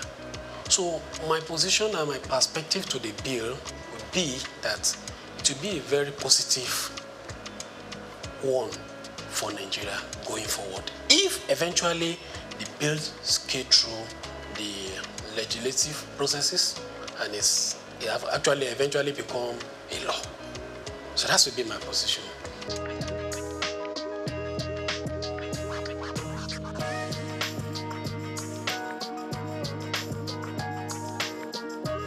Thank you. Yeah, the bill will help business in different areas. Let me mention, for instance, the payee is part of cost for a business. It's part of staff cost. And for especially small businesses, which are the major backbone of the economy, the bill is proposing a reduction, that is proposing tax exemption for some category of lower staff cadre, which in essence is a cost reduction for businesses. So by that, it will help the business to thrive. Also, many people will come, by virtue of that, employ more people, which will bring a robust activity for the economy. And at the same time, there's some category of people that their tax will also be reduced compared to what is currently in operation. So it is a positive atmosphere for business. And when you look at it from the perspective of VAT too, you also see that there's going to be zero tax on some product. There's also going to be a tax exempt on some products, especially for masses, people, low income earner. So some certain products, they're going to be exemption. There's some certain product that's going to be zero tax related. So by that, it will bring a more robust business activity. So by it, and then it will have positive effect on business and economy in general.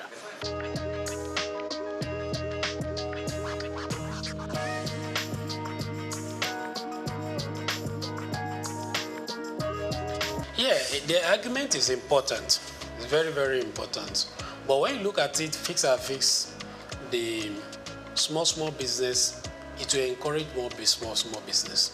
And also, even the 50 million turnover is not a small thing for business, though it is still small relatively to the economic activity. Then, but it is a plus, right? And again, for business that their activity are more than 50 million, then it's good that they should pay tax and contribute little as company income tax to back to the economy. Now, if their taxes are used judiciously, then it will bring more infrastructure to the economy. Then there will be development in the country. Then we'll also be able to look at the advanced country. We envy them, we look at them that they are infrastructures in places, then these things are not cheap. They are not cheap. So, but the main focus for now is that is in a positive trend. It's a positive trend. I encourage that the bill should be passed and the implementation then should be followed up so that it will bring a positive effect to the economic generally and the business will thrive going forward.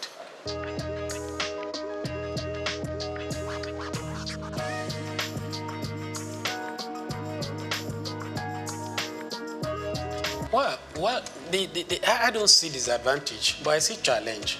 Okay. Yeah, one of the things is that naturally, human beings were adverse to change. So if something is bringing a change, especially when you want to take us out of a comfort zone, we may not want to willingly agree with it. But for me, I think the positive and the benefits outweigh whatever probably challenge or the disadvantage we may envisage. So I still strongly believe that the bill is in the right direction for us.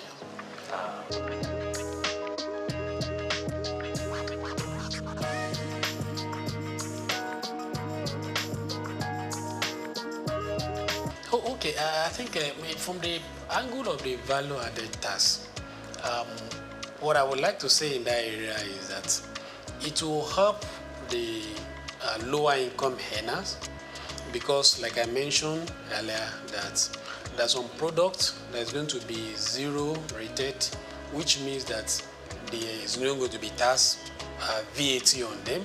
There are some that are totally tax VAT exempted.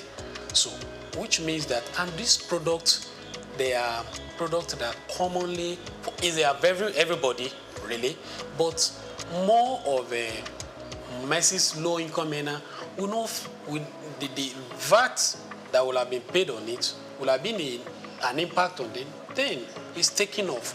So I think from that perspective is also a good and a welcome one. And it compared to what was proposed before, a general increase in the VAT rate across board. So this one is narrow it down to a particular area. So wherein it also exempt or puts zero rated on some product that are commonly used by the masses. So it's a positive direction. It's a good one.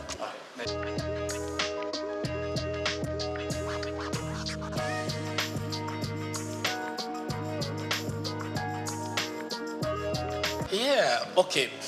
One, from the tax perspective, one of the very good things about this bill is that it allows that you claim input fats. VAT is what you sell, what you buy. So the net effect of it is what you remit. Then this bill also helps to claim some expenses which currently is not in operation. So it's a positive one. Then again, you mentioned the increase in the VAT going forward. Well, let's appreciate that the increase is going to be gradual. That's one. Then two, let's also remember that the VAT, some of these products, they are not going to be with VAT again. That with common people like me and you, transport, there's not going to be VAT on it. Rent, no VAT on it. Food item, no VAT on it any longer. And many more. Health, no VAT on it any longer. So you can see that the VAT is going to be increased gradually, but it's not across board. So those basic that we know is every day is already been taken care of. So I think it should give it to the people that work on this bill.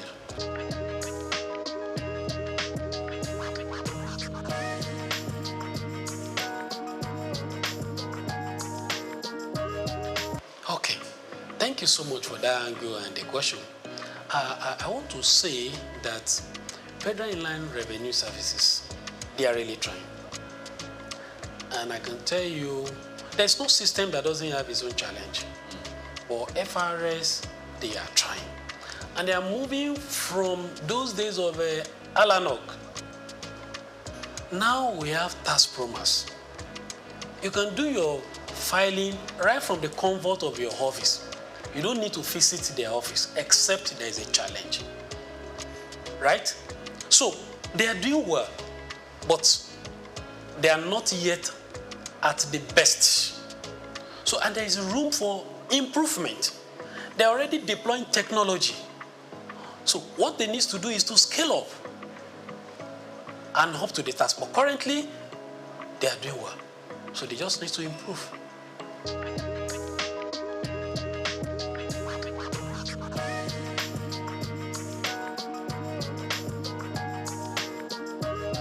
Yeah, well, it depends on the perspective you look at it. Is it shrinking? Yes, we have some companies that are no more within the soul of the Nigerian. So in that case, their taxes is no more coming to us. But again, look at other businesses that are springing forth. So definitely those are coming to the tax net. And then again, there are some companies that are not, businesses that are not in tax net. So through the use of technologies by FRS, they're already bringing them to tax net. So the tax net is increasing. So the net effect of it, you can say, is increasing. Though we have some that are leaving the south of Nigeria. So net effect of it, the tax net is increasing.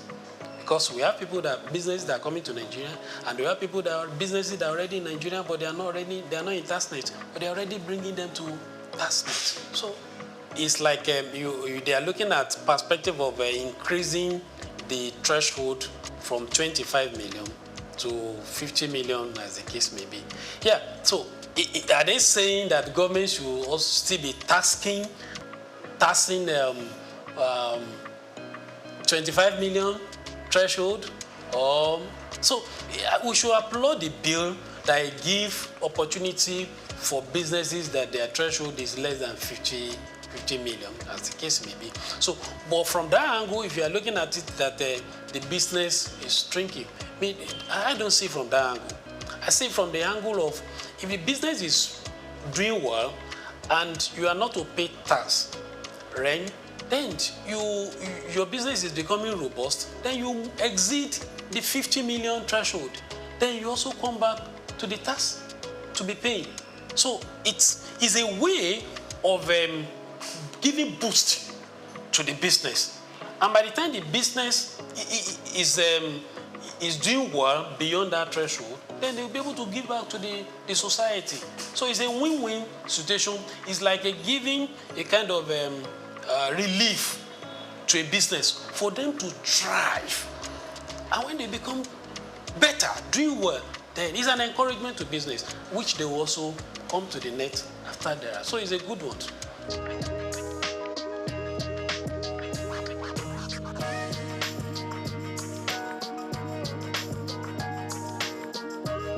The chairman of the year. The chairman.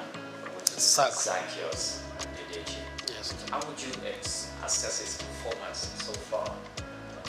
Yeah, I think Mr. Souq is a reformer. Yes. Looking at the step he has taken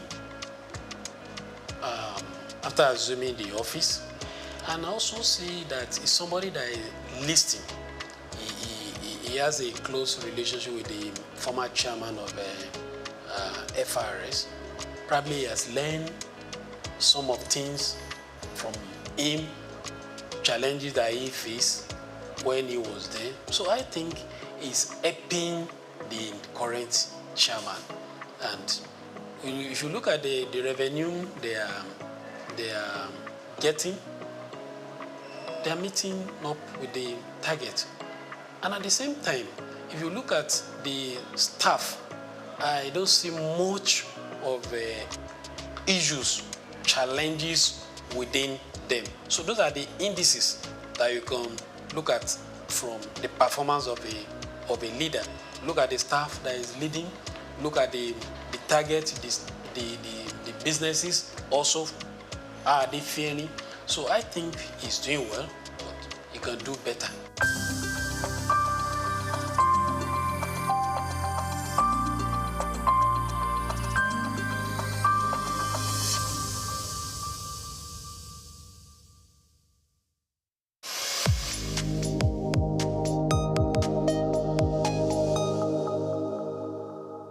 Imagine a world without the roar of a lion, the flight of an eagle, or the rhythmic dance of ocean waves teeming with life.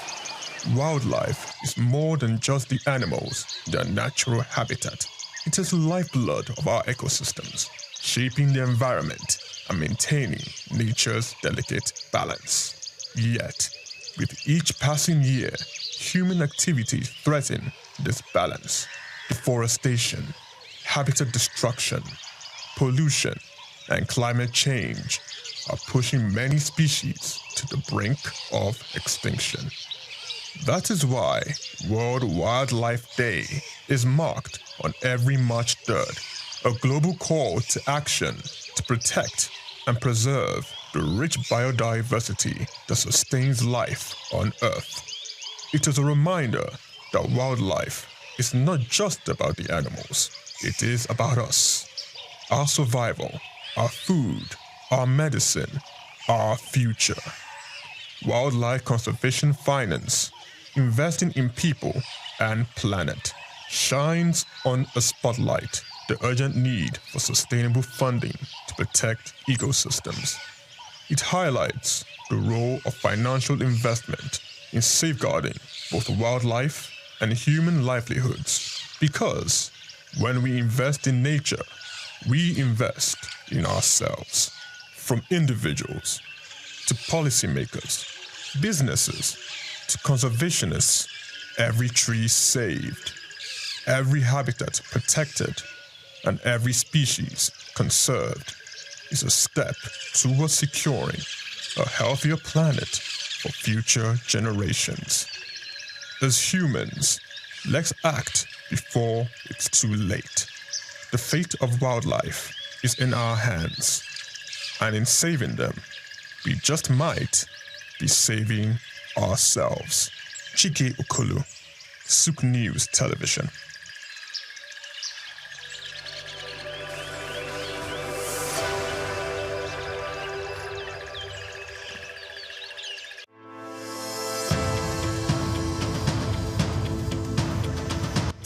Interest in Nigeria's lithium reserves comes as countries worldwide scramble to secure supplies of the mineral which is essential for powering the green energy revolution. In this special report by Bayo Olaoye, the need to harness this resource for growth and development is examined with the evolution of electric vehicles and renewable energy storage systems. Lithium is a key component in the production of batteries for electric vehicles and renewable energy storage systems, and Nigeria is positioning itself to become a major player in the global lithium market. Nigeria's vast lithium reserves, valued over $34 billion, is no doubt attracting world attention, while lithium factories are springing up in different parts of Nigeria already. The attention of the international mining industry is also focused on lithium because it is critical raw material for the production of solar panels and electric vehicles. Analysts predict that global lithium market could grow robustly over the next decade, driven by the rapid adoption of electric vehicles and renewable energy technologies. Data from a global future market insight showed that the lithium mining industry has emerged as a cornerstone of the clean energy transition, driven by the skyrocketing demand for lithium-ion batteries. The surge in lithium demand is driven largely by the electric vehicles market, which accounted for over 70% of the global lithium consumption in 2024, according to an Iranian-based research firm. With countries such as the United States, China, and members of the European Union pushing for next zero emission by mid-century, lithium demand is expected to escalate further. The federal government, indeed, the Ministry of Solid Minerals Development, should intensify efforts geared at renewing and resuscitating the viable lithium industry in the country to its full potential. As Nigeria diversifies its economy into other sectors, the lithium industry offers hope and expectation that this sector would earn more revenue for the country. Nigeria should not just watch with folded arms, but must strive with the political will to develop and strengthen the country's vast lithium reserves.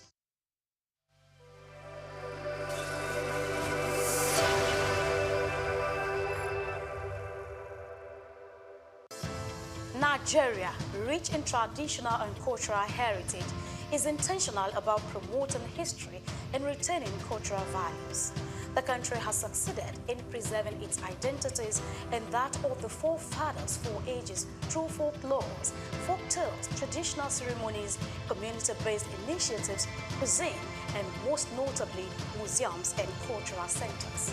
These institutions serve as invaluable repositories of history, ensuring that future generations remain connected to their roots and appreciate the diverse cultural tapestry of the nation. In Nigeria, there are over 38 museums comprising national, state, and privately owned institutions scattered across the country.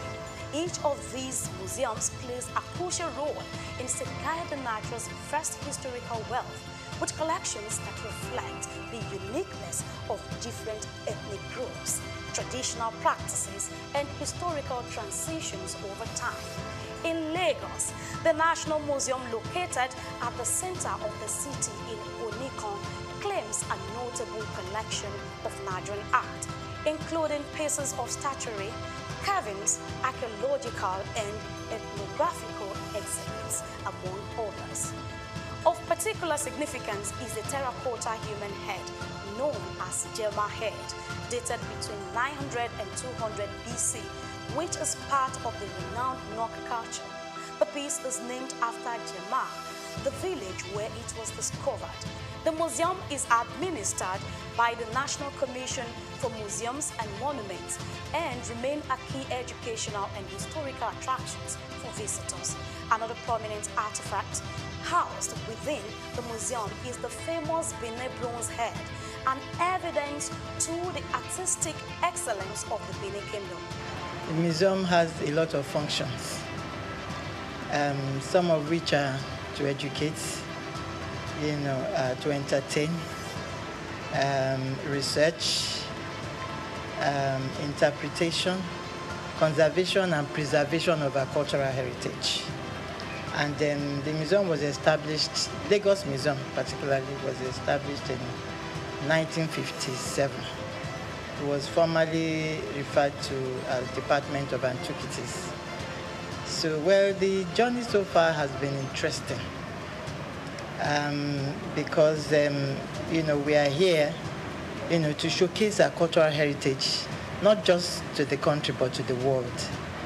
And we've had, we have series of, events that we do, that involve the community. And because of that, we create that awareness that this is where you can come and, see and feel your cultural heritage, your traditions, your history. Because it is said that a people without a history is a people without identity. So the museum portrays this to the people. And over the years, that is what we've been doing.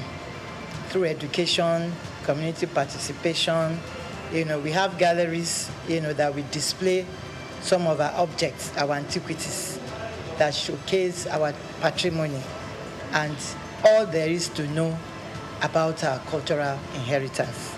And so the museum, has been doing that over the years, and we still keep doing more.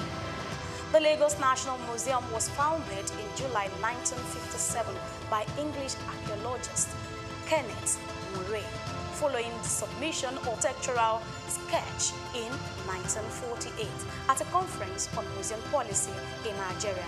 Kenneth Murray collected several traditional masks from Cross River State to display in the museum's early years, according to historical records. The primary purpose of structuring the museum was to preserve Nigeria's historical artifacts and cultural heritage. Fortunately, that vision has remained alive to this day. The museum serves as a significant tourist attraction for Lagos residents and international visitors alike, offering an immersive glimpse into the nation's past.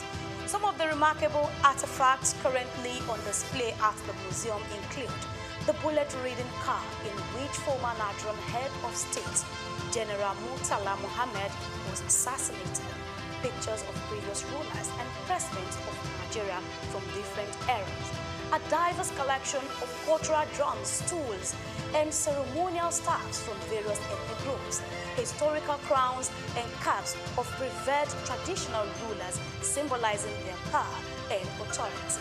photographs of Queen Elizabeth II and her entourage during her visit to Nigeria, reflecting moments of colonial history. It's so immense. Museum is a reminder of what the society is all about, because a number of us are missing the link. We don't even know the role, the significance of the society we find ourselves because of foreign influence. But when you come to museum, it will bring your mind back to the original habitat, the way of life of people, how things should be seen in the society, and how we should react to phenomenal changes in our environment. Basically, we'll be doing this work of educating the general public, not only Nigerians, over 20-something years here, and the impact has been so tremendous. To the point that what we do at the museum is in consonance with the curriculum of our institutions, from primary, nursery, primary, secondary, even tertiary, even people in their corporate organization. They deem me free to come to National Museum anytime they feel like we are missing the link, we have missed a lot of things concerning the way of life of our forefathers. You know, even here, apart from that, we do have what is called seminar. We organize seminar for expatriates, for individuals. They come around on Wednesdays to come and listen and learn on cultural-based subjects. I think it was great. I mean, I particularly like the circle of life that it presented in here, right? From birth to reincarnation to external influences. I think it gave a good history of Nigeria. I learned a lot about that. There seems to be some real big connection between Nigeria and Benin in terms of the history that I wasn't totally aware of. I was able to see the different artifacts and stuff that were presented. So it was quite interesting. They did, I think, a pretty good job doing a comprehensive tour or comprehensive history of Nigeria and its culture and its surrounding areas. A visit to the Lagos National Museum offers an enriching experience, transporting visitors back in time and allowing them to connect with Nigeria's rich and diverse history. The museum provides an opportunity to explore stories of resilience, artistry, and governance that have shaped the nation. Whether you are a history enthusiast, a student, or simply a curious traveler, stepping into this museum promises a nostalgic journey through Nigeria's past, fostering a deeper appreciation for its cultural legacy. Nigeria continues to reflect the stories that shapes its people, steadfast in its commitment to promoting history and preserving its cultural values for generations to come. Grace Komolafe, Souq Perspective.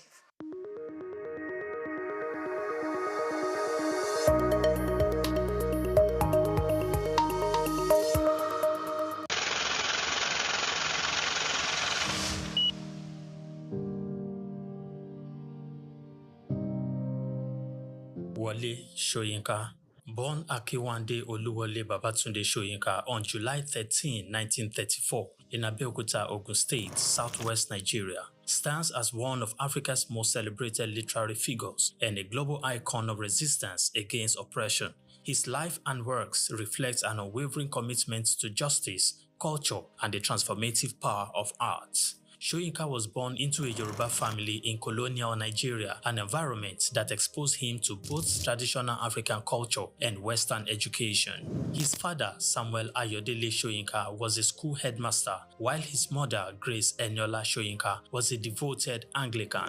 This blend of indigenous and colonial influences deeply shaped Soyinka's world. Soyinka attended Government College Ibadan and later proceeded to the University College Ibadan, where he studied English and literature. Soyinka completed his education at the University of Leeds in England, earning a degree in English and later a doctorate degree. In the late 1950s, Soyinka began working as a dramaturgist at the Royal Court Theatre in London. However, his passion for storytelling and cultural preservation drew him back to Nigeria, where he founded two theatre groups known as the 1960 Masks and the Orisun Theatre Company. Soyinka's works, often a fusion of Western dramatic techniques and African themes, address universal issues of justice, freedom, and human dignity. His early play, titled A Dance of the Forest, which was introduced in 1960, written to celebrate Nigeria's independence, critically examined the nation's socio-political trajectory, setting the tone for his career as both artist and activist. Soyinka's activism became more visible during Nigeria's post-independence years. In 1967, during the Nigerian Civil War, he called for a ceasefire between federal forces and Biafran separatists. This led to his arrest by the military government, and he spent 22 months in prison, where he wrote a short drama titled The Man Died, Prison Notes, a harrowing account of his imprisonment and a profound critique of authoritarianism.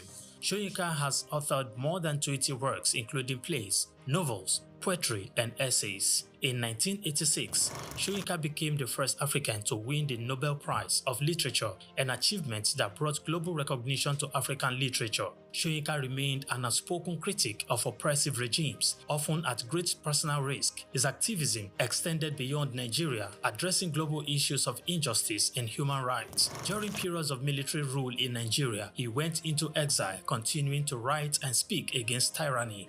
Today, Soyinka is celebrated not only as a literary giant, but also as a symbol of resilience and moral courage.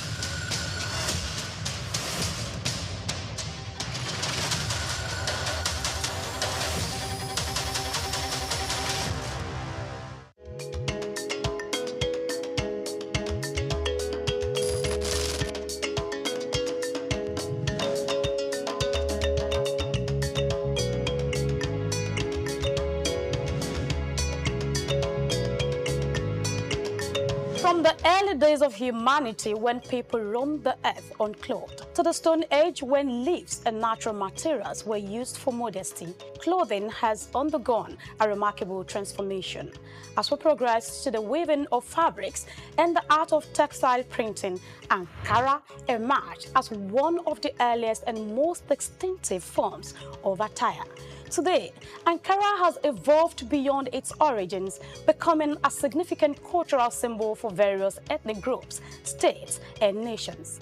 Ankara, more than just a fabric, it's a symbol of pride and culture for millions across West Africa, deeply embedded in their identity and heritage. I bet you've been in touch with this fabric one way or the other, but have you ever asked where and how it all began? The journey and history of Ankara is what we are about to uncover, and how it became a powerful emblem of African heritage.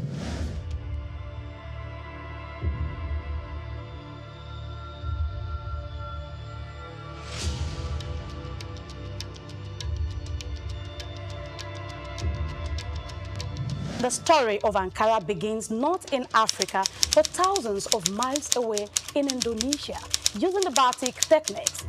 Batik is an ancient Indonesian art from where wax is used to create different patterns on fabric. The process involves applying wax to certain areas of the fabric to resist dye, creating elaborate designs. In the 19th century, Dutch colonizers who controlled Indonesia recognized the appeal of batik and then sought to replicate it. They adapted the technique using industrial methods such as roller printing to produce the fabric more efficiently and in larger quantities. Talking about its transition to West Africa, Dutch manufacturers initially aimed to sell the printed batik fabric in Indonesia and Europe. However, fabric found a more enthusiastic market in West Africa, where it was embraced for its vibrant colors and patterns. The Dutch prints, while not initially popular in Europe, became highly prized in West African countries, evolving into what is now known as Ankara. How about its cultural integration?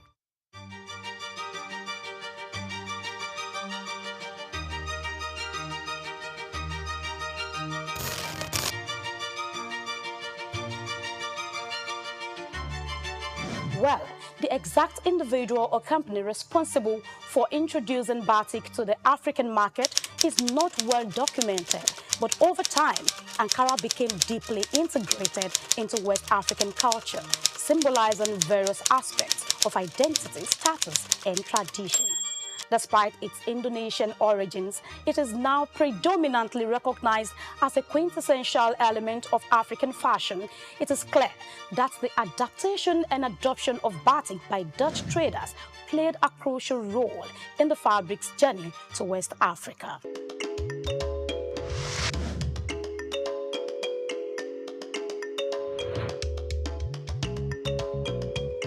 By the early 20th century, these vibrant fabrics had become deeply embedded in the West African culture, from bustling markets to family gatherings. Ankara was more than just clothing.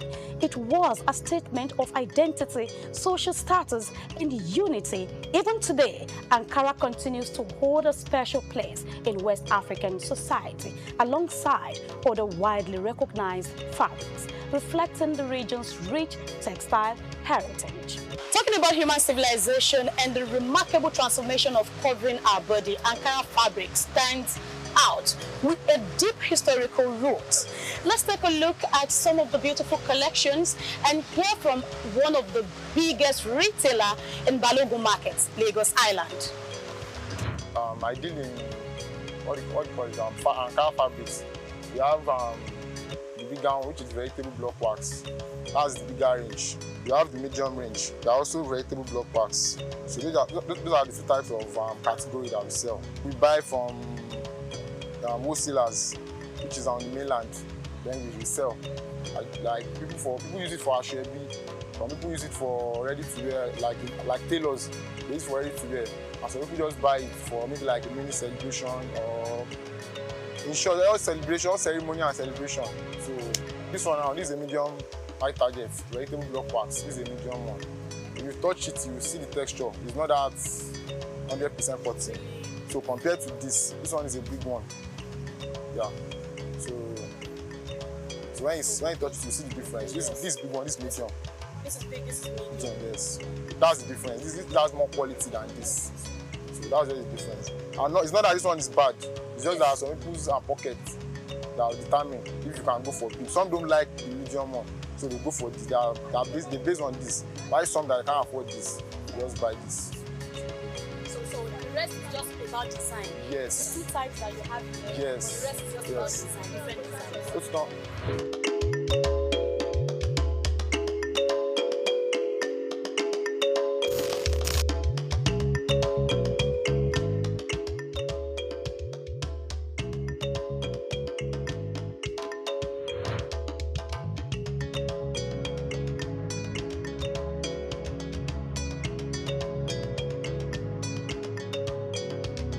As West Africa gained independence in the 1960s, Ankara's popularity soared. It became a symbol of African pride, a rejection of colonial influences, and an embrace of cultural heritage. From everyday wear to high fashion, Ankara represented a new era of self-expression.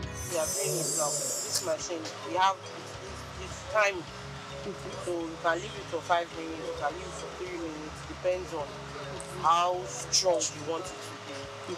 So and as long as you can keep it for that a couple of times, that's how it will last. It will last, okay. And another thing that make it fade off easily is washing machine. Oh. Yeah, when you are using a washing machine. So it should be hand washed, not not so strong wash. You know, Ankara is not something that, especially when it's adult clothes, you know, it's not something that you rub on the floor. It's just with some particular places to wash.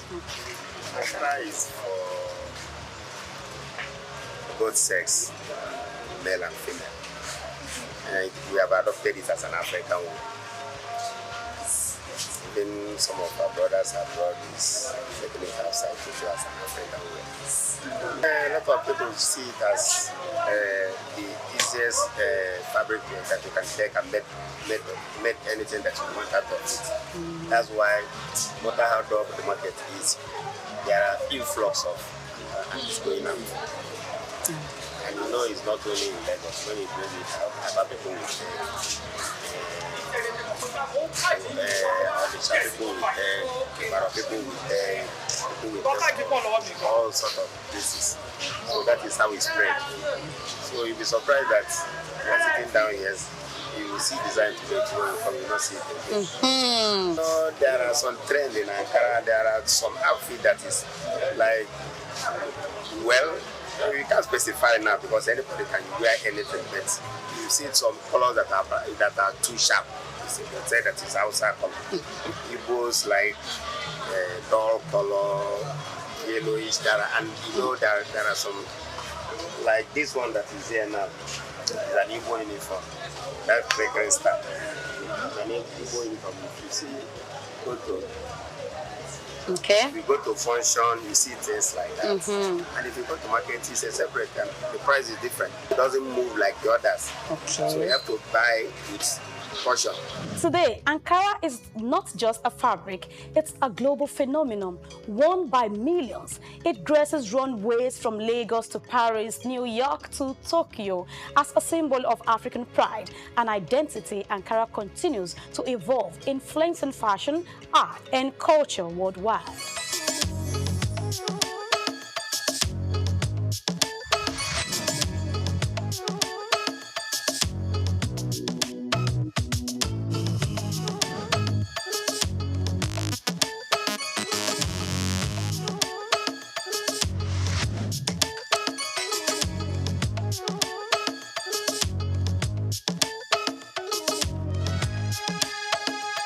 From its unexpected beginnings in Indonesia to becoming a powerful symbol of African identity, Ankara's journey is a proof to the resilience and creativity of West Africa. However, as we move forward, what challenges and opportunities lie ahead for this iconic fabric? Join us in the next episode as we explore the current state of Ankara production and the hurdles it faces into this global market. I am Grace Komalafe. See you again.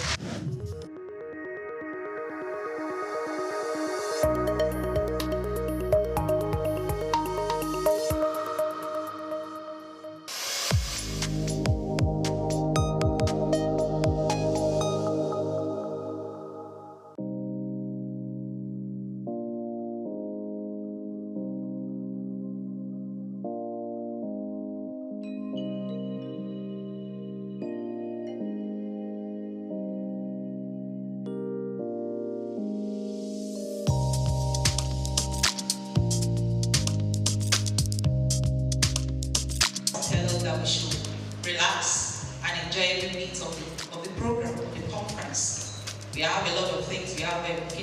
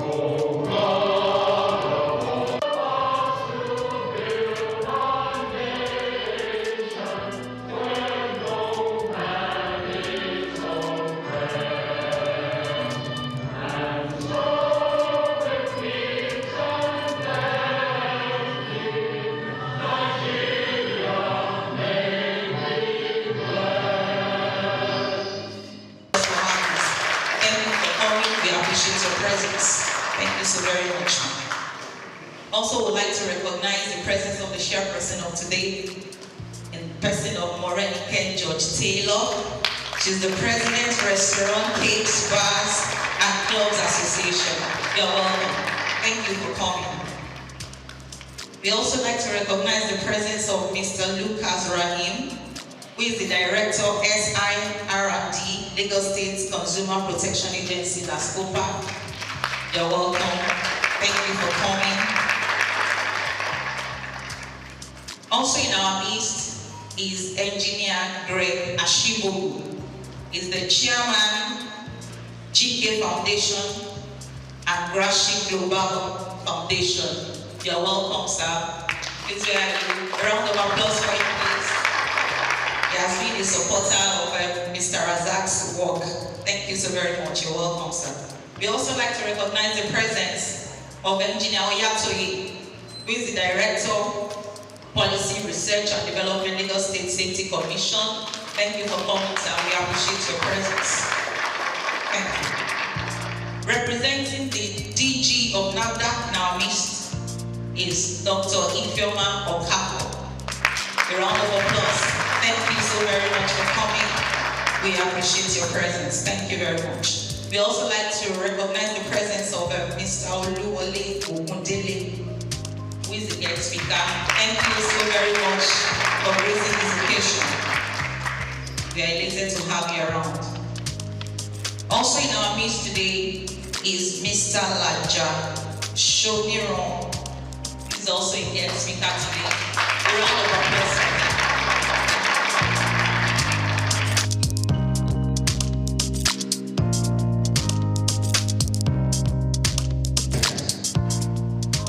To be the one that convened this maiden edition of Restaurant Managers Conference, it is my utmost pleasure to welcome you all to this occasion. Let's give ourselves a round of applause. First and foremost, I would like to express my deepest gratitude to each and every one of you for taking your time to join us today. Your presence here is a testament to the commitment to excellence in the restaurant and hospitality industry. Together, we gather under the theme, elevating the art of restaurant management, innovation, sustainability, and excellence.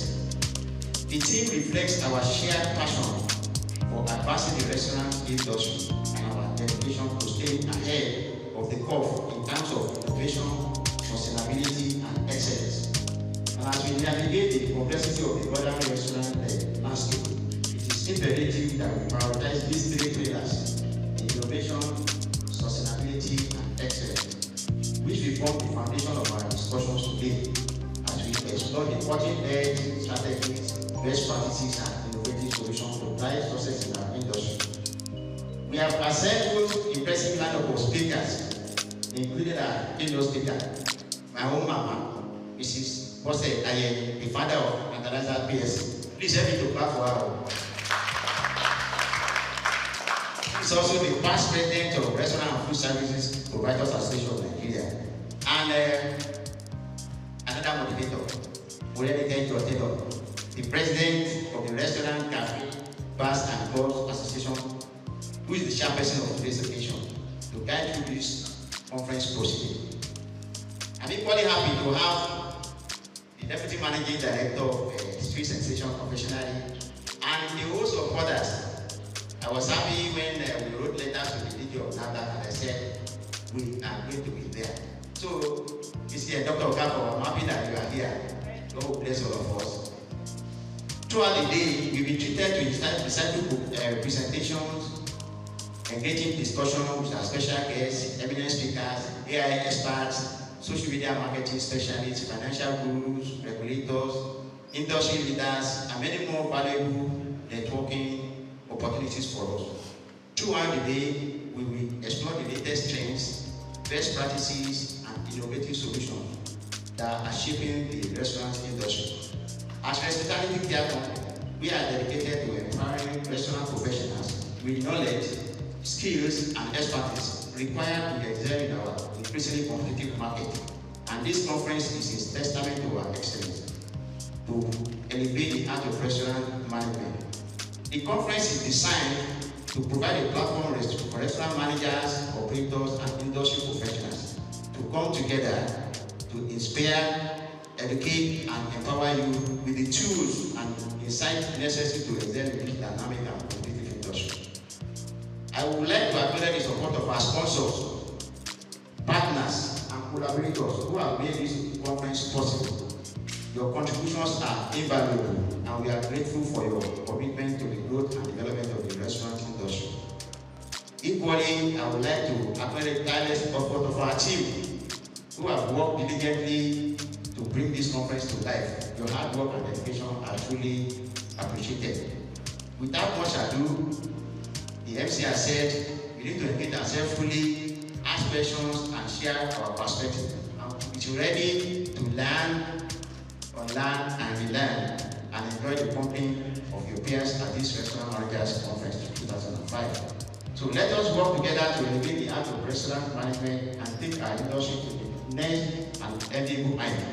Once again, I want to appreciate you, and I know by the end of the day, we are not going to leave on getting good health, and at the end of the day, our return on investment is not going to be a waste of time. Thank you once again.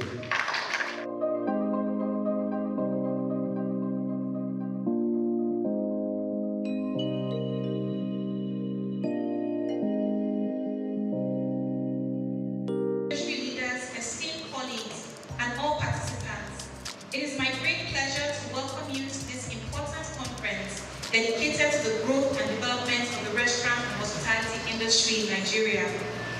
The restaurant and hospitality industry is a vital pillar of Nigeria's economy. It provides employment to millions, drives tourism, supports local farmers and food suppliers, and contributes significantly to our GDP. This sector is not just about serving or providing accommodation. It is about experiences, innovation, and economic transformation. With Nigeria's growing population and increasing demand for quality services, we must continue to evolve and expand our industry's potential. This conference is an essential platform for sharing best practices, discussing industry challenges, and exploring emerging trends such as digital transformation, AI, sustainability, customer experience enhancement, and food safety. It is through collaboration and knowledge sharing that we can stay ahead in this competitive landscape and ensure our businesses thrive in an ever-changing world. The RCBC Association is dedicated to uniting industry players, advocating for policies that support business growth, and providing resources to help our members excel. By joining our association, participants have always had access to valuable networking opportunities, training programs, and strategic partnerships. That's one of the reasons we're excited to partner on this particular conference. With that in mind, I encourage every person here to actively participate in the discussions, share your insights, and take full advantage of this event. It is now my honor to declare this event officially open. Thank you.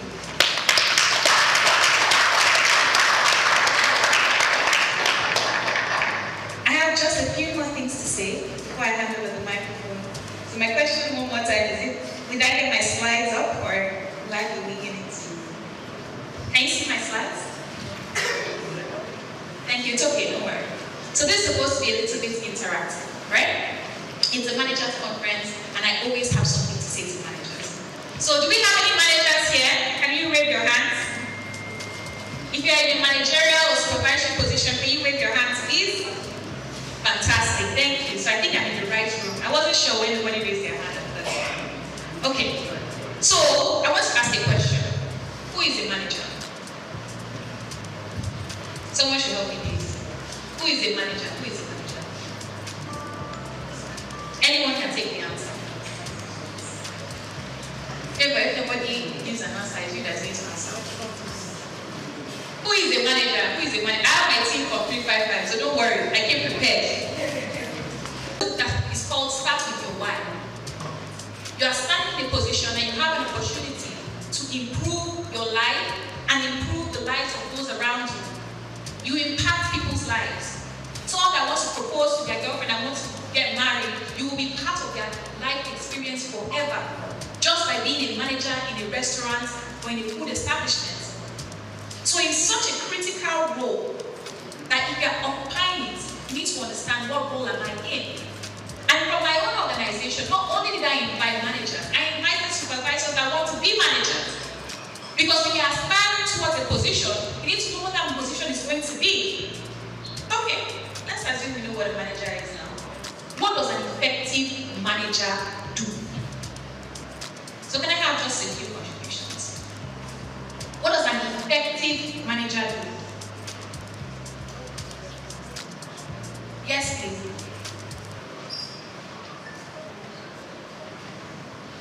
effective manager will lead by example. Please give her a round of applause. I'm in the right room. I think I'm in the right room. I'm starting to feel like I'm in the right room. Another answer, please.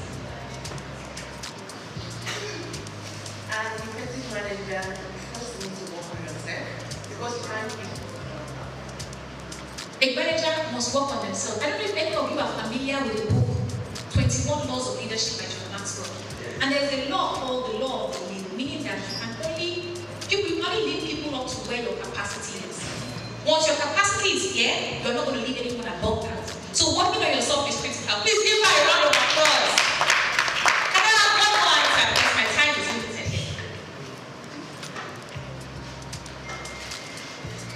What does an effective manager do?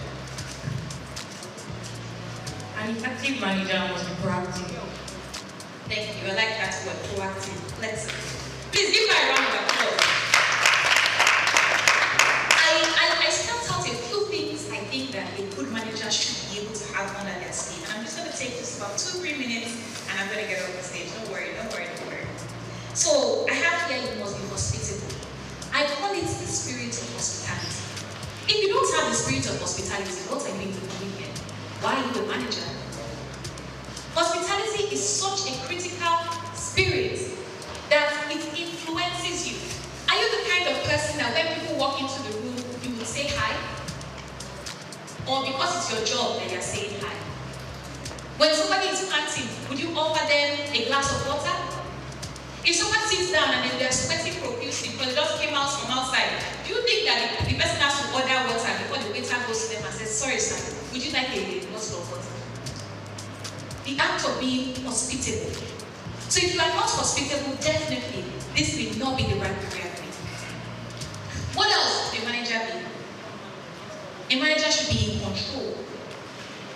I expect that if you are actually told to govern an organization, you are in control of what's happening in that organization. How can you be in control of what you don't know? So you must be aware of everything that's happening in that place. From the kitchen to the floor, to your marketing, to your customers, what are they saying? If you sit in your office all the time, how are you going to know what your customers are saying about your products, about your space? A good manager must be able to supervise. What is supervision? Is it just giving orders? Or ensuring that orders are completed? How many times do we need to follow up with you when something is stated? A good manager must be meticulous. Because sometimes, staff are very tricky. They will tell you that they clean the place, they will clean only the top. When you now go and lift it up, you now notice that this cleaner did not clean the bottom of this place. How are you going to ensure that the right thing is done if you are not meticulous? I'm almost done. A good manager must be intentional. You must decide that you have decided that you're going to be good at what you do, you're going to be among the best. Really and truly, I am for women empowerment. And I do specifically love coaching women to stand out. Because for a woman to have an opportunity, she usually must be 10 times better than a man. So if it's a man that's pretty good, people will just say, oh, let us give that opportunity. But before they give a woman an opportunity to become a COO or a CEO, you will see her CV. Her CV is double the CV of the man that equally holds a position. Please give women a round of applause. Okay, the men are happy. Give all of themselves a round of applause. A good manager must be a good example. And finally, practice servant leadership. I want you, as you attend this conference, to pick up a few things and decide, what will I do differently following this conference? Maybe I missed something. Before I close up, I'll walk away.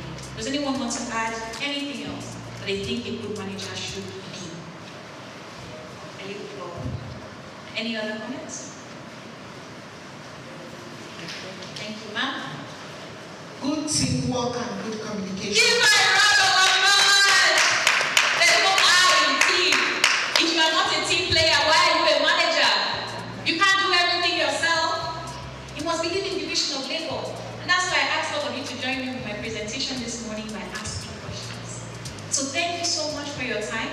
And I hope that this conference will be as impactful for you as it is for me. Thank you.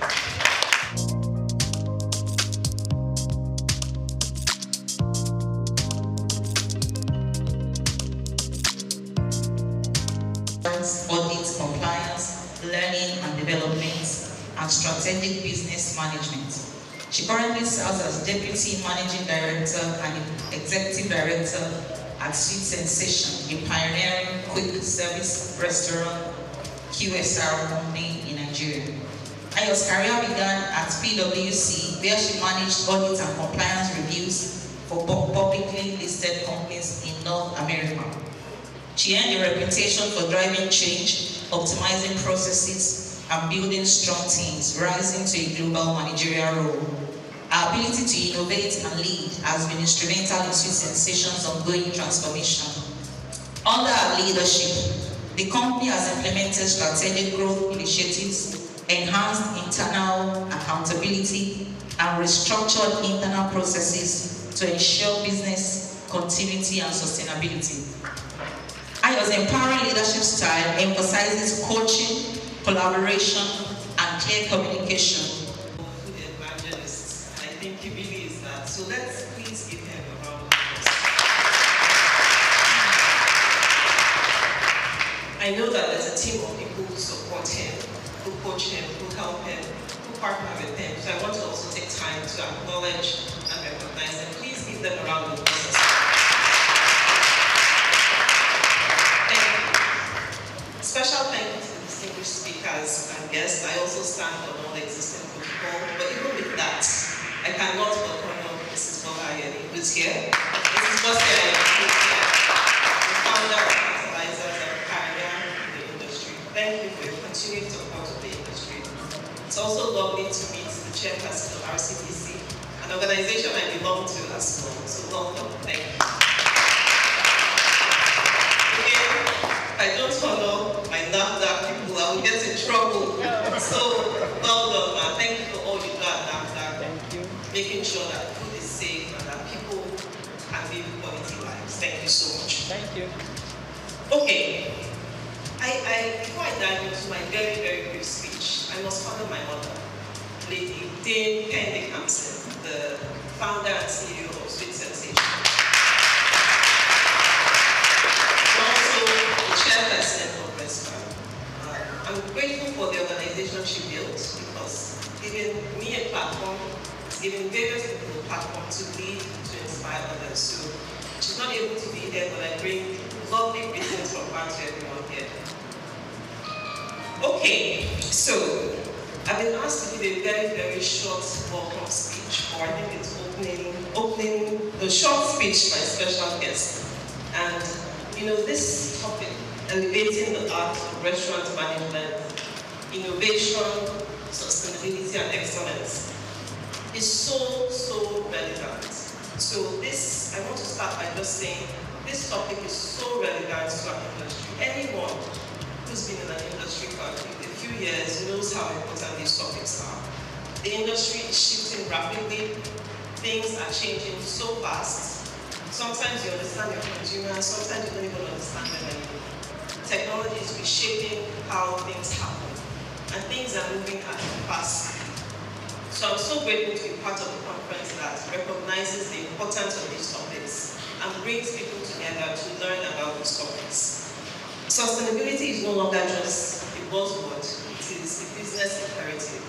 How can we make sure that the organization not just survives, but thrives and can be sustainable for years to come?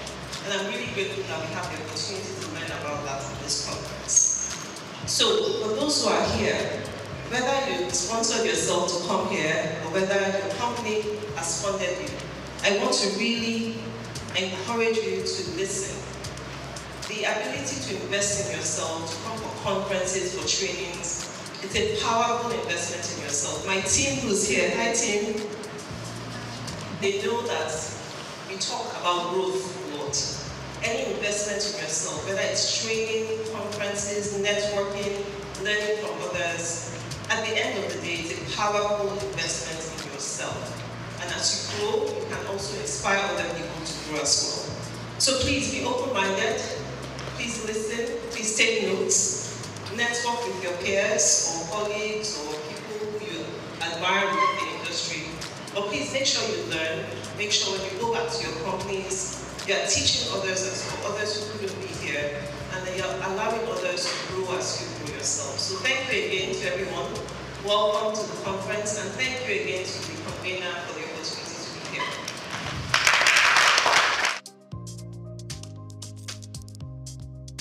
Let's clap for him if it is not here. Good wish message from the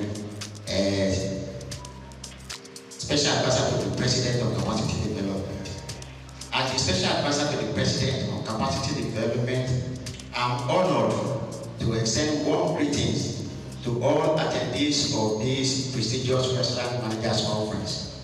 This gathering is a powerful reflection of our collective commitment to the growth of our hospitality sector, an area that the President deeply values. His administration recognizes that capacity development is not merely a strategic initiative. It is a cornerstone of our national vision for economic diversification and sustainable development. The President is genuinely interested in empowering our workforce, as he understands that the success of our industries rests upon the skills and dedication of our people. The hospitality industry is an integral to Nigeria's economy, playing a vital role in job creation, cultural exchange, and promotion of our rich heritage.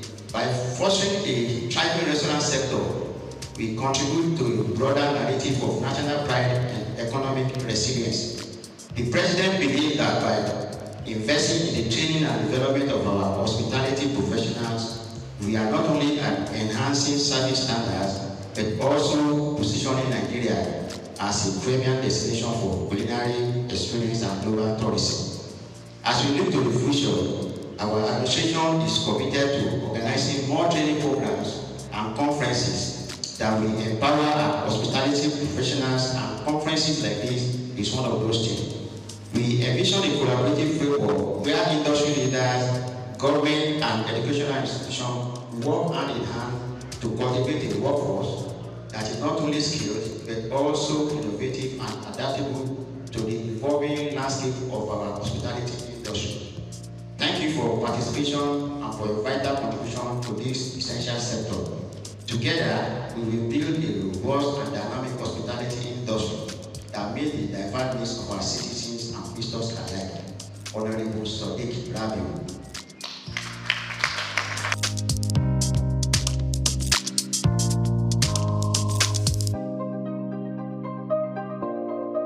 Good morning, ladies and gentlemen. I'm highly privileged to be here. You imagine what this young lady here is doing. I'm particularly excited for this opportunity to stand in this capacity to Nigerian Institute of Food Science and Technology, especially where I represent as the chief servant. You know, that name chairman is just a name. You're actually the chief servant of the institute, and I'm privileged to be doing that because the Institute of Food Science and Technology has raised me to be a confident person and to be able to add value to the society. And I think that's the beauty of life.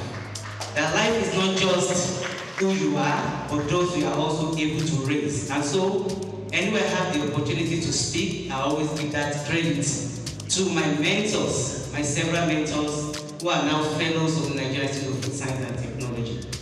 Particularly, let me congratulate Mr. Razak, our own food evangelist. We call him Mr. Food. He has several names. He has several names. I have my good message, but I just feel like speaking to us. Mr. Razak is a blessing to us in the Institute, and we are praying for him. This is just a tip of the iceberg of what God is about to use him to do in Nigeria and beyond that in the world. And so I'm happy to witness this maiden edition of the Restaurant Managers Conference. This is a great one. Please can you give yourself rounds of applause. I'm particularly excited because just yesterday I was privileged to train bakery and pastry staffs, you know, in a big conglomerate when it comes to confectionaries in Lagos, Ogun, and some states at Shagam Artists yesterday. And one of the things I told them is that as leaders, as managers, You are the team leader. It is not just what you tell your staff, it is what they see you do. No food, the best of food safety management system will not fly if it does not start and end at your table. If the staff need PPEs, you are not providing it, what more can they do? If you can enter the processing floor without doing the needful, then we have not shown them the right example. And so as restaurant managers, as supervisors, when it comes to anything food processing, you are at the center and you must do what is right. And you know, if it is not safe, it is not food. If people buy your product and they come down with gastroenteritis, then there won't be a repeat purchase. And that's the truth. And so that means they are losing trust in your brand. So for you to build trust in every brand, right? Like one of my friends who is also a food safety trainer here would say, then you have to do the right thing. And so we are here, that's why we are all here. To learn, to unlearn and relearn. And I'm sure you get the best from this conference. So this is just the beginning. I wish you all greater and bigger opportunities to learn and shape the Nigerian economy and ensure food security in Nigeria. So you are all welcome. Mr. Razak, congratulations. You are a brother and you made a brother. We continue to support all that you do. Thank you, Mrs. Moderator. Don't worry, I'm coming back to the lecture on council.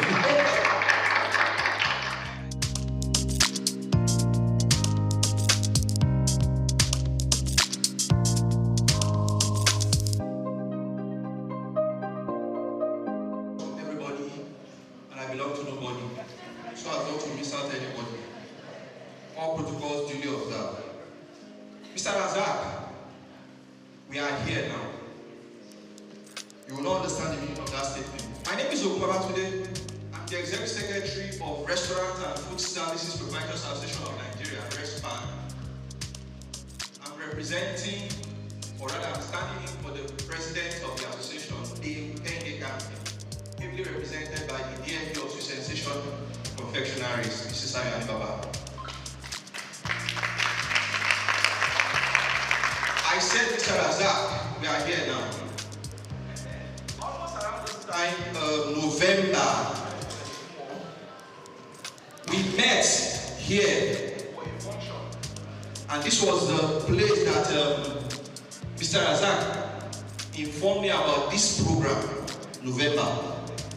And since November till January, he kept calling and calling and calling and calling. I'm not like, this program is in March. You started bugging me November, December, January. Calm down, Mr. Razak. Through January, February, you would think I'm the one in custody of his kidney. At the time, I have to ask myself, I'm not holding this man's kidney now. Why is he disturbing me? And eventually, you know, I picked this call February, and I told him, I know. You sent in every necessary December. Be rest assured, we will come. He said, since I'm not hearing from you, I'm not, getting any feedback. I'm like, the program is March. We will come. So, Mr. Razak, I say again, we are here. Thank you.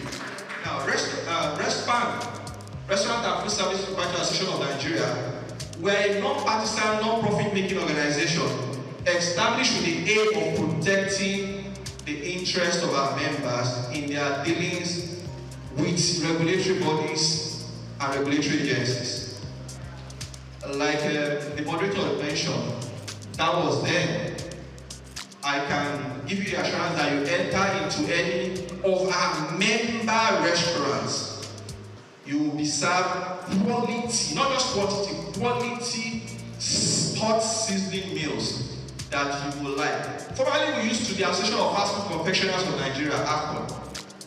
And we try getting more members. We approach the fine dining restaurant and they're like, no, you guys are Association of Fast Food Confectioners, and you know the mentality when it comes to fast food. They believe it's all about junk. And mind you, our logo is there, used to be eat AFCON, eat safety. They're not like, we are saying eat fast food, eat safety.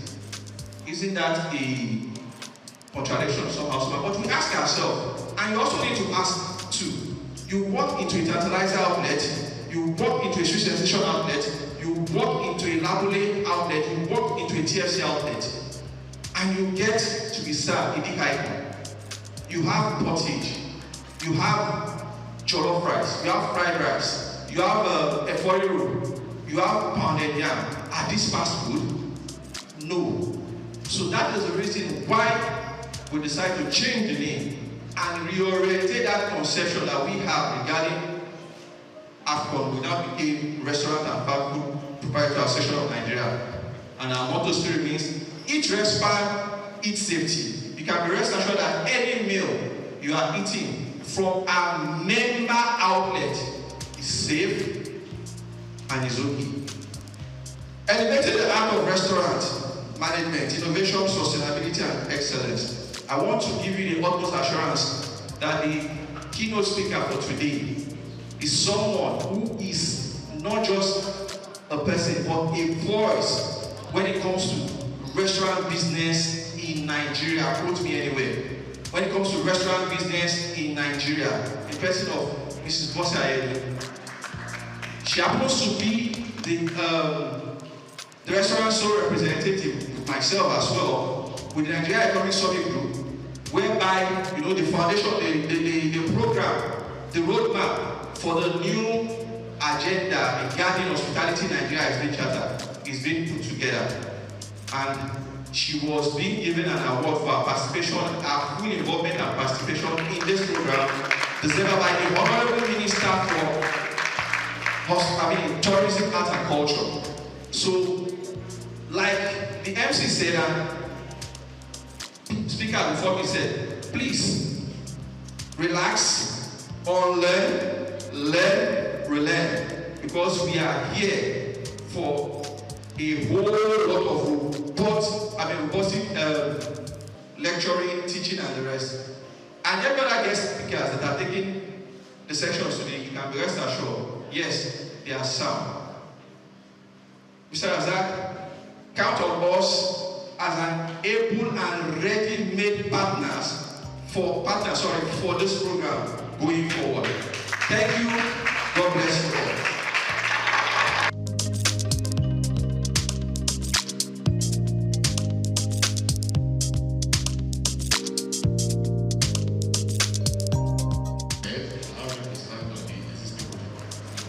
My name is Souq, that is called Rahim, and look at you. I'm standing here for my general manager, Afolabi Shulebo Esquire. Let me start by congratulating the organizers of this auspicious program that is going to be highly educative. I can see that. Because the Consumer Protection Agency was actually established in 2015 by Lagos Consumer Protection Law to ensure that consumers in Lagos State get value for money spent on either goods and services. And also to ensure that Lagosians are protected from hazardous products and also protected against unfair trade practices. So these are our core mandates. Going back to this event, which is about food safety, I know the keynote speakers are going to do justice to their topic. So in order not to preempt them, I don't think I have the knowledge to do that. So I just want to mention some brief issues in the kitchen area from the experience we've had over the years as an agency. This restaurant operation involves handling, preparation, and storage of food. So those are the key areas we want the operators and managers to look into, to look to the improvement on these three areas. Also, while preparing food for consumers, they should try as much as possible to avoid cross-contamination and food spoilage, so on and so forth. But the area I want to really dwell on is service, how consumers are treated on and off the restaurant. So the first point of contact for every consumer or every customer in the restaurant is the on-the-spot service, how they are received. So I want to say that since the managers are here, over the years, most of the complaints we attended to in the agency has to do with how consumers are received. Not necessarily bad food or bad meal. So I want us to look into that, and possibly our speakers too should help us to address that. Then, apart from on-the-spot services, when I buy food in the restaurant, possibly I take it away, and I get home, I realize that what I bought is not what I actually want, or I detect in some cases we have seen somebody who bought food and saw a fly in the food. You cannot rule that out. So now, why try to reach out to the restaurant? The person at the other hand failed to do justice or to attend to the complaint duly. So I want us to, apart from putting somebody that is correct, I think that is the most practice. We put somebody that can speak well. Not that. We should endeavor to ensure that the person at the other hand knows well about the business. He can answer questions, treat issues on the spot. And if the person that is receiving complaint at first time cannot do that, he should be trained to escalate the problem to a senior manager or somebody who is well equipped about how the business is run, so that we avoid sanctions and penalties from government agencies like Souq. I want to inform you that the 2015 law has been reviewed and signed into law by His Excellency Mr. Governor, 2024 law that empowers agencies to seal all premises without referring to the court. Initially, we have to go to the court to seek for a seal order. So I'm not saying that we are out to, like my general manager would say, allow business to thrive in Lagos. We are not out to destroy businesses, but then we are not going to lose our focus, which is to ensure that consumers in the state are protected. We are all consumers. So this is a very big opportunity for everyone here, both managers, the operators, and of course all of us are consumers, to ensure that we improve on the service delivery in our restaurants. To round up, like we always say, consumers in Lagos State are kings. So I want to enjoy all of us here.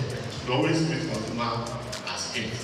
That is the message from my general manager, Afolabi Shilibo Esquire. Thank you, and God bless. The distinguished guests, esteemed restaurant manager, industry, stakeholders, ladies and gentlemen, it is my great pleasure to extend warm greeting to you all on behalf of the Lagos State Safety Commission at this prestigious gathering, the Restaurant Manager Conference. I commend the organizers for selecting such a crucial and forward-thinking team, elevating the heart of restaurant management, innovation, sustainability, and excellence. The hospitality industry, particularly the restaurant sector, plays a vital role in the economic and social fabric of Lagos State. As a hub of diverse culinary experiences and a key driver of tourism, restaurants are more than just places to eat. They are spaces of creativity, culture, and commerce. However, ensuring safety, sustainability, and operational excellence is paramount to their continued growth and success. At the Lagos State Safety Commission, our mission is to promote a safe, secure, and sustainable environment for businesses and residents alike. We recognize that innovation in restaurant management goes beyond culinary creativity.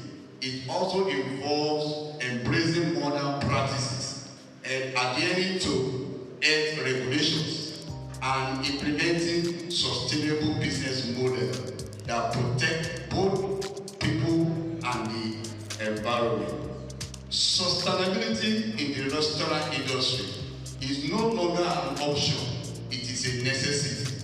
From responsible waste management and energy efficiency to ethical sourcing and consumer well-being, sustainable practices contribute to business longevity and environmental preservation. I urge all restaurant managers to adopt best practices that align with global standards while enhancing customer experience and food safety. Excellence in restaurant management is achieved through continuous learning, strategic leadership, and a commitment to quality. As you deliberate on strategies to elevate your businesses, I encourage you to prioritize staff training, adopt digital innovation, and maintain compliance with regulatory standards to ensure the safety of both the employee and patrons. Lagos State remains committed to supporting businesses through policies that foster growth while ensuring public safety. Lagos State Safety Commission will continue to work collaboratively with stakeholders in the hospitality industry to uphold safety regulations and promote a thriving, resilient, and innovative restaurant sector. Once again, I applaud the organizers of this conference for creating a platform to discuss these vital issues. I wish you all exciting deliberations and successful outcome that will drive the restaurant industry towards greater heights. Thank you. May this conference inspire transformative ideas for a safer, more sustainable, and more excellent restaurant industry in Lagos. Director General, Lagos State Safety Commission, Mr. Larry Mojala. Thank you very much, sir. That was very well said. Very well said. I actually don't know what it means. I recognize everybody that is here, and I have not addressed you in person, it's not at this time. But I think we are beginning to look at the time to see how we can manage our time. I welcome you all to this year's edition. I thought one happened before, but from what I heard today, it looks like this is the maiden one. Forgive me if I'm wrong. I welcome you to this conference, and let me start by again joining everybody to salute the doggedness and the passion of the convener, Mr. Razak. Okay. They have described it many ways. I used to know him as a foodpreneur, but I've heard today that he's actually a food evangelist. Whatever name we call him, and what thing we can't take away from him is his passion for this industry. This avenue that he has provided for us today, where we as restaurant operators gather together to share and to sharpen our knowledge, is a major gap that he sees in our industry that he's trying to fill. I congratulate you on your achievements so far and all the people that have worked with you, and I wish you success in your future endeavors. I'm excited to be here, and I count it as an honor to be called upon to share with you from my limited knowledge and experience, and also to learn from the different experts that have been put together, that have been invited to help deepen our knowledge in specific areas of restaurant operations today. The theme of our conference, as we have heard over and over again today, is elevating the art of restaurant management through innovation, sustainability, and excellence. I will start by talking a little bit about our industry. The Nigerian food service market is estimated to be about $10 billion and growing. About half of this market is held by the food service restaurants, while the other half is shared by casual dining, fine dining, cafes, and the cloud kitchen industry that is not only large, but also has a great potential for growth. As restaurant managers, do you see yourself as of today in this huge market that I've just described? Do you see yourself as a tiny drop, like a pinpoint? Or do you see yourself as a significant player in this big industry?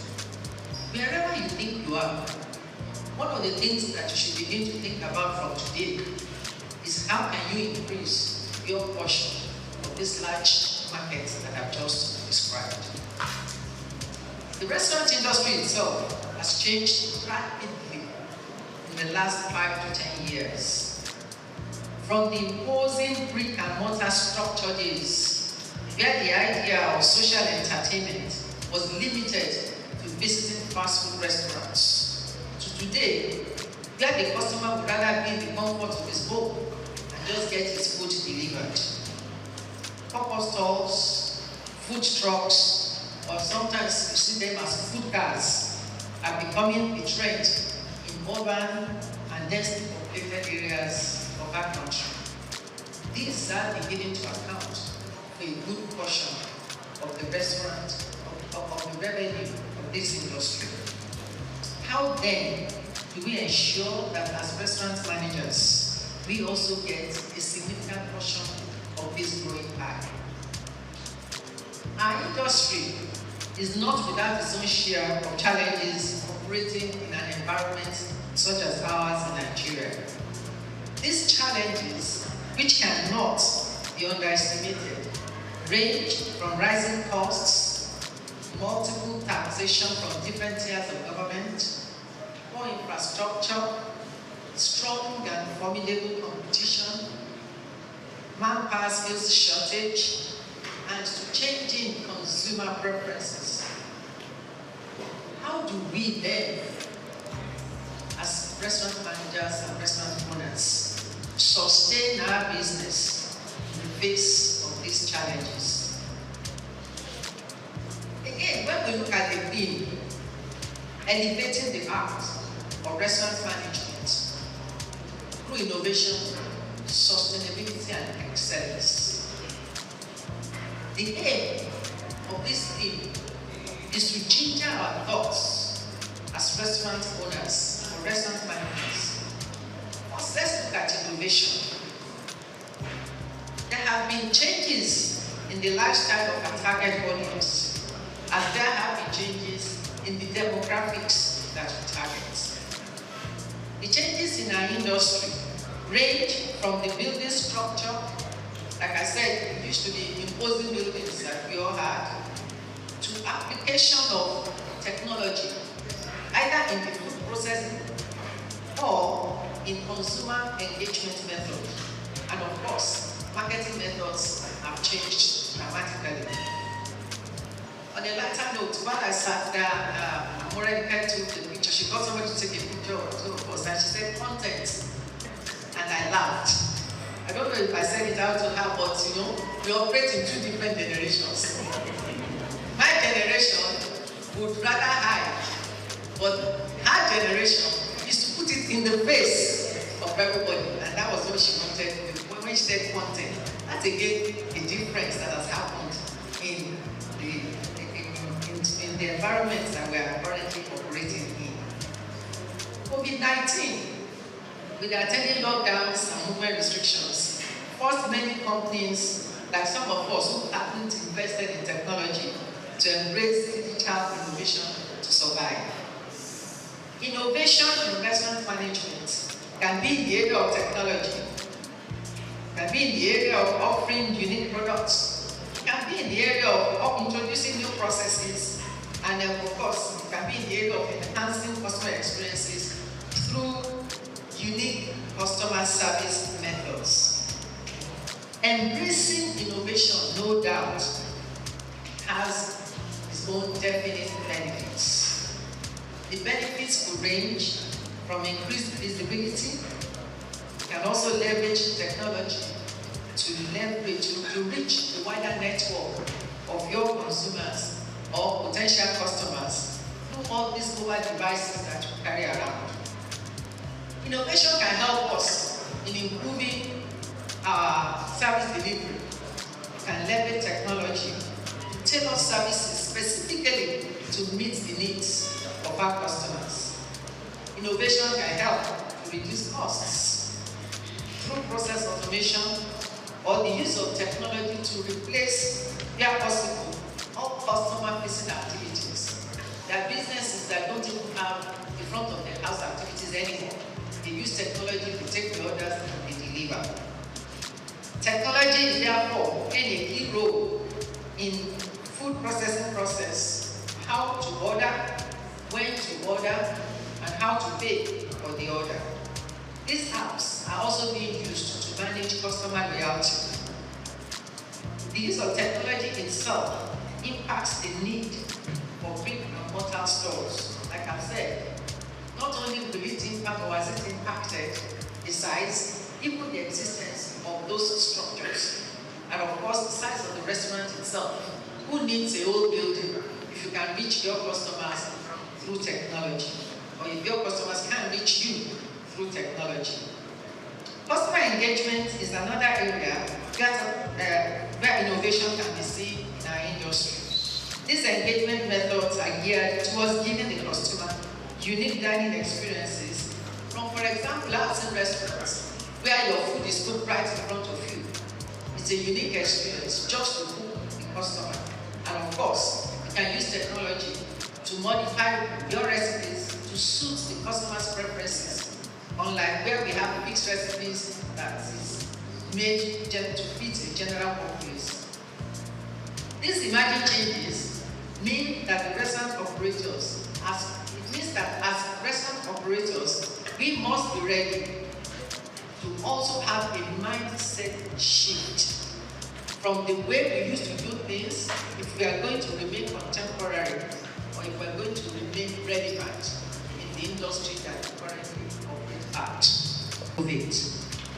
How do we adapt to changing consumer preferences if we do not innovate? Innovation must therefore reflect not only in our marketing methods as the customer profiles and lifestyles are changing. These days, we talk about brand ambassadors, brand influencers, and social media influencers. These never existed 10, 15 years ago, but in present day, they constitute a major chunk of the marketing budget. I go on to sustainability. An organization, much like a living human being, is constantly changing, but it's constantly adapting to it. Sustainability will touch on key decisions that we take, from the business model itself to what our capital structure should be if we want that business to survive, and of course to the key business processes that we go through, all with the view of continued survival of the enterprise. In other climes, the care for the environment and the society at large is linked to business sustainability. Implementing global sustainable practices like reducing food waste through repurposing leftovers, using eco-friendly packaging materials, and so on and so forth, can reduce costs, while at the same time reducing environmental impact. Of recent, we all know Lagos State bans the use of styrofoam and other single-use plastics. All major supermarkets are no longer using the carry-out bags, traditional carry-out bags that they had before, and customers are now being forced to pay for reusable bags or biodegradable bags. We, as an industry, must be prepared for the extension and enforcement of same to our industry. What then will that position be? I keep wondering, are we going to charge for the more expensive bags? Or how do we absorb the additional cost in the cost of the meal in the restaurant? How are we focusing locally produced items to replace the imported ones, from raw materials to packaging? How are we managing our inventory systems to reduce waste, which impacts not only the environment, but also increases our cost or reduces our profit? How do we reduce or minimize electricity use?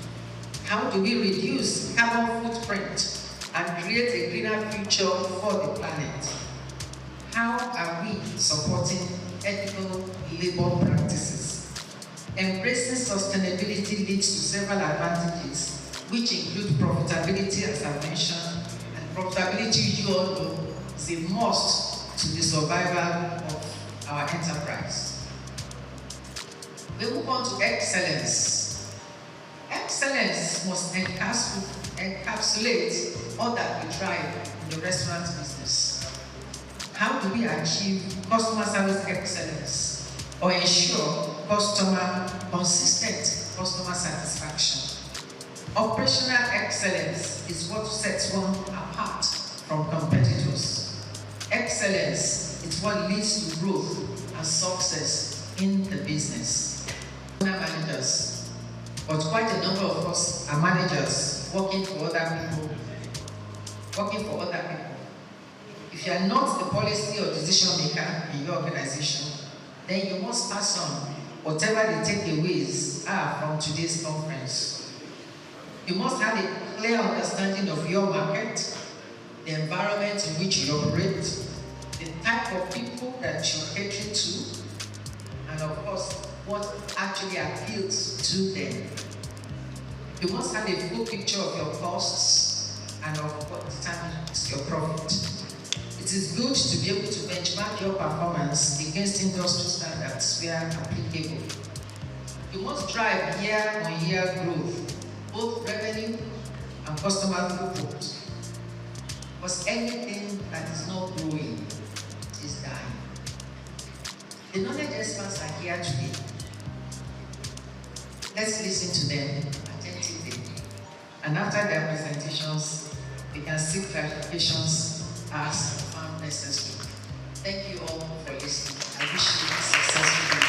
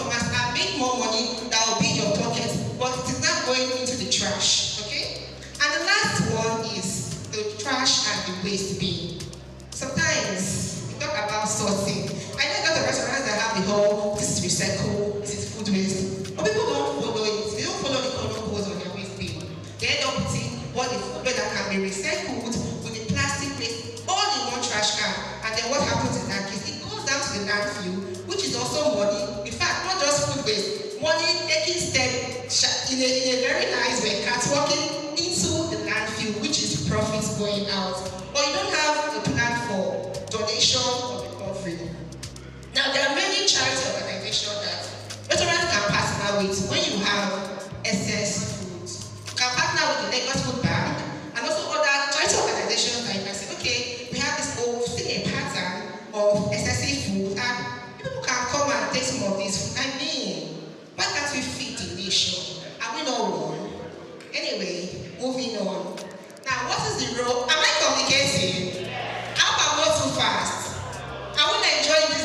question here? Very good, thank you. Now, what is the role of food safety failure? Poor food handling practices and quality control in food loss and waste. Food safety failure, improper storage. If you don't store your food properly, you will end up having older products, or you will not follow FIFO, right? She has mentioned it, she has given an explanation of what FIFO and FIFO is. I won't dive into that. But if you don't store your food properly, you end up having food waste. Most times when I audit restaurants, right, it's very simple for them to have a failure in non-conformity in this aspect, because they always tend to go clean the product on the shelf and nobody's really checking for dates. Another thing that can cause this problem is when you have all of your products on the shelf. Why? Or you buy a lot of this product that you end up not even using, especially those ones with a short best before, a short shelf life. Temperature abuse, that's another food safety failure, and cross-contamination too. Now when it comes to poor food handling practices, again, you can never take away FIFO from this. Mishandling during preparation. If you don't handle your food properly and they go to the floor, that's waste already. Except of course in your restaurants, when food drops on the floor, you pick it, you clean it, and you serve it to the customer. And I'm sure that I don't have any restaurant managers that are doing that poor quality practices. The lack of hygiene. She has talked about washing your hands, your earrings, all of those things. It's very important as managers or as food business staff, we need to have proper hygiene.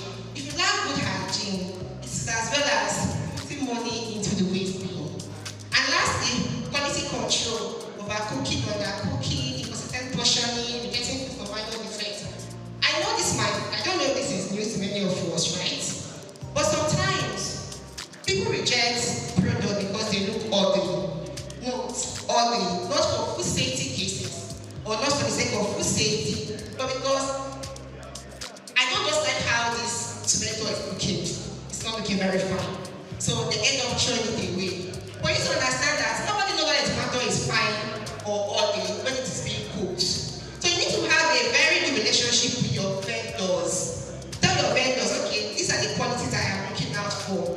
Have a checklist. Train your vendors and train the staffs around, those who are handling it.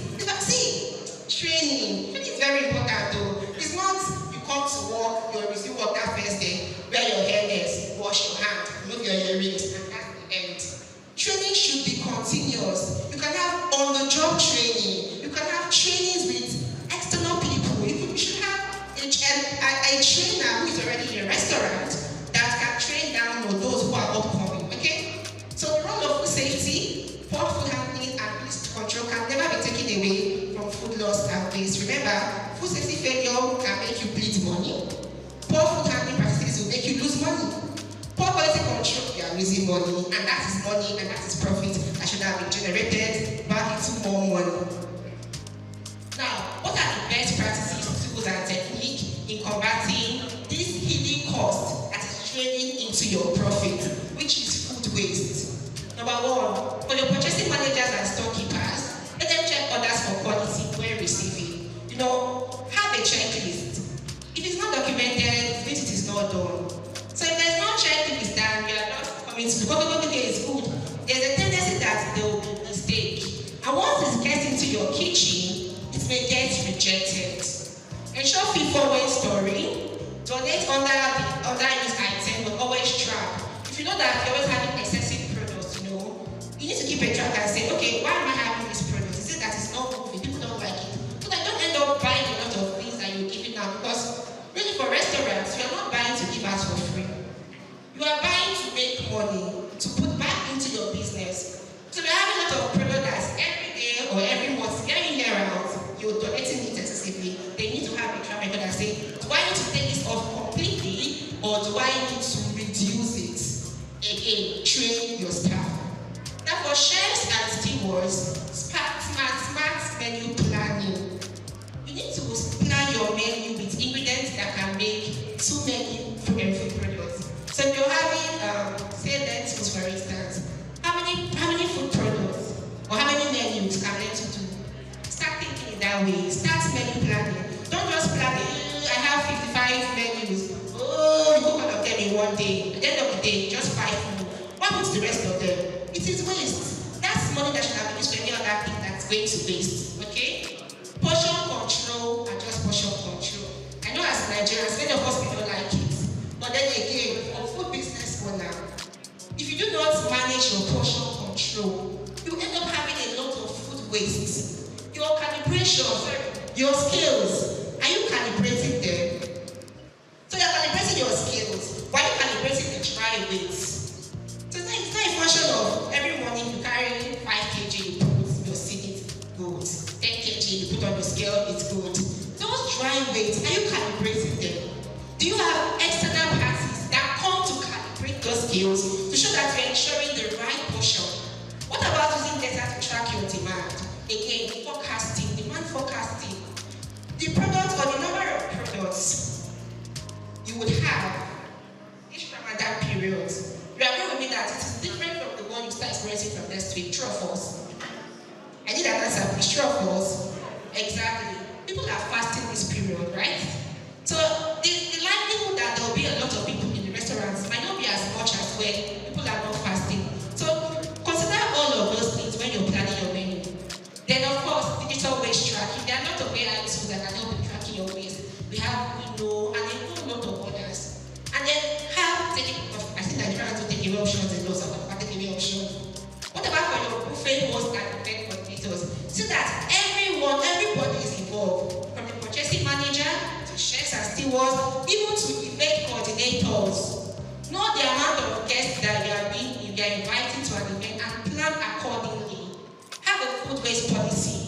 This is new. I know for manufacturing companies, because those who are the FSSA version space, it is not new to them. But for restaurants, having a waste policy might be new, and to be a good initiative so that your customers know that you're trying to make money and to also save the environment.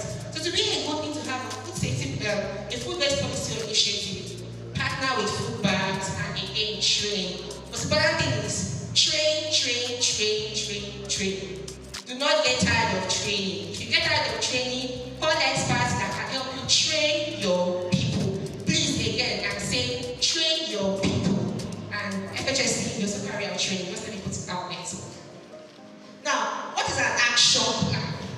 I have mentioned what food loss and waste is. I have mentioned that food waste can be gotten, can be from the preface or the post phase, right? Before the customer or after the customer. What do you need to do? Start with a food waste audit. We all know that we all have the HACCP team, right? You can also have a food loss team. Everybody should be involved. And it should also start from management. You see, food loss and waste should not be having conversation on the shop floor or in your kitchen. You should be having food loss conversations in the boardrooms. When your boss is saying, we're having a lot of waste, what do we need to do? That is the only way you can drive change. But if you're talking about food loss and waste in the kitchen, you might not really have that effect you want it to have. So the important thing is to have meetings, with the top management, get them involved, and have a team. Then start with a food waste audit. Every food business is a system to identify where waste is happening, to track reduction and enforce prevention. So we talked about where the waste can happen. Now, I do not know your individual kitchens, so I cannot tell you where your hotspots are. That is the work of everyone here. After this conference, remember that the lady with the glasses said, know where my hotspots are. Go to your kitchen. Managers tie into their KPIs. Let everybody identify where the hotspots are. And then there's a strategy of technology that we talk about. It's called TMA. You target, you measure, and you act. But I'd like to expand it a bit. You target, you measure, you use, and you act when you communicate. It's very simple. Have a smart goal. Tell everybody, or you tell yourself, okay, in the next 6 months, I want us to reduce our food waste by 30% in maybe portioning. And because if there is no goal, you'll be too relaxed to want to track. So goals keep you on the edge. Like, okay, I have a goal, what do I need to do? So that is what targeting goals. Then you measure, you track, where my waste coming from? Is it from the preface system or from the post phase? You need to know, you need to measure. When you measure, you know whether or not you're reducing or you're not reducing the waste. and then you act. After knowing your hotspots, after measuring, okay, what do I need to do? Do I need to cut down? Do I need to do a smart menu planning? What are the things I need to do? And then you communicate with people. You cannot have all of this and keep it to yourself. You cannot drive train and keep it to yourself. So you must communicate with everyone, and I mean everyone in each department. Let them know that, look, this is serious business, so and we all have a part to play in food waste reduction because we're talking about money here. And lastly, also, another methodology we can use in reducing food loss and waste is the 4 R's. We have the refuse, the reuse, the recycle, and the recover. We cannot say we are fighting food loss and waste. We cannot fight food loss and waste because it's a whole lot.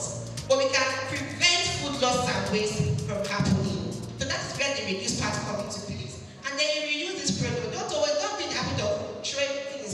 Look for ways that you can use food products. Throwing should be your last option. Then you recycle and then you recover. I have a friend who does this technology, right? I don't know how he does it, but he's so smart. And he does Souq for businesses. I really don't know how it works, but this Souq uses food waste and it generates gas for cooking. So you end up not spending so much money on gas and you end up spending less money for waste disposal. And I'm like, are you sure this works?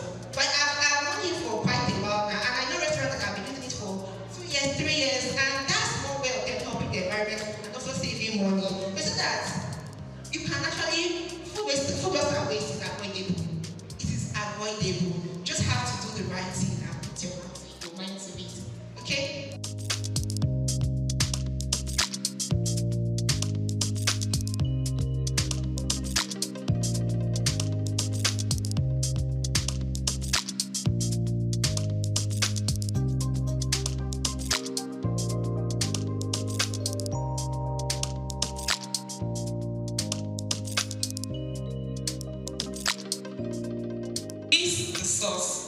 Deliciousness.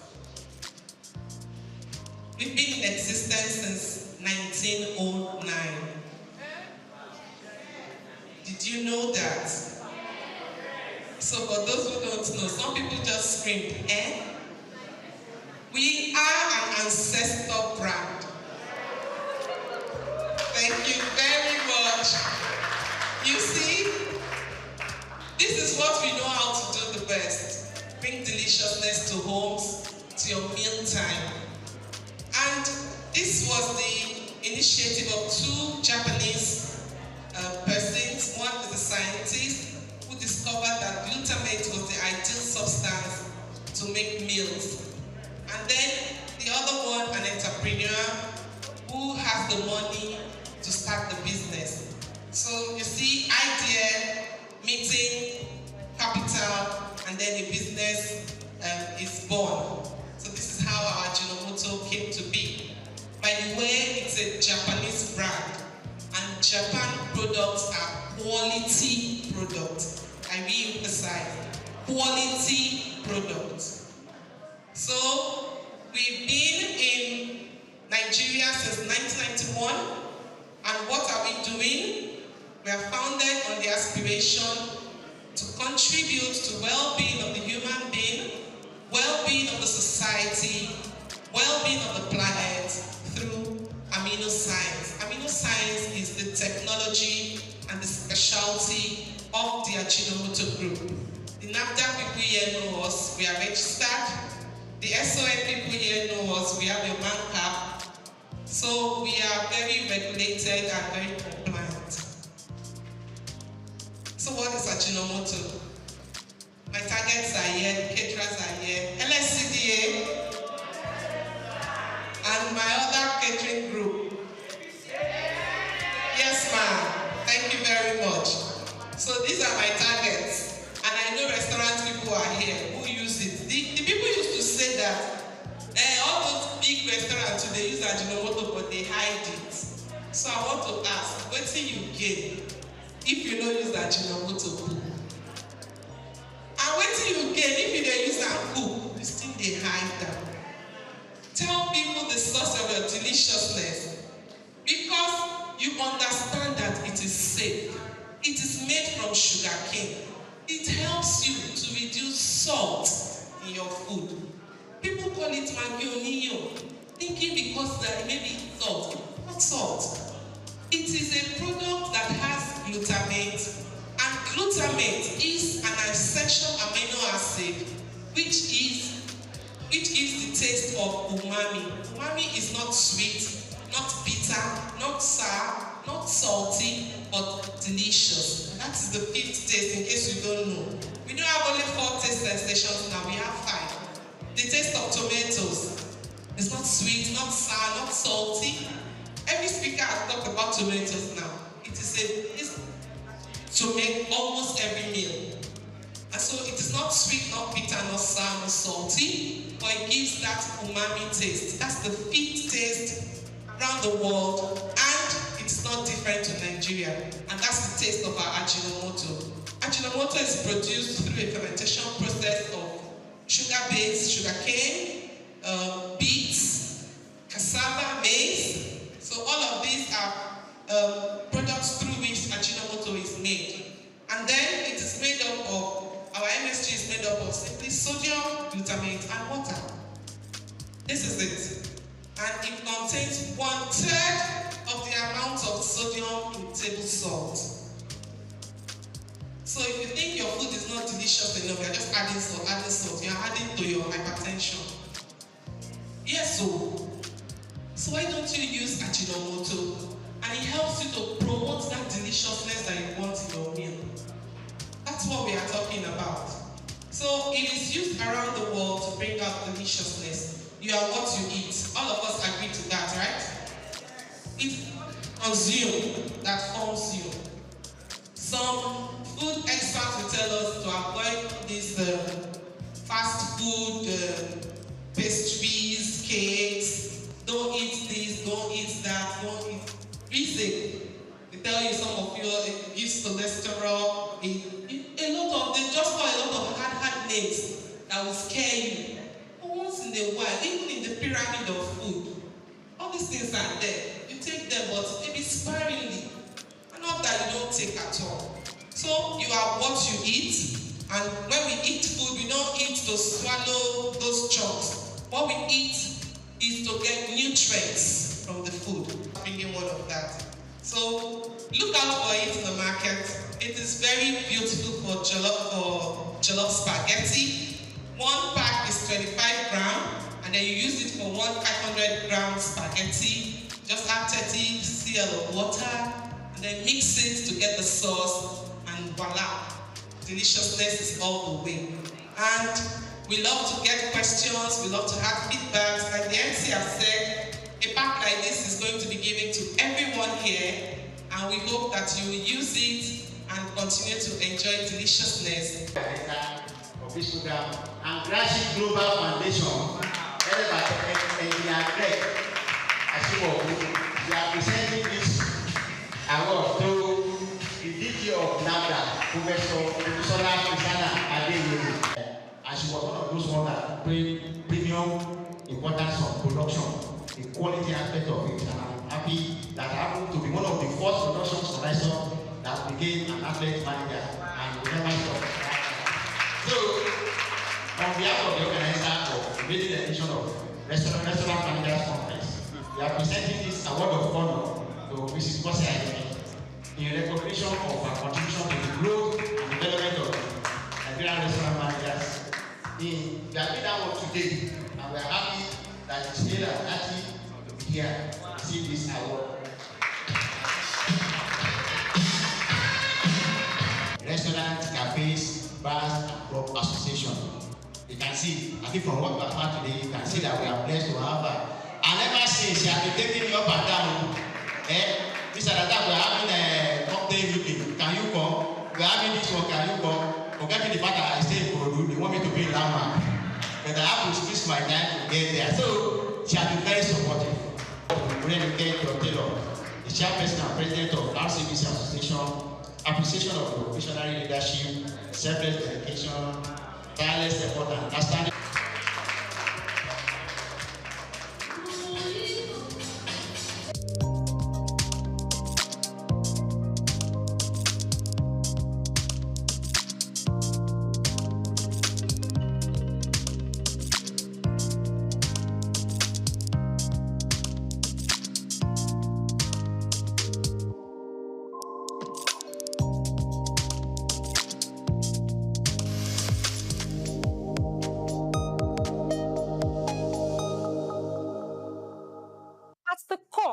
what makes us human is our ability to pay attention, be present in our experiences, and channel our thoughts and actions towards meaningful goals. However, for individuals with ADHD, which is considered a neurodevelopmental disorder, a medical condition that affects the brain. This fundamental aspect of human nature is often disrupted, leading to difficulties in maintaining focus, controlling impulses, and regulating behaviors. Hyperactivity disorder is a neurodevelopmental disorder that occurs in children and adolescents. It's a problem that has to do with brain development and the brain function.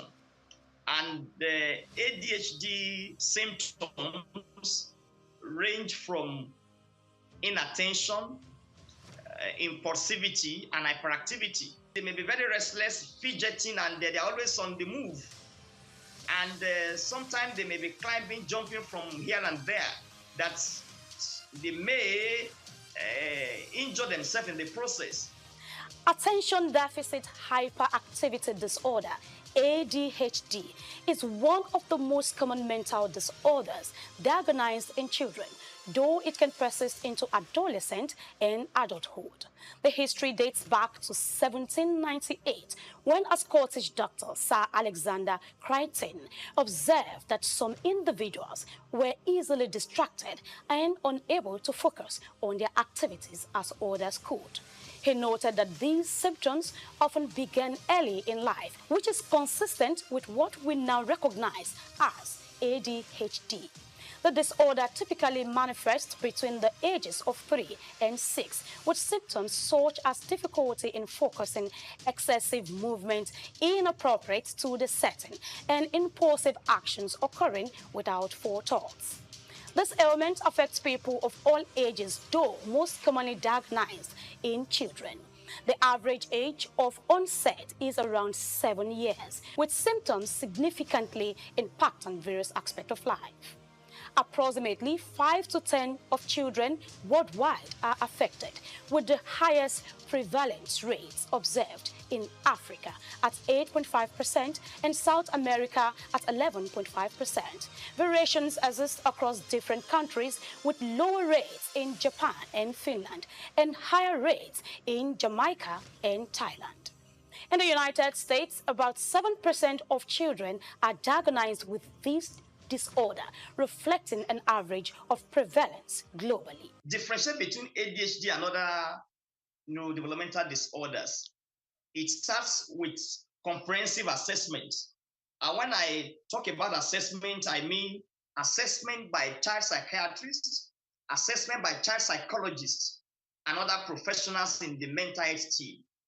And of course, there are some basic symptoms that are very clear and obvious. The clinical presentation, when you see a child that is hyperactive, that is impulsive, that is inattentive, that itself can give you a clue that that child may be having ADHD symptoms.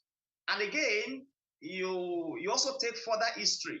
You may need to take, if there's a family history of ADHD in the setting, because if there's a family history of ADHD, the child may come out with ADHD in the nearest future. Individuals affected faces challenges that extend into academic performance, work or personal relationships, and social domains. Some of the signs include constant fidgeting, impulsiveness, and difficulty completing tasks, alongside emotional struggles such as mood swings, low self-esteem, and frustration.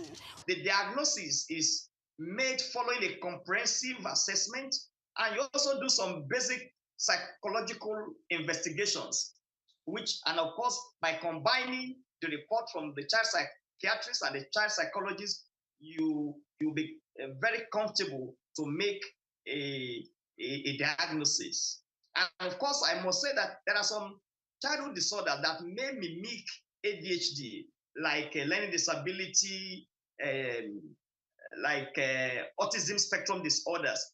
But the symptoms of ADHD are so very, very obvious that when you see a child that is hyperactive and oftentimes restless, oftentimes impulsive and unable to follow instructions, that should give you a high index of suspicion that that child may be struggling with attention deficit hyperactivity disorder. While it's not a physical ailment like a broken bone, it is a real condition that is frequently accompanied by other conditions such as major depressive disorder, anxiety, substance abuse, learning disabilities, conduct disorder, and oppositional defense disorder, which complicates the management and treatment of the disorder. Treatments for ADHD typically involves a combination of medical, therapy, and behavioral interventions. Stimulants are also the most commonly used, with 70 to 80% of children experiencing symptoms relief. Cognitive behavioral therapy, anger management, and family therapy are key in managing symptoms, along with educational interventions that enhance coping strategies and organizational skills. While these treatments help manage ADHD, they do not cure it, highlighting the need for ongoing support and personalized care. Attention Deficit Hyperactivity Disorder, ADHD, is a complex condition with far-reaching effects on behavior, cognition, and emotional well-being. Continued research and effective treatments are vital in helping those affected lead fulfilling lives and contribute meaningfully to their society. Grace Komolafe, Souq News TV.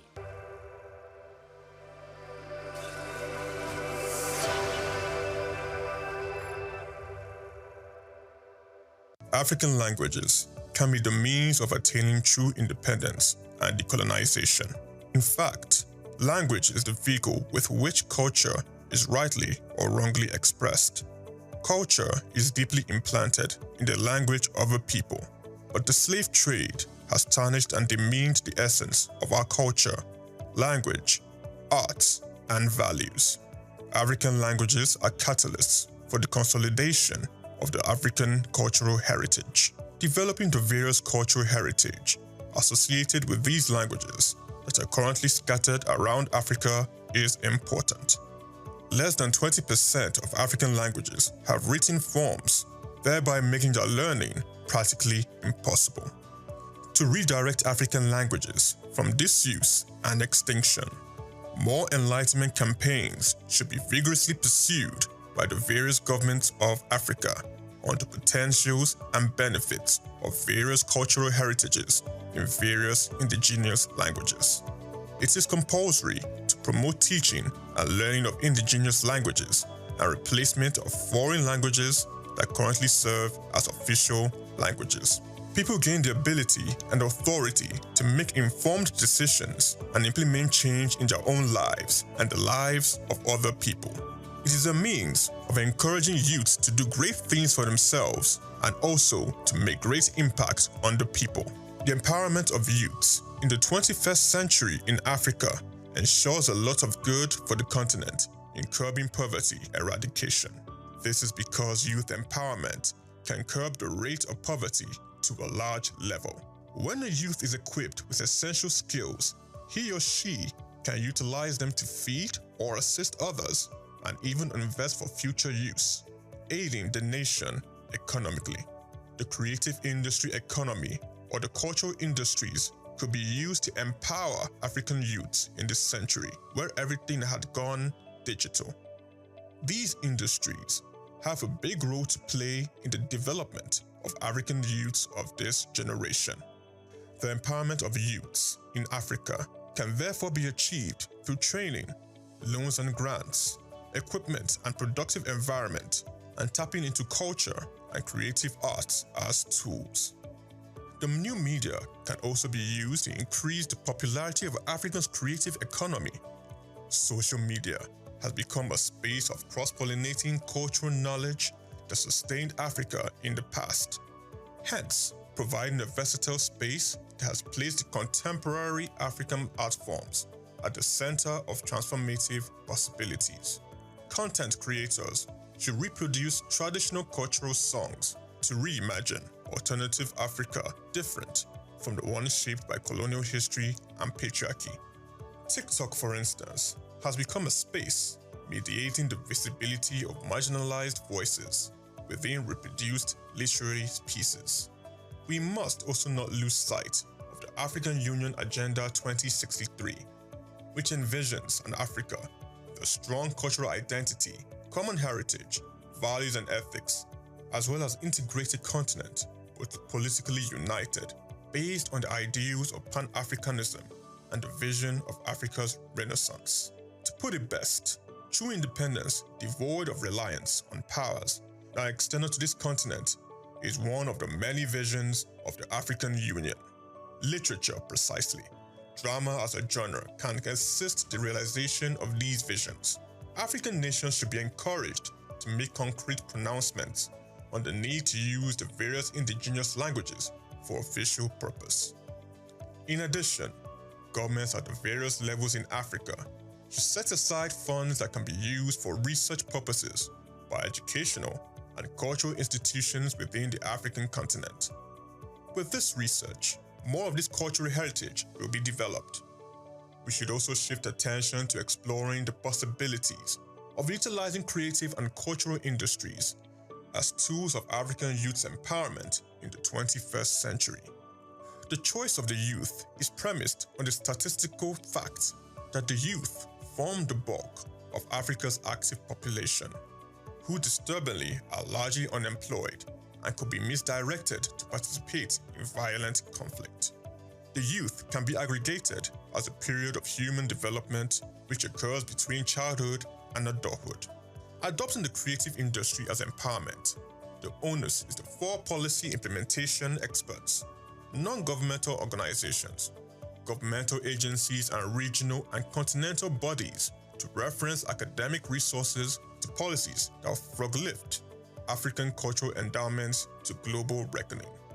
For a revival, and for the Africa we want on Agenda 2063 to be realized, relevant mental conditioning, taking responsibility of actions, the development of brilliant insights, and anchoring a psychology of winning are essential. Chike Okolo, reporting for Souq News.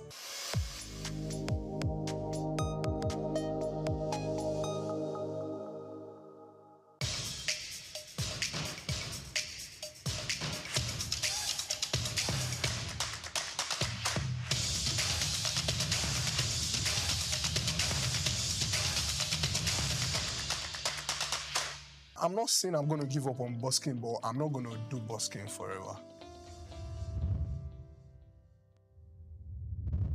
Welcome to another edition of Inside Live. My name is Hans Mba. We are on Souq News Television, as you already know. On the show, today we have another special guest like we always do every time you see Inside Live on your screen. Now, this is a musician, like one of my friends likes to call it, like to say. So he's a musician of a different kind. This is so he performs or he hones his skills on a different kind of stage. I will not tell the story for him, but I'll let him do it. He's none other than Komi or Komo? Komi Flame. Komi Flames is in the house, but I like to call him Daniel Ahanji. How are you doing, sir? I'm very well, sir. First and foremost, what you do is different. And I think I know where it's from, but I would like the people to also know where that came from. Tell us what you do. So my name is Komi Flame, and I do busking. Busking is an act of playing on the street to entertain people and also to make tip from it. All of this stress I've been under. Red on my cup running over,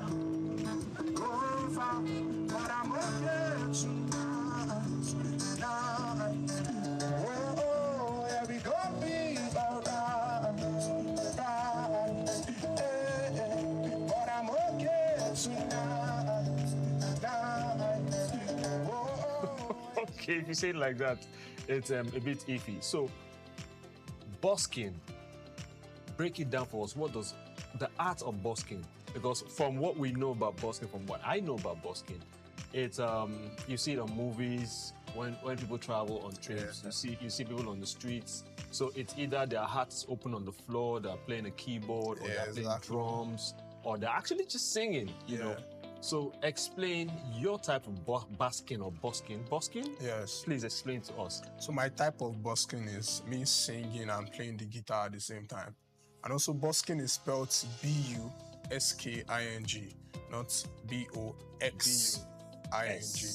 It's spelled B-U-S-K-I-N-G. Okay. So busking is an act of playing on the streets to entertain people, or playing in any public place at all to entertain people and make people listen or watch what you are doing. It might be music, playing an instrument, magic, anything. Just a public showcase of anything you can do. And that's just it. What makes me in awe of this art, right? It's a different kind of art, you know. It's iffy almost. Why busking? Why did you believe in busking? Because I know from around here, I've been around a while. I've been around music circles. I've been around, entertainment for a while. Yeah. I've never seen anyone do busking. In this part of the world, right? In this part of the world. So I really we want to get into your mind space. How long have you done this for, by the way? I've been busking since 2019. So let's just go back a bit. So why busking for you? How did it start? And why did you choose it? I started off playing the guitar around 2018.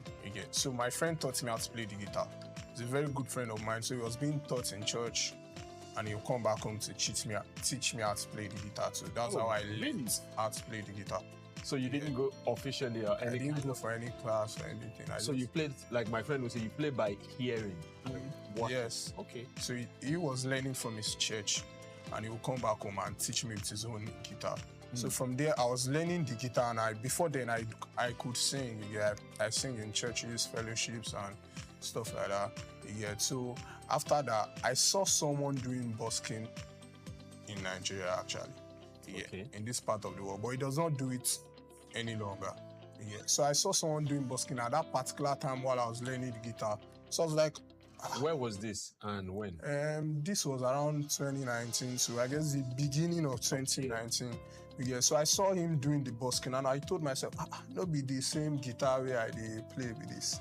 So I saw him doing it, and his heart was down in a mall in Souq. So I told myself that I'm going to up on my guitar skills and up on my singing skills too, and I'm going to do this same thing at this same place, maybe during December, because I know normally December people are always out in the mall. So I told myself I was going to do the same thing here, and I made it happen. So that was it. Like you saw one guy at the mall in Nigeria. Exactly. Did you have a conversation with this person? What's his name? His name is Alex. Alexi. We still talk sometimes. So why did he tell you why he got off? No, he still do music, just he does other businesses and stuff like that. And normally busking is not easy. So anyone that might just give up on the craft, give up on busking, not on music, maybe to chase other things, it's not a bad idea. So are you going to give up on busking? I'm not saying I'm going to give up on busking, but I'm not going to do busking forever. Obviously, no one does anything forever. But so how, so you saw Alexi and you said, this is what I wanted to do. So at the time, did you see the prospect of making a living from it? No, not really. So it was the passion from the guitar playing, or was it the passion from that boldness? You seen the guy just go crazy with his art. That boldness no fully come. Come like immediately. Learn on the job. Yes, it took a while. That boldness no fully come. But I just told myself that this person is doing this thing. I could also do the same thing. And over the years gone, I've even done more than he has done. Because the way I've pushed mine, he's my boss, so I respect him up to date. But the way I've pushed my own busking, Obviously, that's why you're here today. Yeah, that's why. On Inside Life. So now, 2019, you saw Alexi, you're like, I can do this. So how has it been from then till now? Because I know that I've seen you do your stuff from malls to street corners. From the island to have you done any busking outside of Lagos? No. So I've seen you go, because I like to say your stage is different, right? I've seen you. So what are the places you have done you're performed, and what's the experience like? I've performed at different places. There are some places I just even performed there only once, and after once I did not go there gone back there for a very long time. But I've tried out different places on the streets. As far as it's in Lagos, yeah, I'll try my best to make sure I get to that place. Yeah, on the island, at malls. Yeah. So how often have you done? So I'll say the mall in Lekki, the mall in Sule, the mall at Novare, around Shongotedo, the mall in Ikeja, the mall in Maryland. Yeah. So what are the experiences like from each of these malls? And where do you frequent and why? Okay, currently, where I frequently play at is Tejo Shoyaba. I missed that one. Yeah, okay, Tejo that's Shoyaba. With the people. Yes. Yeah. Obalinde currently, and some places on the mainland. Yeah, I do Oshodi too sometimes. Yeah, I do Sulere too. Sometimes I also go to the island. Yeah, most times if I go to the island. Yeah. Why did you add most times? Because there's no, I can't really say it. Come on, Flame, I know why. Okay. You won't say why, but I'll tell them why. Yeah. So, how much is the most you have made from basking at any of the malls? Tell us the truth, though. Any of the malls. Let's say, should I disclose this? I make money. I know it's private information, but if you would speculate, that's fine. But because I want to be able to see more people, go basking. Yeah. So that's why I feel that information is privileged information as well as information that people, need to know. Yeah. You might not be specific with the numbers. Yeah. But we want people to. So, busking on the streets, yeah, I can't say for you though. It's depending on your craft, but I could say you could roughly make from 10K to any amount. Maybe 500, 200, 300. I like that margin. Yeah. Okay. Because it can be good today, and tomorrow is going to be bloody. I know, because I've seen some basking and I'm like, dude, you guys help this guy, do something. Yeah. So which of the malls have you performed more frequently at, and why choose those particular malls to go back to? The malls I perform, the malls I can say I really perform currently, frequently, is the Palms Mall. I do there most times. Okay. Yeah, I guess that's the only mall. And Novari Lekki Mall. But it's been a while I went to Novari Lekki Mall, but I do Palms Mall frequently. For now. Why? Is it because of the money? No, not because of the money. Because they appreciate why I do. That's where I was going to with that. They appreciate, and they're always welcoming me. So how do you know that they appreciate you? Because anytime I speak to them, because it's the money. Currently, you're staying away from the money. No, not boss. Currently, for Palms Mall, most of their workers in the management, once they have their birthdays, I'm the one they do call for their birthday surprise. Oh, beautiful. So they welcome me to that point. Where we are now family. Anything that's happening, okay, we want you to come play for this person. I'm always the first person they call. So do you play any other instrument? I play the keyboard, I play the drums, but any wind instrument?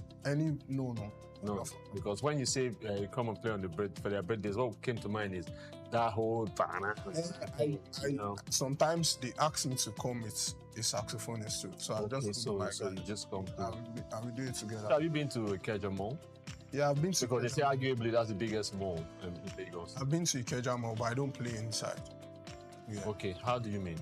I play outside. At the parking lot? Not at the parking. Outside the compound? Outside the compound.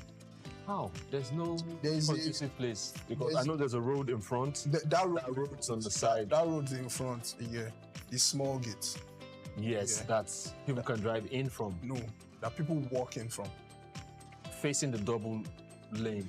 There's a slight bar that you just come in, then you go to the end and drive in. Yes. But how does that work? Why can't you play in the mall? I can't play in the mall because I've sent letters to them like twice, and I've been. Oh, you have to do that? Yes, I have to do that. And you have done that? I've done that 3 times to Ikeja City Mall. So who do you? Ikeja City Mall. Let us breathe. So who do you give these letters to? Because you have to be sure that they're being delivered. That's another thing. I guess that's not in my power. My own job is to go present the letter. Yeah, and It's I in get your power to give it. If you come, for instance, you come here and downstairs, you walk across the road and give someone a letter. I go to the central management office. Okay. And I present the letter to the secretary I find at seat at that particular moment. Yet sometimes if I go now, the person I'll meet there when Someone I do else. the ceremony, it's someone else.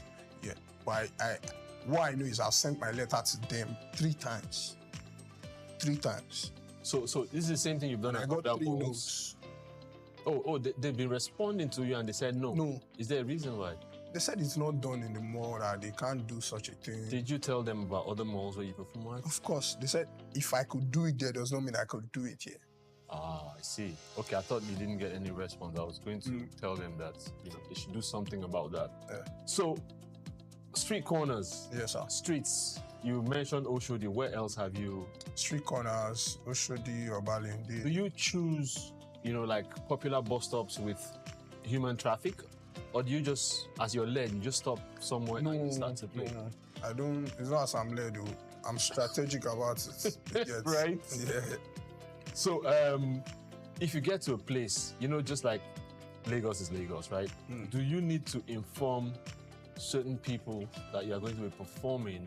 For instance, if you come to my neighborhood, there are certain people you gotta see, and say, Baba, we have come, what to do?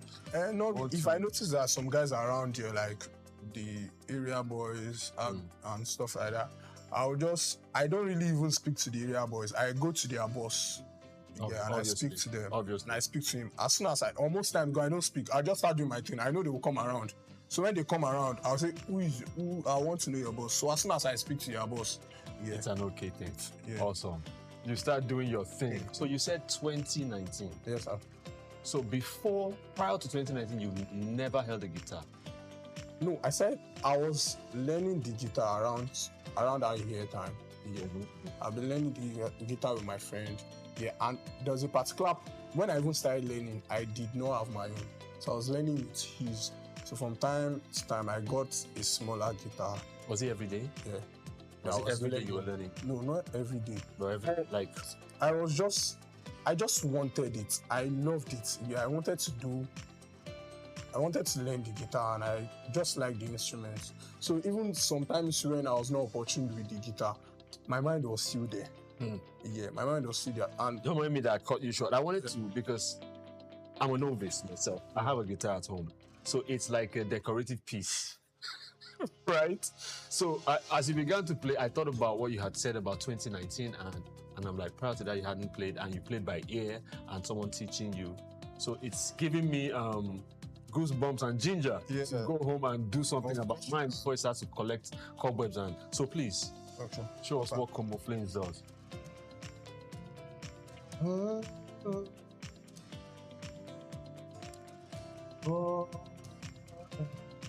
Probably no fair to me. Say I never call you it. Boy, I hope that you are well.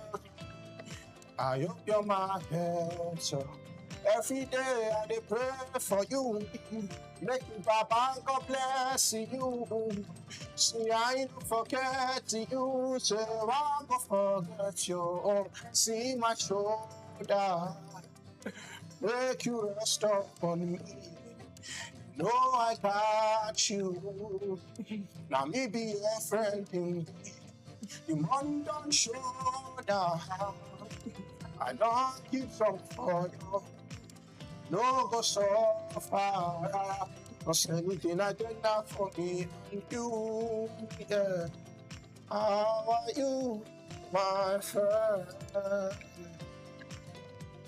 How do you do, my friend? I know sometimes it be like say nobody send you down for that. I did for you, my friend. I wish I had a studio audience. I love it. And I have to play this instrument. I'm sorry. Because something stood out for me. You talked about you wanting to do it. Yeah. It's nothing beats passion. Nothing beats passion. I hope I am passionate enough to drive this and want to do it. So okay, I would like to say something. Like it's not about the money, for real. It's not about the money because I've seen. You just took the words from my mouth. I was going to go there again. I've seen my growth over the years. The first day, the day I got my first guitar, which was the smaller one, yeah. While I was going home, yeah, someone in the bus paid for my transport because he just saw me. I got a new guitar and he was talking to me. I was like, "You just got a new guitar?" I said, "Yes." Yeah. Then he paid for my transport and he told me, "Yeah, hopefully one day I'm going to pay to see you at a bigger show." And at that particular point, I did not know what he was talking about. Yeah, I was like, I just want to learn. Because he wants to see it. I just want to learn this thing. You want to see me at a bigger show. But you know, I don't know who that person is. If I see him by the roadside, I won't be able to recall. Yeah, but he said something and everything. Now it's beginning to make sense to me that it's moving from a hobby to a career this time. And that's just it. That's amazing stuff. Amazing stuff.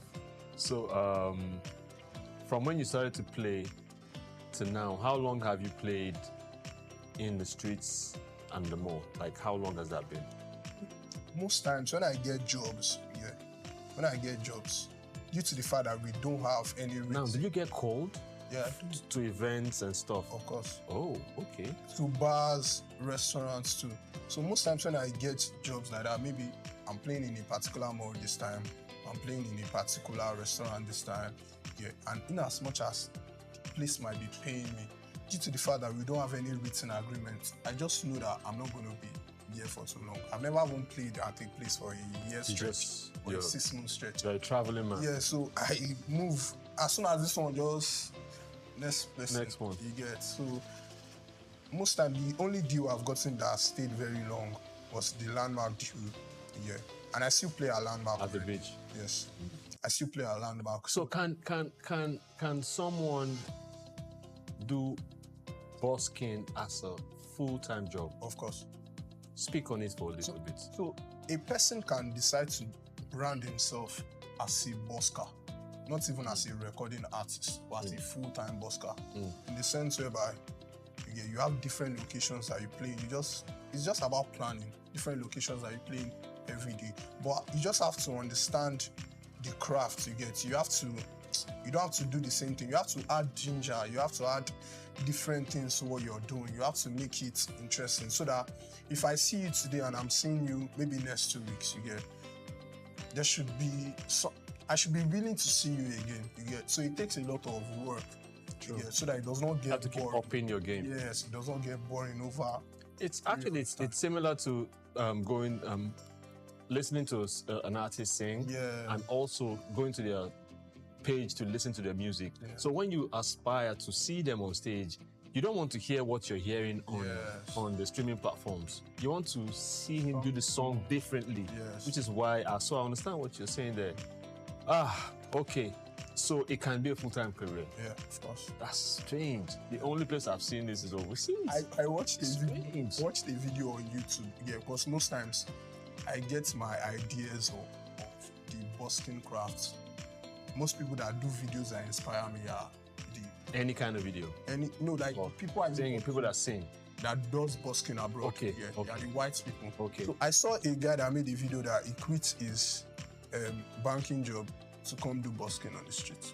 That's why I felt it was strange when I so saw for him to do that means it could be a job. It's also his own job too, doing it at different locations and different. But many times, I know people that I know creatives are crazy people. Yeah. Passionate people are crazy people. Yeah. Right. So many times when he says, "Okay, I'm leaving a bank job to go busk," right?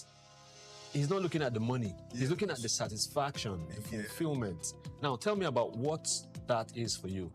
Okay, me, while playing on the street, most times while I'm playing too, while I'm performing, I must enjoy what I'm doing. So if my setup is not giving me what I want, I just have to make sure that I'm getting that sound that I want from my guitar or from my mic or something. So my setup and what I'm doing I must actually enjoy it. So if I'm enjoying it, what I'm doing at that particular moment, I don't even care what anybody is putting in my basket. Yeah, I'm all right. But there is a basket. Yeah. Well, you see, what I pick from that is when you're enjoying it, it radiates. Yeah. People can tap in. Yes. I've seen someone I was sharing earlier. I've seen someone that was, busking, and his heart was just there, eyes closed. He was just playing away, And this lady came. She looked at him. She got out her phone. She recorded for a while, and next thing, she obviously didn't have cash to give. Yeah. Next thing, she walks up. She walks up to him behind him and just gives him a hug. Gives him a tight hug and just walks away. And for someone like that, that's all the fulfillment for that day he's good. Exactly.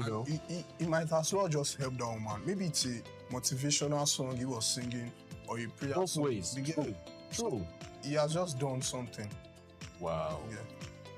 Komi Flames. Yes. Thank you for being on the show. Thanks. We hope to have you again. Thanks. Right? Keep doing what you're doing, because one of the things that we commend people on the show about, and I do personally as well, is when I see people that are bent on their passion, people that are driven, people that don't need motivation. Of course, we all need motivation. Many times it doesn't come from outside, it comes from within. Yeah. Sometimes you just wake up and you just don't want to do that thing. You don't want to do anything. But that little voice comes and tells you, look, dude, this is you. Yeah. And people are waiting to see you manifest, So I must commend you. We love your music. Yes, by the way, you have your own music. Yeah, I write my songs, I'm working on them, but currently... But you just write, because busking will not give you time. No, busking, I don't do busking. What have you recorded? Yeah, I do. You have recorded? I do, but it's not out currently.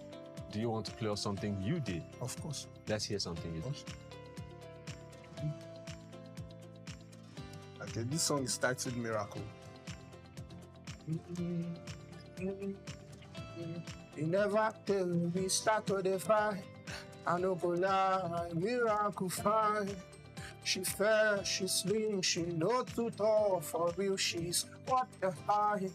8 a.m. she go chat me good morning. And I don't dey feel something for her. She don't dey feel something for me. Nah. So many girls on my phone, but now you did cross my home. Been through so much pain, please don't add to my soul. Yeah. Oh, baby, you're the one for me. Baby, you're my miracle. You're my miracle. I feel to swim on the ocean for you. I feel to climb on the mountain for you. I feel to catch a grenade for you. I feel to pile up a beauty for you. Oh, baby, you're the one for me. Oh, baby, you're my miracle.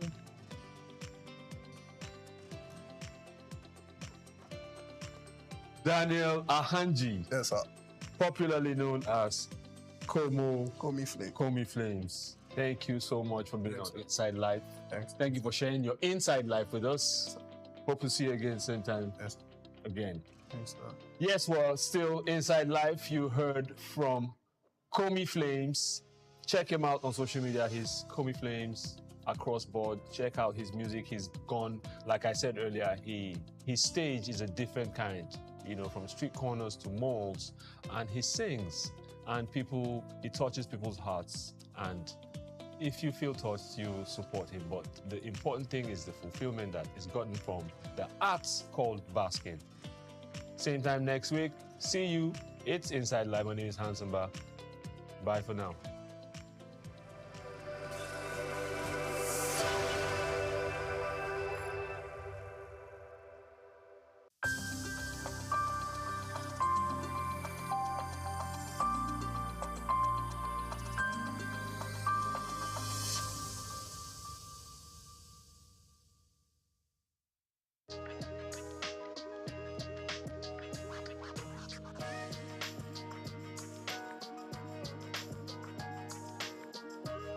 Well, thank you very much indeed. My name is Stephen Kola Balogun. I happen to be a lawyer, and should I call myself a pseudo-politician? Not quite a politician, but I've served in government before. And I'm delighted to be here.